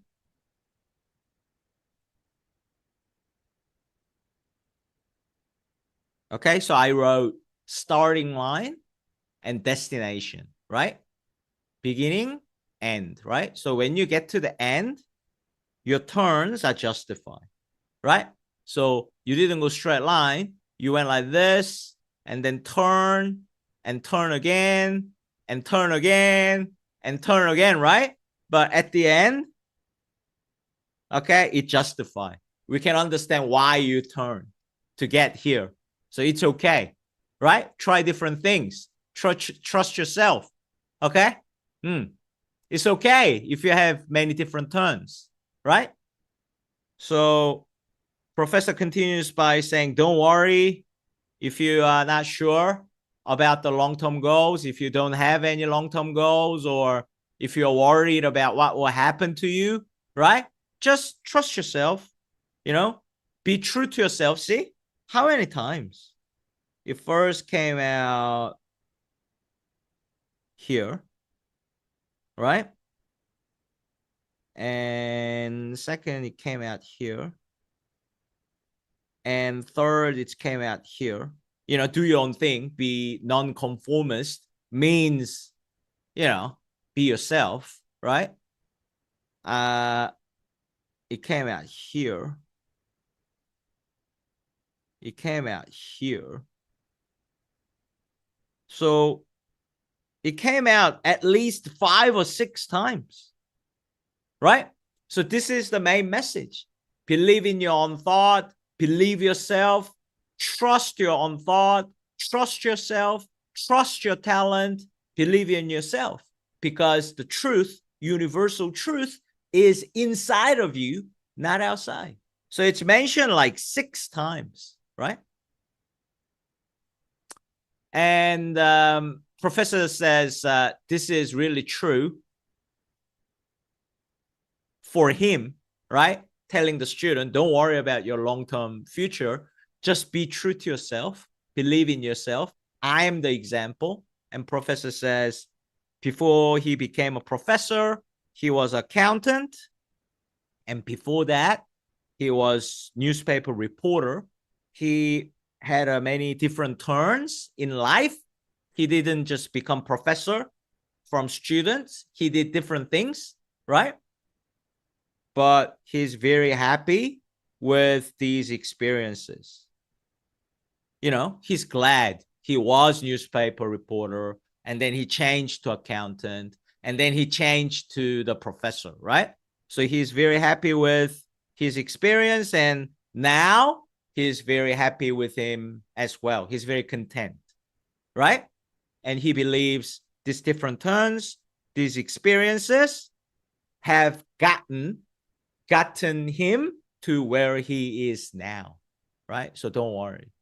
Don't worry about different turns. Don't worry. Don't worry too much. Just rely on yourself and trust yourself, trust your talent. And at the end, it will all work out. Meaning at the end, it will be a happy ending. You will get to the destination. Okay? Did you get all this? Yeah. So as I taught you in note-taking skills lecture before, okay, it was episode 14 and 16, right? Okay. One of the techniques I ask you to practice is make the full sentences out of your own notes to almost make full passage based on what you have written, right? So please do that practice. You will improve very quickly. So I should practice what I preach. So here I go. I'll do that now. And then we'll move on to the answering the questions. Okay. Yeah. All right. So literature professor closes the class by talking about tonight's assignment that students have to do. That is reading Emerson's essay, Self-Reliance, and comparing with his poem. And he believes, okay, actually, I'll become a professor. Okay, first person, right? I think that would be easier, right? So I'll talk like I am a professor, if I were the professor, okay? And I believe this work, essay, Self-Reliance, might be very meaningful for you because it talks about truth and life. And if you understand Emerson's philosophy, it will help you read Self-Reliance, the essay. And he believes the truth is not something that can be taught, but it's already within ourselves, within us. So, so that's the first point he makes. So he says it's very important to believe in your own thought and self. And he also relates this with universal truth in that many people, or if not everyone, know the universal truth, but they do not realize they know. They don't realize, right? Only geniuses know this universal truth like Shakespeare, because when he gets a little glimpse, little look on the universal truth, he doesn't ignore it. He doesn't dismiss it. He actually pay attention and express it, right? So it's very important to trust yourself, believe in yourself, listen to your own voice, right? So the first thing he talks about is conformity. He criticizes people in his time who conform to others' idea, because even if you want to fit in, so meaning if you even conform, it's not equal to being yourself. It's not yourself, right? You're just trying to fit in, but it's not yourself, so it's not good. So you should be non-conformist, right? Instead, you should not conform to someone else's idea. You should do your own thing. And this is an important part of this essay, Self-Reliance. And this is very relevant to people in his time, 1838, because self-reliance was new idea, meaning people did not know like the concept of self-reliance, and US citizens were less secure as an individual and as an American, because US was just trying to start to define itself as a country, because they just started out as a new country, right? So this Emerson Self-Reliance essay really helped people to find their own way and help them to think about who they were. And this idea is also relevant today, not just 150, 200 years ago, right? It's relevant today because think about it, like yourself, young adults, college student, you are in a stage of really thinking about who you are and where your life is going to go. So this self-reliance idea is also relevant today, okay? So, be non-conformist, find your own truth, trust yourself, believe in yourself, listen to yourself. But Emerson take this to one step further. He says, don't conform even to yourself or past. What this mean is that if you have done certain things, if you've always been doing the same things, and then if it didn't work out or you're not happy with it, then don't be consistent. Don't do the same thing just because you did it in the past. Stop. Inconsistent is good. Doing different things, trying different things is good, because future is more important than the past. And Emerson talks about the famous part of his essay when he talks about ship's voyage, that best voyages are often zigzag lines, not a straight line. And up close, it looks a bit messy and it's going everywhere. But from far away, the true voyage, true turns can be shown. And at the end, actually, it justifies all the different turns, meaning only at the destination, at the end, all the different zigzag lines make sense why this ship was moving in a zigzag line, not in a straight line. We can only understand that at the end. Okay? So don't worry about your long-term goal. Okay? Just be true to yourself. I'm a good example of that. Now I'm a professor, but before I was accountant, and before that I was newspaper reporter. And I had many different turns in my life, but I'm very happy with all my experiences, and all these experiences got me to where I am, who is professor, that I'm very happy with, right? So trust yourself, rely on yourself. It will all work out at the end. Okay? How good was that? It was perfect. It was almost like restating the whole listening passage, right? I'm promising you, I'm guaranteeing you, you can all do this. If you just practice the way I ask you to practice, if you listen to the same passage multiple times, if you practice note-taking to the same passage multiple times, if you try to make the full sentences out of what you have taken, what you have written multiple times, you will be able to do exactly the same as me. I'm telling you. Trust me. Trust me. Trust you. Trust me. Please. So now we completely understand. I hope we'll move to answering all 6 questions and obviously trying to get all 6 questions right. All right. Let's go. Okay, guys, let's start solving all these questions, 6 of them. And let's start with question 1. What is the main purpose of the lecture? So the question type, this is GIST purpose question. And not the main idea, but the question is asking, what is the purpose? What is the reason for this lecture? Why this lecture is happening? What is the purpose of it? Okay.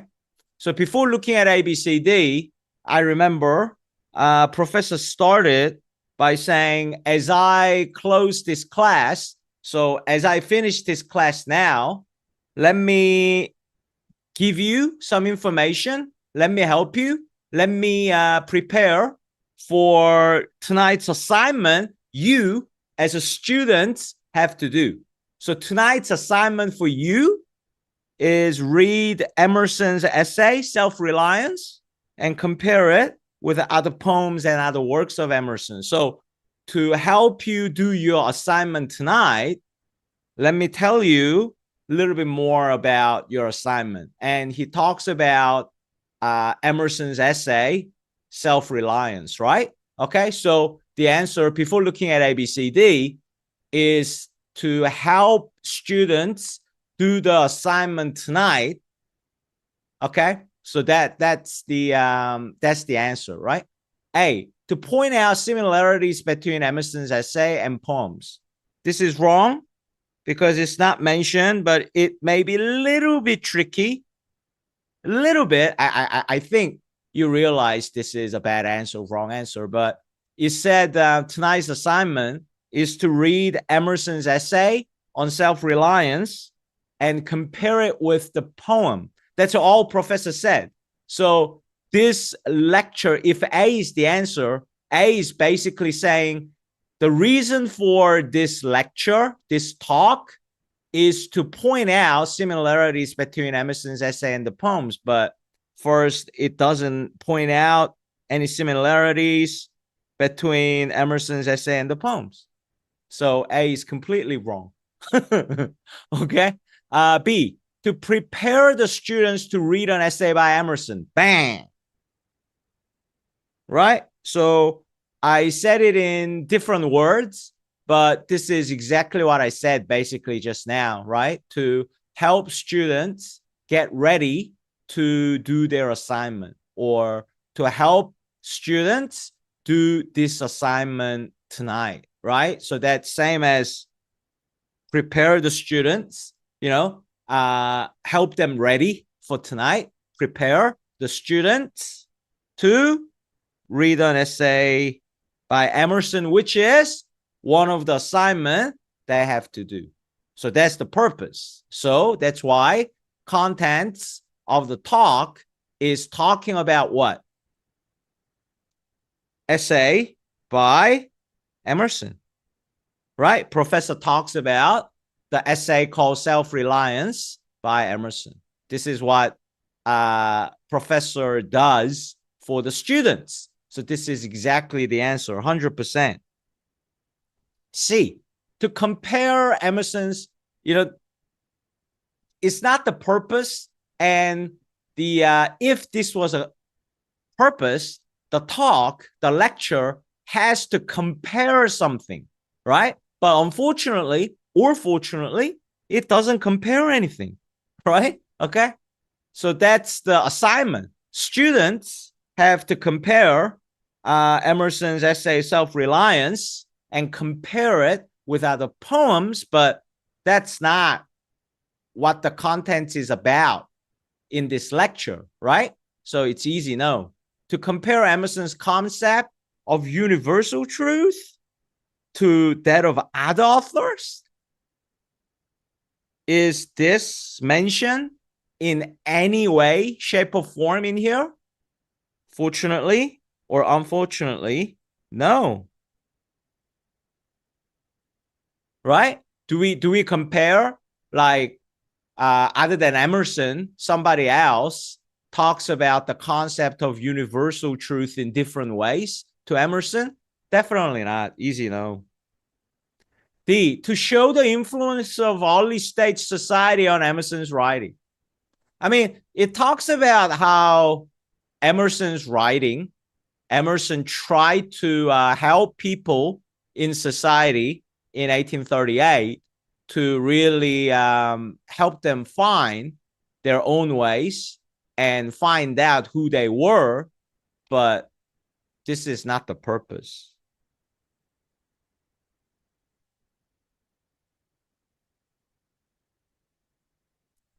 So it's not answering the question at all, right? The purpose of this lecture, purpose of this talk is to help students get ready to do their assignment tonight when they have to read Emerson's essay Self-Reliance. Simple as that. Question 1, G's purpose question. The answer is B. Next question, please. Okay, moving on. Let's look at question number 2. On what basis did Emerson criticize the people of his time? Okay, so Emerson criticized the people in his time, of his time, about doing something. Okay, so if you remember, before looking at ABCD, right here, as you can see it, and of course, question type here is a detailed question. So it's nothing more than a factual question in reading. So direct answer will be given to us from the passage. So direct answer should be written in our notes, right? So Emerson criticized right here, right? People who conform too much, okay? Emerson did not like that because that's against his idea of self-reliance, rely on yourself.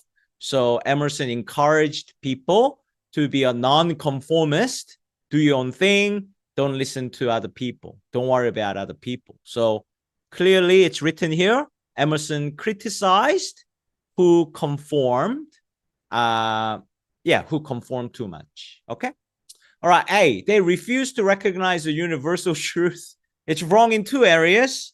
It's not like people refuse to recognize universal truth.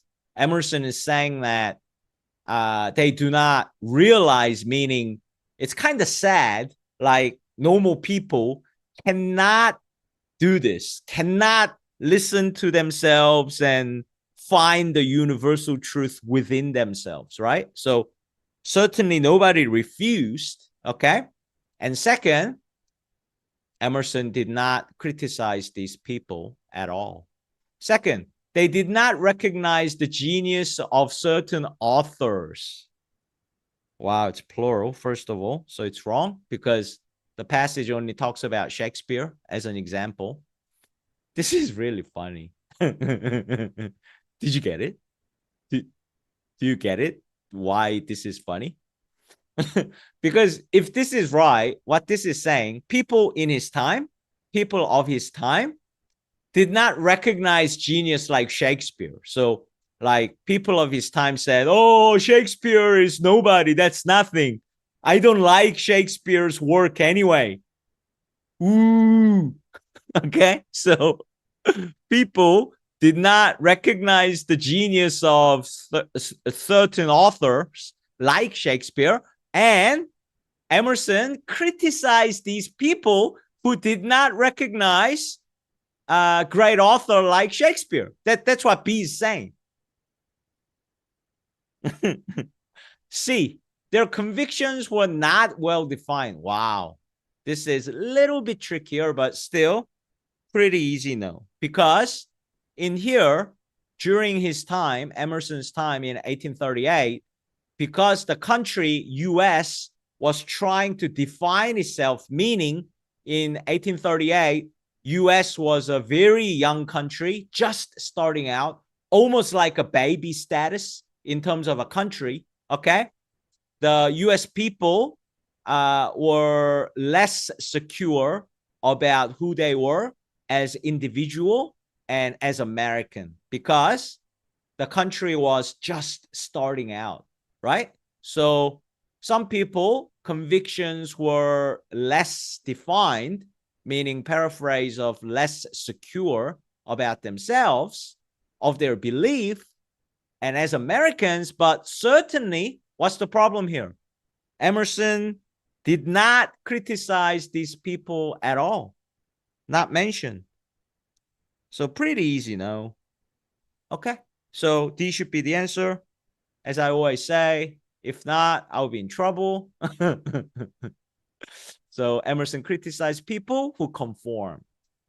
They were people of his time were too interested in conformity. Yeah, they conform too much.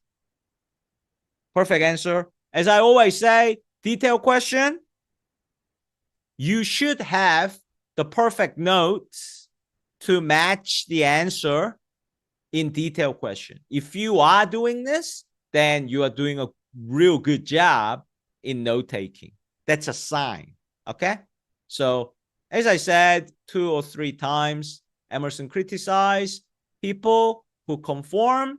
So D, they were too interested in conformity, and Emerson criticized these people. So D is the answer. Question 2. The answer is D. Next question, please. Okay, moving on to question 3. Also, it's a detailed question because the question asks, what does Emerson say about the past? Okay, so Emerson says something about the past. And before looking at the answer choices, I remember here how he talks about, he takes a step further about being a nonconformist. You should not conform to your past, right? So if you always done the same thing, you are consistent, you did a certain things all the time in the past, but if it didn't work out for you or you are not content, meaning if you are not happy with yourself, then Don't be consistent. Don't keep doing something only because you did that thing in the past. Break out of it, right? Change it up, right? Be inconsistent because future is more important than the past, right? So what does Emerson say about the past? Past is less important than the future, or future is more important than the past. Okay. Again, detailed question, like a factual question in reading. So the listening passage or our notes should, we should have the direct, explicit answer to the question. Let's find out. A, it should guide the person's present action. That's weird. It should guide. It's like almost opposite. It should not. Don't be consistent. Focus on the future. It must be examined closely. Not mentioned. Maybe, maybe not. Okay? He just doesn't say, right? All he says is if you did something in the past, and if you did not like it or it didn't give you a good result, then you don't have to keep doing it. That's all it says, right? Okay. See, it's less important than the future. Bang. Okay, word for word. Word for word. I told you, right? The answer should be past is less important than the future, or future is more important than the past, right? Okay. So don't be consistent. Inconsistency is good. So this is perfect answer to C, right? This is exactly the same paraphrase of what's written here. D, it lacks both clarity and universal truth. Do I need to explain this? No, I don't think so, right? So pretty easy question as well. 3 wrong answers are very straightforward, and C is the answer. Okay, so quick explanation. This one, right? Question 3, the correct answer is C. Next question, please. Okay, let's move on to question 4. Question 4 already. All right. What point does the professor make when he mentions a ship's path? Wow. Detailed question again. Little bit more difficult question, but not by much, and still same question type. So what point does the professor make when he mentions a ship's path? So when he makes ship's path, right? Ship's voyages, he's trying to say the best voyages, best path are often zigzag lines, not straight lines. And because it's zigzag, when you look at it up close, it looks a bit messy and it's everywhere. But when you look at it from far away, the path kind of, you can see the true path, what is happening. And when you get to the destination, meaning at the end of the ship's voyage, all the path that you made, different turns, okay, it justifies at the end. Meaning at the end, only when you get to the destination, the reason why you made these zigzag lines makes sense. It justifies. Okay, so that's why you went that way and that way, that way, in order to get to here at the end. But you got to the destination at the end. Good job. So, okay, it justifies, right? We can understand the reasons why it is a zigzag lines, not straight line, only at the end. Okay? Okay? When the ship reaches the destination, right? Okay? Pretty philosophical, right? Pretty deep. Okay, so let's look at the answer choices. A, it is easy for people to lose sight of their true path. Definitely not, right?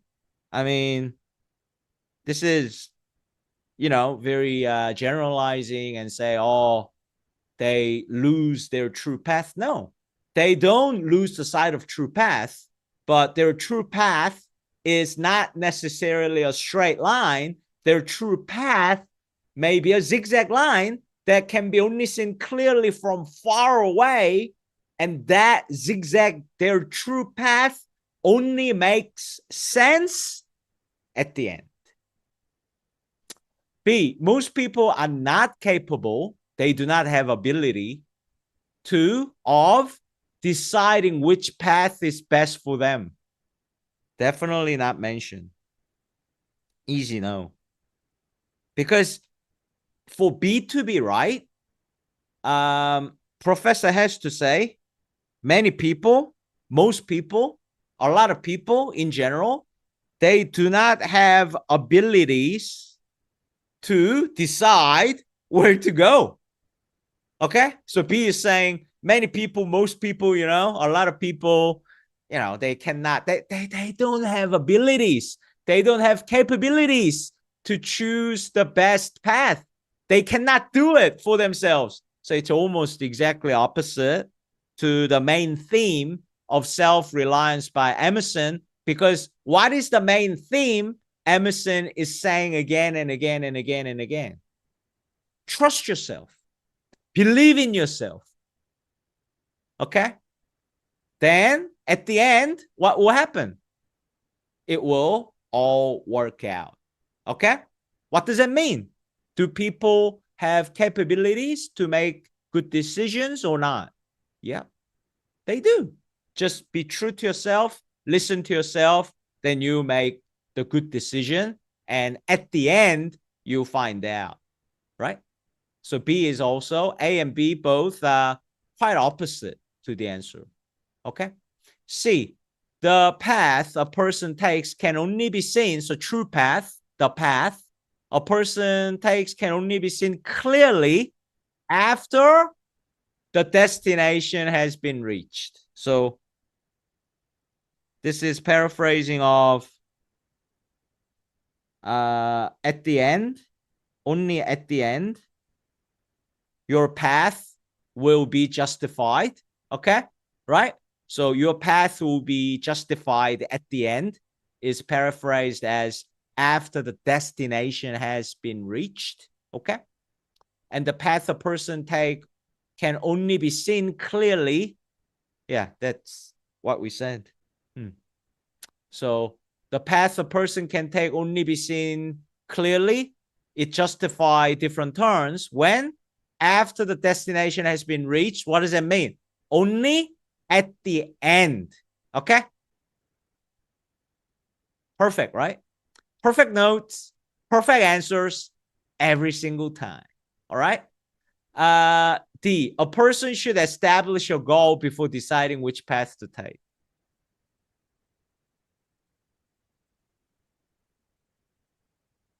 All right, we are not looking for what is common sense or what is factually right or wrong. Okay, this is English listening test, but unfortunately, something like this may be a good idea, but was never mentioned in the passage at all when the professor was explaining about ship's path.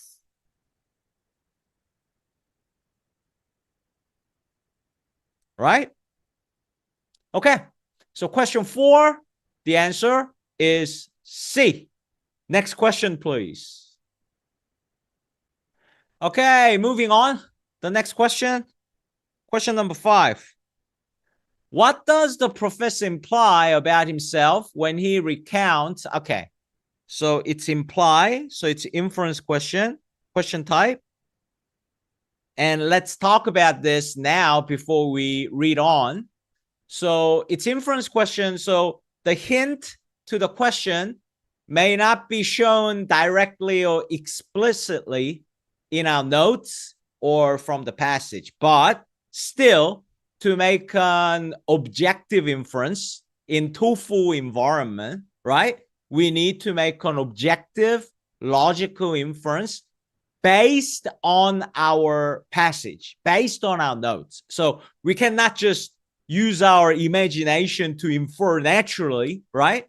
Although it's infer, we have to be very careful that inference, that conclusion is based on what is written in our notes, meaning what was given in our listening passage. Okay? Please don't forget that.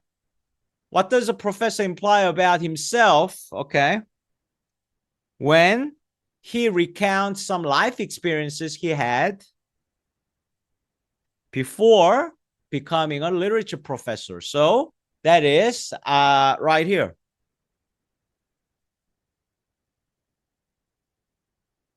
Right here, right?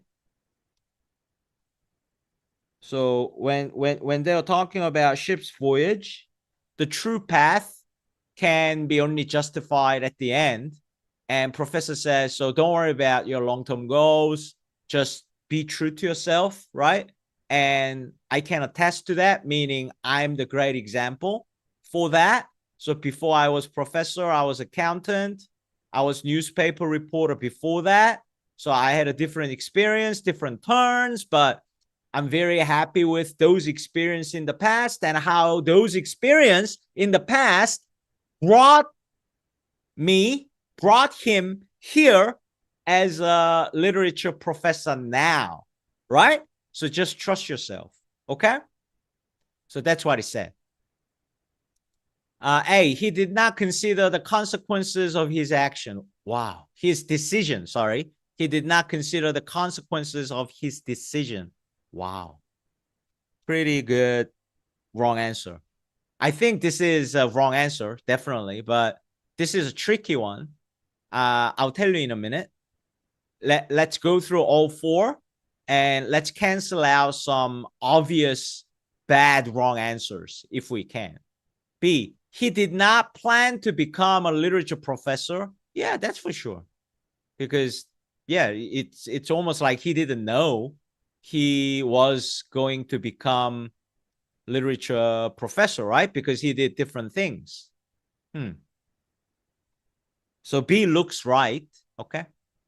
C, he has always tried to act consistently. Thank you. This is why I wanted to go through A, B, C, D, all of the answer choices first, because this is like really bad wrong answer, right? And this is wrong, and I don't need to explain to you, right? Like, you know, the point of him trying to say, I was accountant before I became a professor, and before being an accountant, I was newspaper reporter. He's trying to say, you know, he was not trying to act consistently, right? He tried different things, right? Just like how Emerson advised all of us to do. So he took his chance, he changed it up, he did different things, right? So C is exactly opposite of what professor implied about himself, right? He has not always tried to act consistently, okay? So it's easy, no? One down. D, he has trusted in himself and his action. Yeah, this is why I told you. 100% answer, okay? So we have 100% wrong answer and 100% right answer, right? So we just need to choose which one is better, A or B, right? Because this is the main message.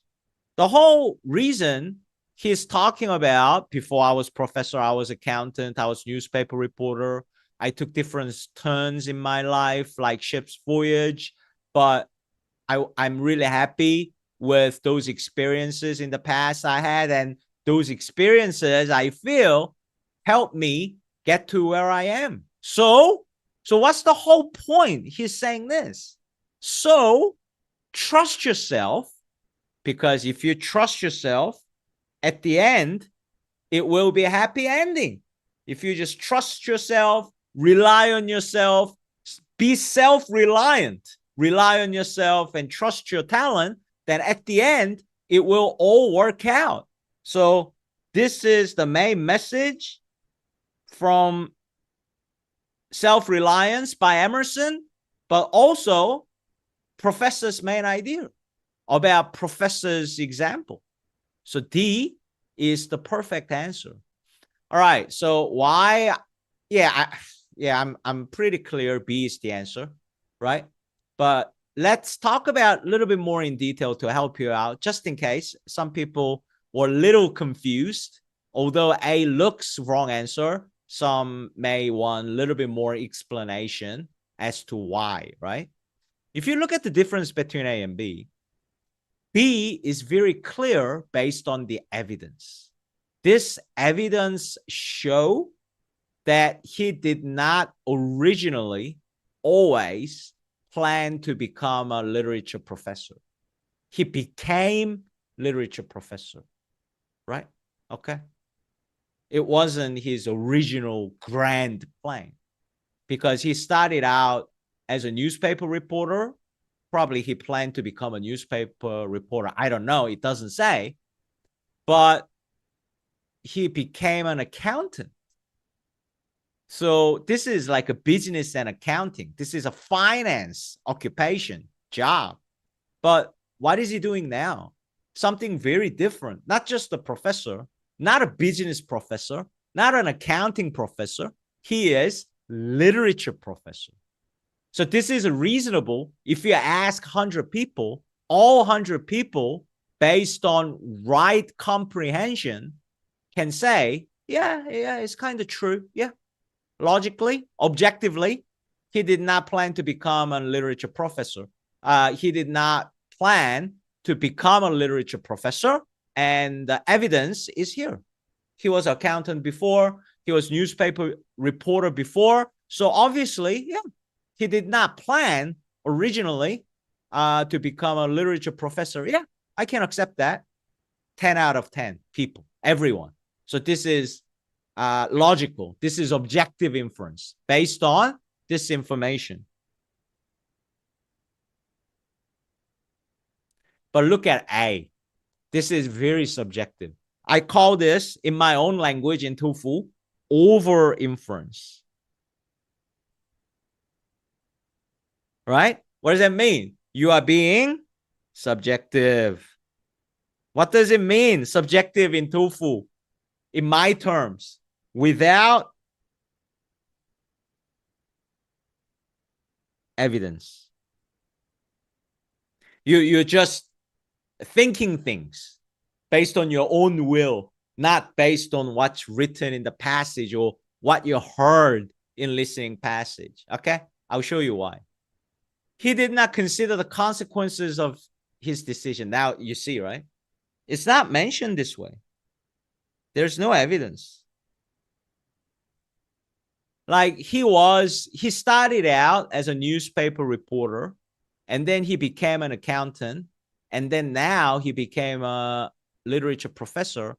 That doesn't mean when he started out as a newspaper reporter, he did not think about the outcome of his decision. You see what I mean? Like there's no evidence. Is there a concrete, solid evidence? Like, how do you know? You are guessing. You are imagining.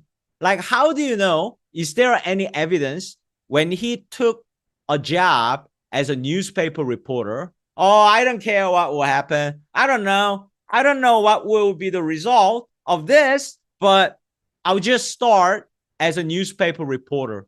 That's what A says. Is there any evidence of him thinking that way? No. No evidence. Not enough evidence.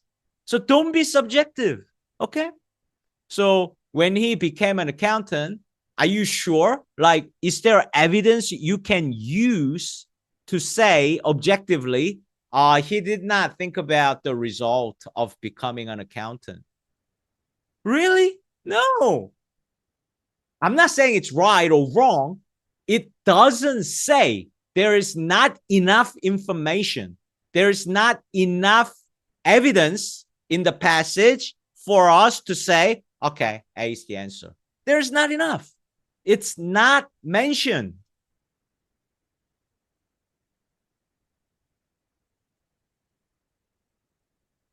We don't know.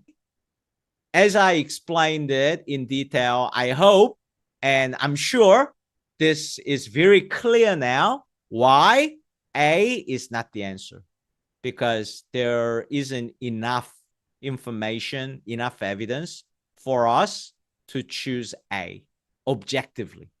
But we can for B. Okay? So I'm sure it's very clear now. That's the most important thing for me, right? So as you can clearly see and understood, question 5, inference question, the correct answers, choose 2 answers. 2 answers are B and D. Next question, please. All right, moving on. Next question. Last question. Question 6. Okay, let's do this. Why does the professor say this? So this is a short excerpt question, short passage will be played to you. So you need to listen to it. And then they say, why does professor say this? And then you need to choose one correct answer. Okay, so I'm going to play the short excerpt now. So please concentrate. Listen up. Here we go. Listen again to part of the lecture, then answer the question.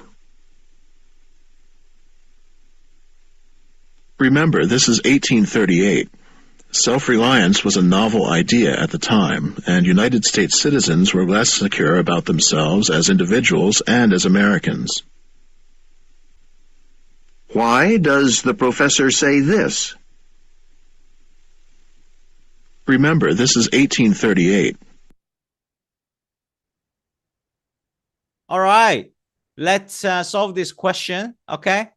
As you can see, I have written down notes of the short excerpt. It was just played now because I wanted to share with you my secret strategy, my original method of solving this question, okay? It will help you, so listen up. This is a function question, of course, the question type, meaning he says one thing, but that really means something else. Okay, what does he really mean? Okay, when he says this, right? So, I mean, there are several ways to solve these questions, I guess. First, you could identify it came out from here and try to get some help from the notes as well, if you want to, okay? And the second way, and probably you could just try to listen and get the feel for it and try to answer the question. So you said, remember, this was 1838. Self-reliance was a novel idea, and U.S. citizen at the time was less secure about themselves. Okay, so you understood. And the second time it played, remember, that was 1838. You probably understand just by listening to that, okay, so this idea was happening in 1838, not now. So please remember, please think what I'm telling you is happening in 1838. And then try to choose the right answer, okay? And the third way I'm going to show you. So when you get this question, I advise you to write the full notes when the passage was playing the first time, okay? Because if you analyze this question, there's like one long part. All of this I have written down, and they play it once again, right? Why does professor say this? And they play one more time. So they play something twice. And it's divided into 2 parts. And they play first part or second part only. Okay, so this is a format of this question, right? So they may have played, remember, this is 1838.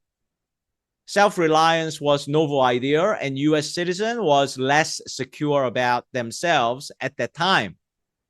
Why does professor say this? And they could have said,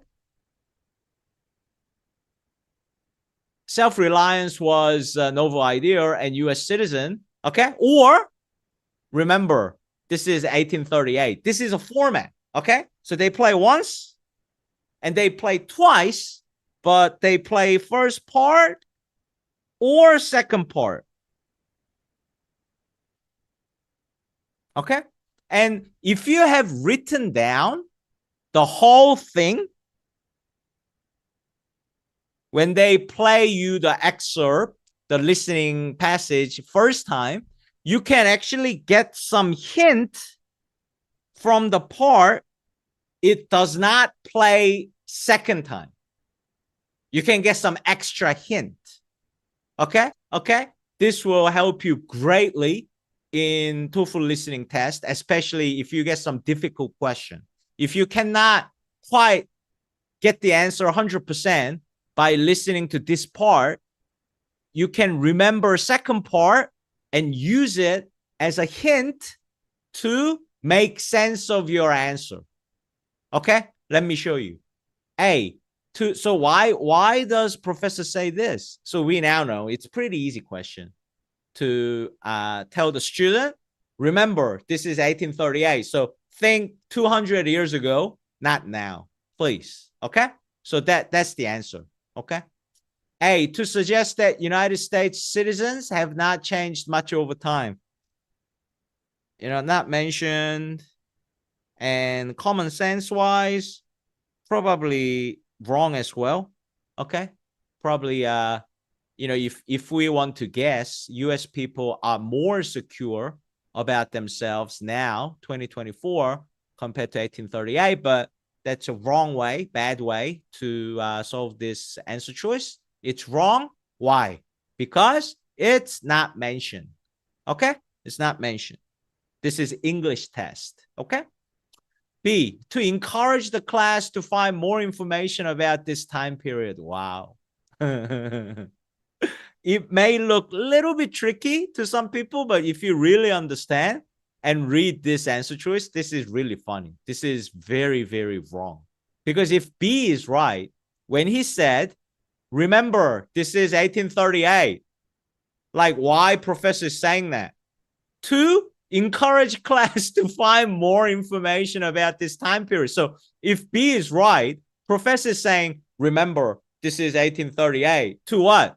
Say to the student, come on, guys, find some more information about 1838.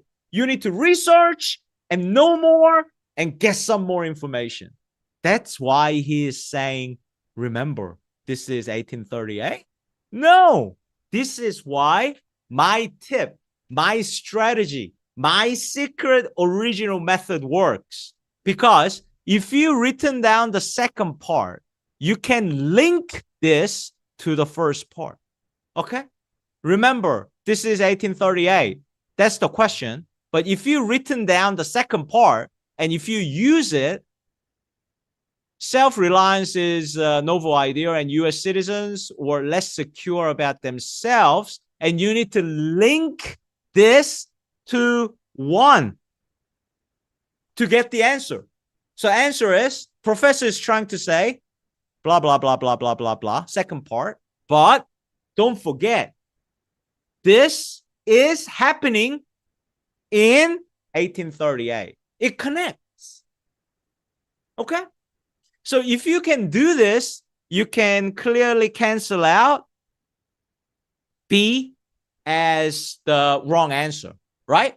If you use my method, you're never going to choose B as the answer. Okay? All right? Cool. C, to explain why Emerson's essay has lost some relevance. This is not mentioned. And also, this is actually wrong because in here, it says it is relevant. It was relevant when he wrote the essay. And also, it's relevant now, today, in 2024 as well. So C is wrong in every way. The self-reliance by Emerson was relevant 1838 and also relevant now 2024 as well. Okay? Yeah. So C is wrong. So D must be the answer. As I say, if this is not the answer, I'll be in trouble. But to provide background for the concept he's explaining, right? So remember, please think it's 1838. Don't forget, okay? Bang. All right. So if you understand the concept of this question type, then it's worth writing down the notes when it's first played. So write down everything and then see when they play again second time, just make sure you know whether they are playing the first part or second part of this whole thing, and try to get some hint from other part that is not being said second time. That's not being asked as a question. I believe this is a great strategy. So by using this strategy, a lot of students were helped. A lot of my student used this strategy, and I had a great feedback. Many people said, because the way you solve this question, I think I got 30 out of 30 in listening part. I didn't get any question wrong. So, it's proven and tested in the field, okay? And I use it as well, right? So please, if you think it's a good strategy, use this to make sure to get this question type right every time. Okay, so question 6, the answer is D. All right, so that's it. All question done, perfect. Obviously, we got every question right. And I really hope you enjoyed this edition of TOEFL Show, episode 21, covering practice test. So I gave you the full lecture on practice test 2, and I gave you the complete note-taking answers and explanation, and I gave you all my love. Sorry, I'm just joking. Sorry. I'm just joking. I'm just glad we have done this video. So I sincerely hope this video was helpful, and please keep watching, and I will come up with more great videos very soon. And I sincerely hope I can see you again in my next video. Okay. Thank you for your support. Thank you for watching. Let's keep doing this. Thank you, guys. See you next time.